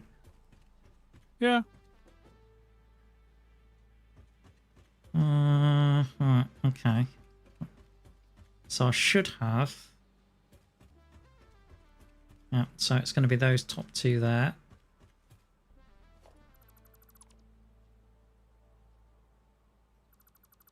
Yep.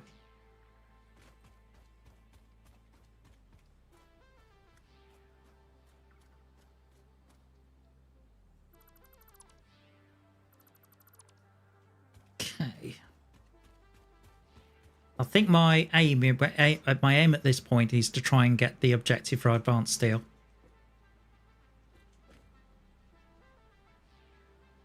If I can.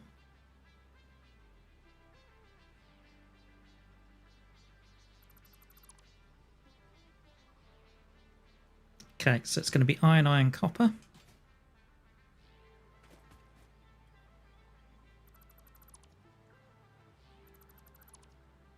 So if we can get that going, that'd be awesome.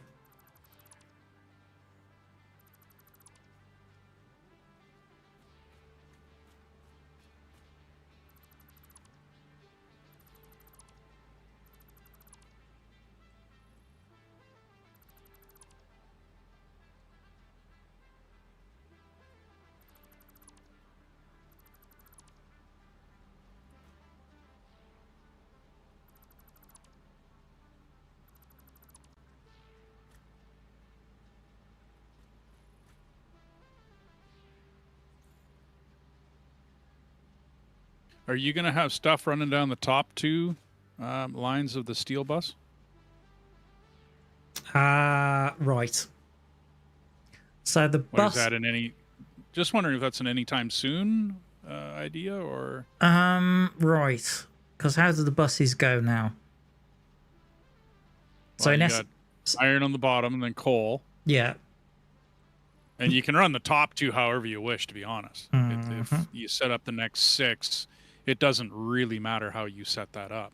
No. But I was going to get a pipe maker going and just steal commodities from the first bottom 2. Right? But if you're going to get the top 2 running, then I'll run the others. Right. But generally speaking, as I said, it's going to be manifold. So when it comes to the constructors, at the moment, obviously we're making 120. Eventually, obviously, that will increase to 270. So you're going to end up with, but it's something where I've got to refer to spreadsheets. But certainly you can get the smelters running. That's not a problem on a manifold system. And then taking the products across towards the constructors. That's no problem.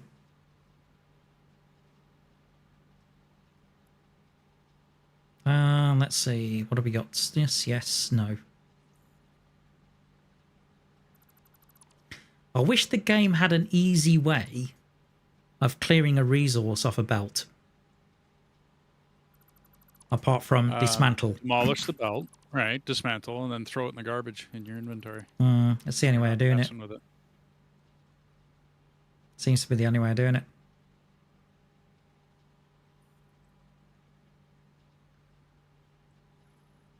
Okay, now then.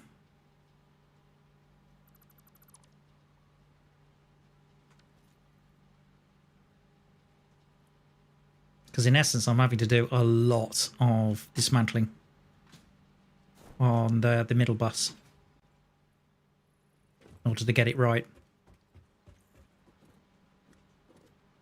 Because of basically the belts that are coming in. Okay, that's coming in nicely. Yeah, that.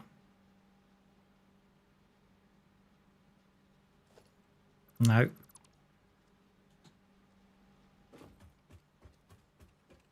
Yeah, I don't mind in terms of... I don't mind throwing something up, at least just to get the steel going, just to get the steel pipes going, because that's the main thing we need right now.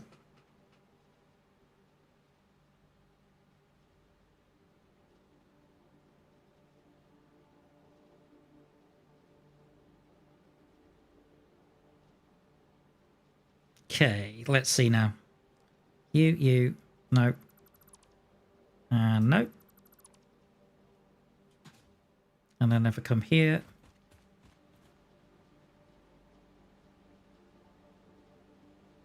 You. Oh. Ah! Darn it. Third and fourth.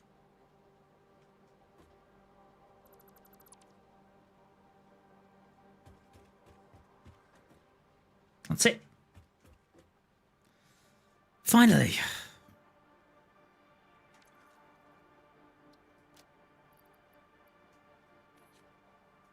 Definitely got to the stage in the game where there's a lot of belt work and that kind of stuff to do.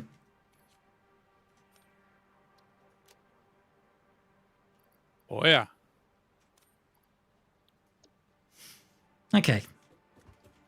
Particularly when I've decided to go big or go home.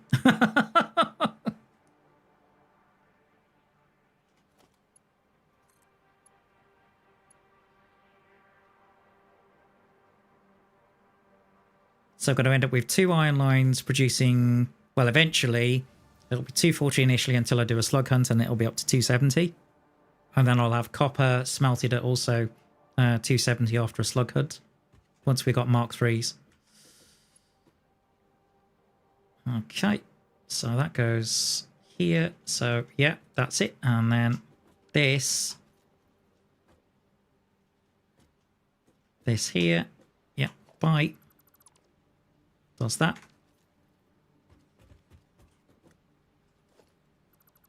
means I don't need that. I don't need that. Right, I am Demolition Man up there for a bit. I am John Spartan.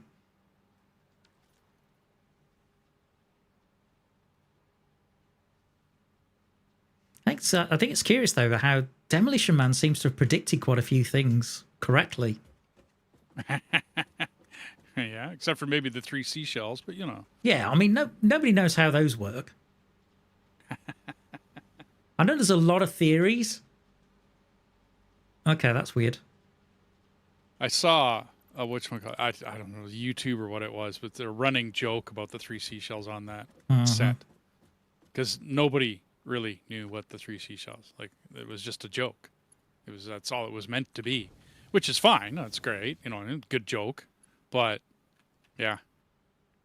Did you also know that there was a version that was actually where the restaurant was actually dubbed in certain versions of the film? Because in certain versions of the film it was Taco Bell, in other versions it was Pizza Hut.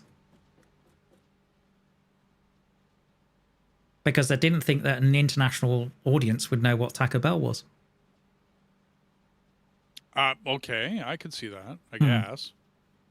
But I've seen both versions, and I have to say, I still prefer the one with Taco Bell. Sorry. Because it sounds more natural than having it dubbed.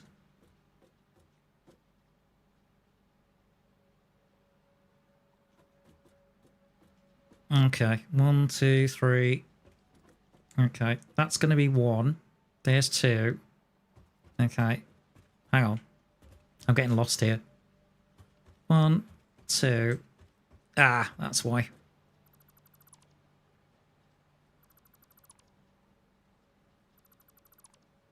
So that means I'm missing an iron line. Potentially, if I was going to do a third smelt of iron by doing that. But okay. Yeah, I can live with that.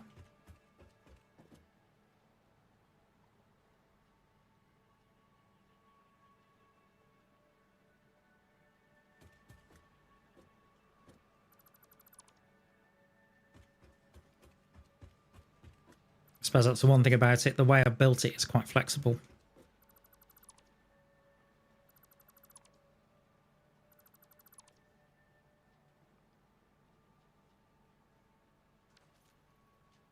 It's nice seeing bits and pieces, though, actually moving in the main factory to be in comparison to what it was before.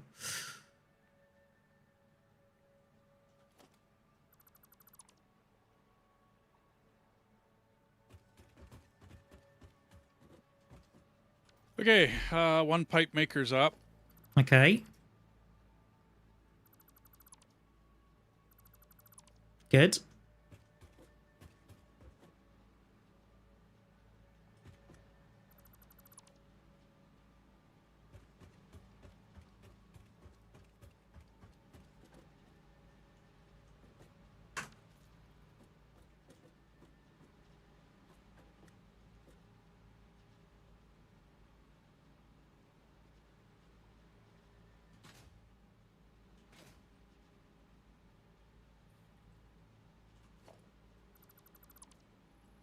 Give it about 10 minutes and we'll have enough to get advanced steel production. Oh, fantastic. So, countdown then. Meanwhile, we got 200 steel beams already made. Nice. So it's just concrete. I know I'm making concrete back at the starter, but I'm not making concrete at the main because we still need to bring in limestone. There should be lots of that around. Oh yeah, definitely. In fact, you've got all of your sort of non-metal materials on that bus with you've got the crystal, sulfur. You're gonna have a coal one up there, so potentially you could have a 5th one for limestone.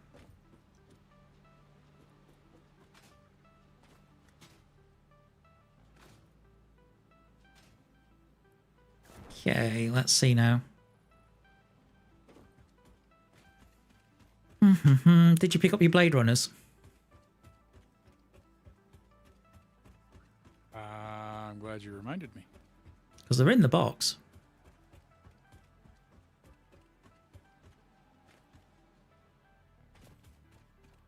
Although I love the fact they've actually changed the sound of that now when you're wearing Blade Runners. Particularly when you jump.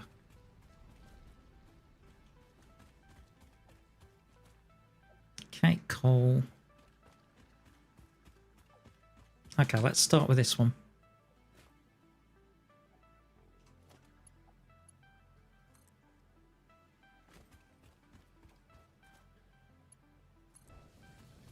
So I'm being resource man by the looks of it at the moment, and getting the buses sorted. Yep. Well, Fine by me. Ah, that's cool. Don't mind that at all. Nice change of pace. It's a nice thing about building things together. Now then.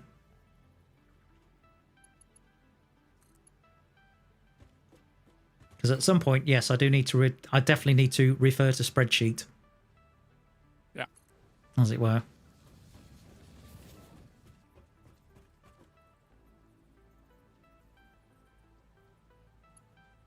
Okay.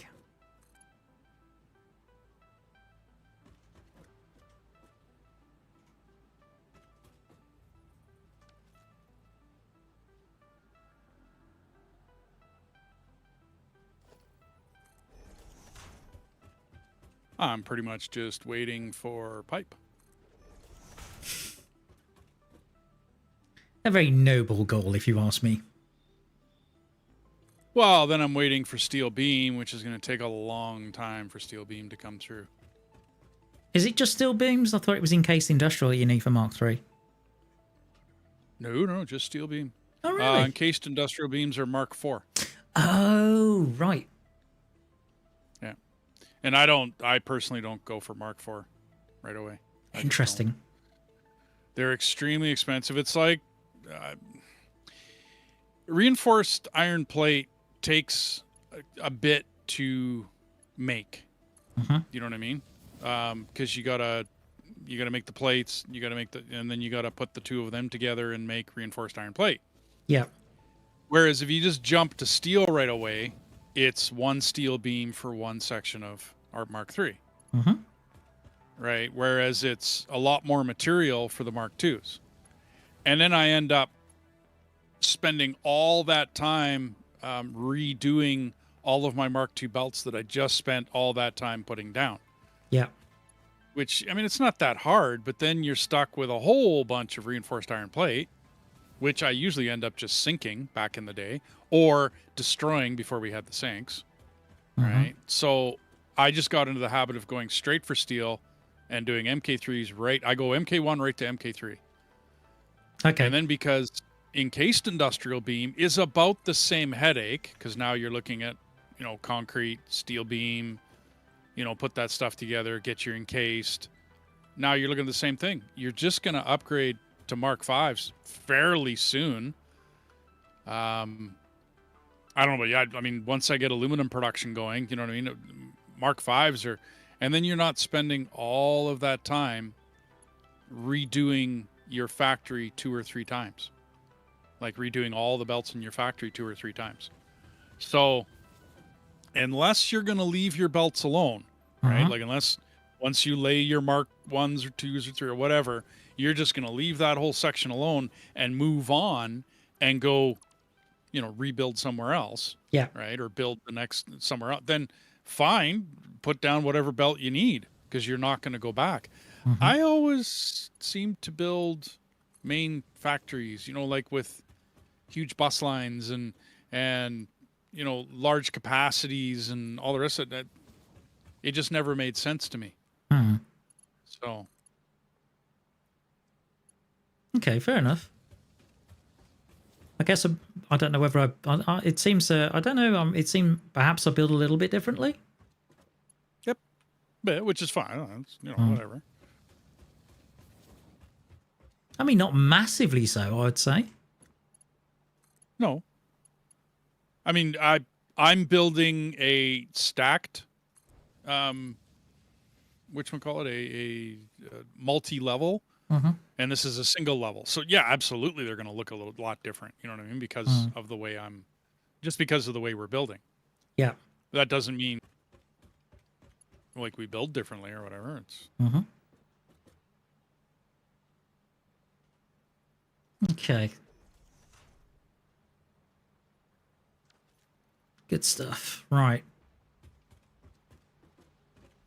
So I've just got to get the coal to come around that corner now, to indicate that that's heading off towards constructors.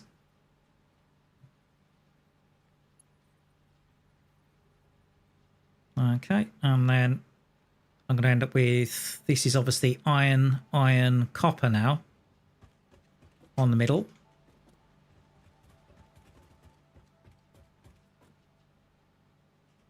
Which is pretty tight to try and get this done now. I'll make sure I'm aiming in the correct place.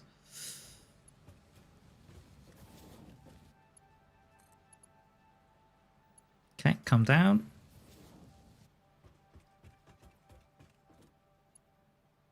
Come down.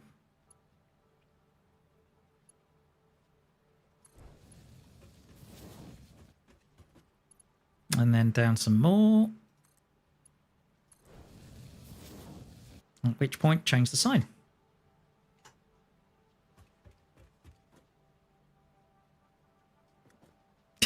It's almost as if I predicted it. I've got iron ingot here written, but the actual ingot that I've chosen is copper. Almost as if I predicted it. Gotcha.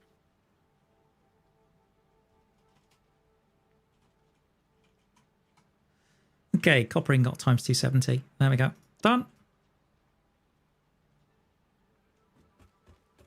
Okay. And then we're going to need...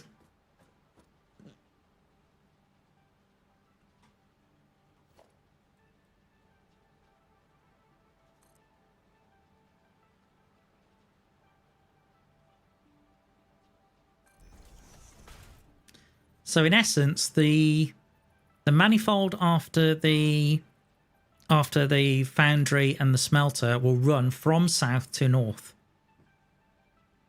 and then eventually, basically, and then it's pulled off in again across the constructors at that point, depending on which process they're doing. I gotcha. And again, it's manifold. So it's basically everything's manifold on this part of the build. Although it can get a little bit tight, as I found when I did the starter factory and I upgraded it.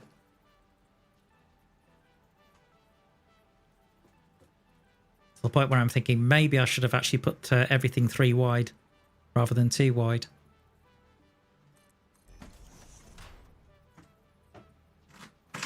Okay, let's see now. No, I don't need that.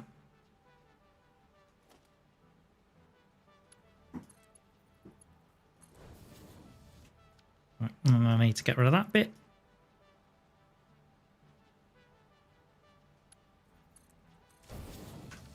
There we go. So, I suppose you could say I'm having a busman's holiday. You're having a bus of a day. Oh, yeah.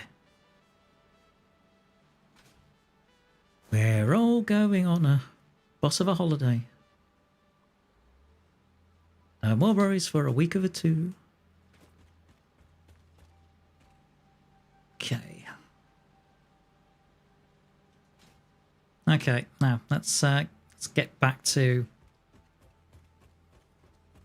I just need to get that middle belt done. That middle bus. Okay, that's flowing nicely on the steel variant.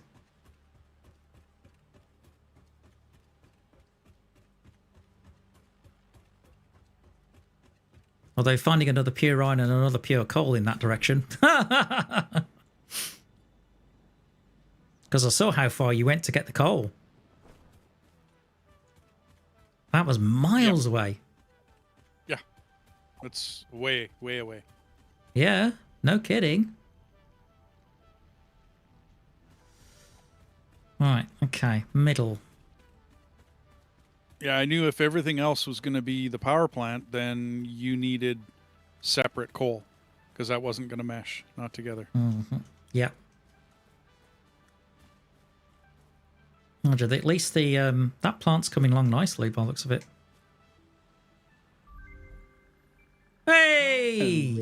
There's your advanced steel. Improved with a larger storage container, enhanced conveyor belt efficiency, as well as the ability Oh yeah, there it to is. store excess power for later use.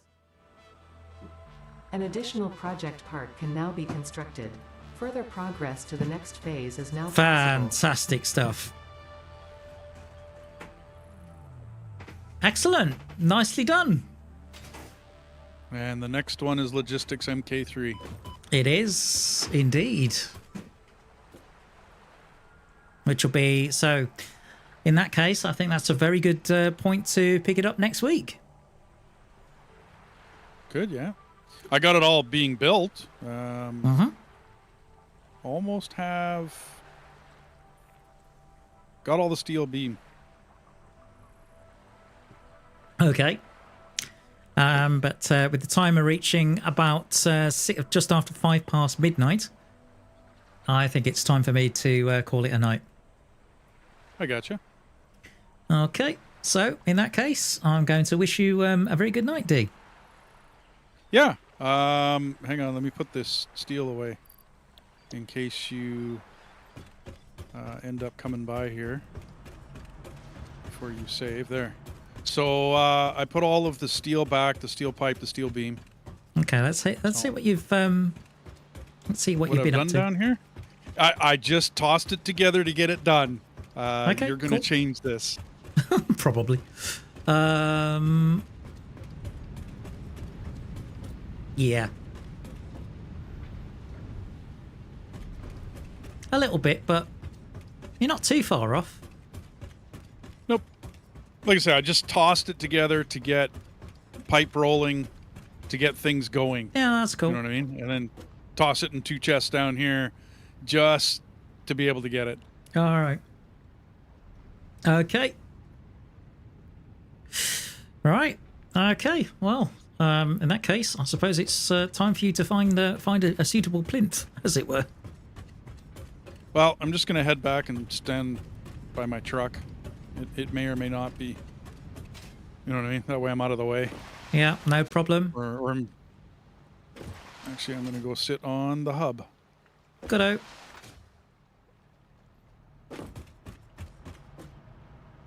Right. Well, it's been a pleasure working with you as always. Yep, And that was fun. yeah, and very enjoyable. So I shall see you same time next week.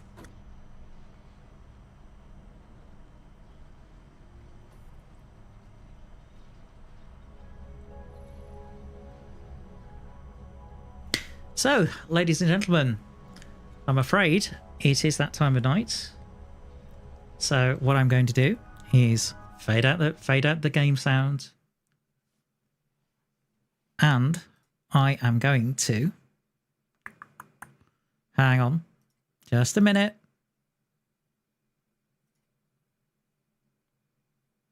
Oh no.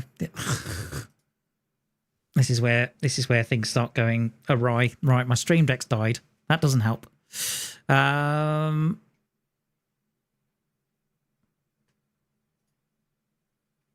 play cue.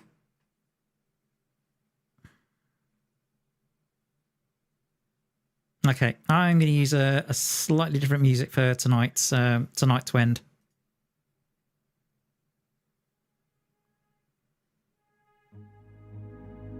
No, not that. Although, yeah, that'll do.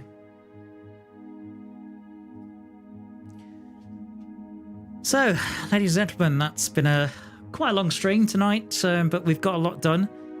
We've now managed to unlock advanced steel production. We are on our way now to getting Logistics Mark III, which is fantastic. So we'll be able to get faster belts and really get this motoring.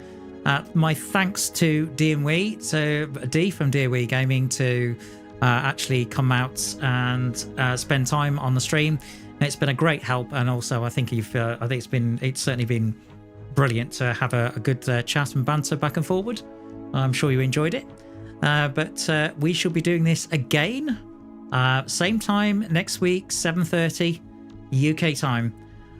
Next stream will be Tuesday. Well, no, it might actually be Sunday, but we'll watch this space to see if that happens. But in the meantime, I will definitely see you Tuesday, D-Rail Valley, 7:30 at night on the Tuesday UK time. But until next time, take care, God bless, and enjoy your gaming. This is T-Bone logging off.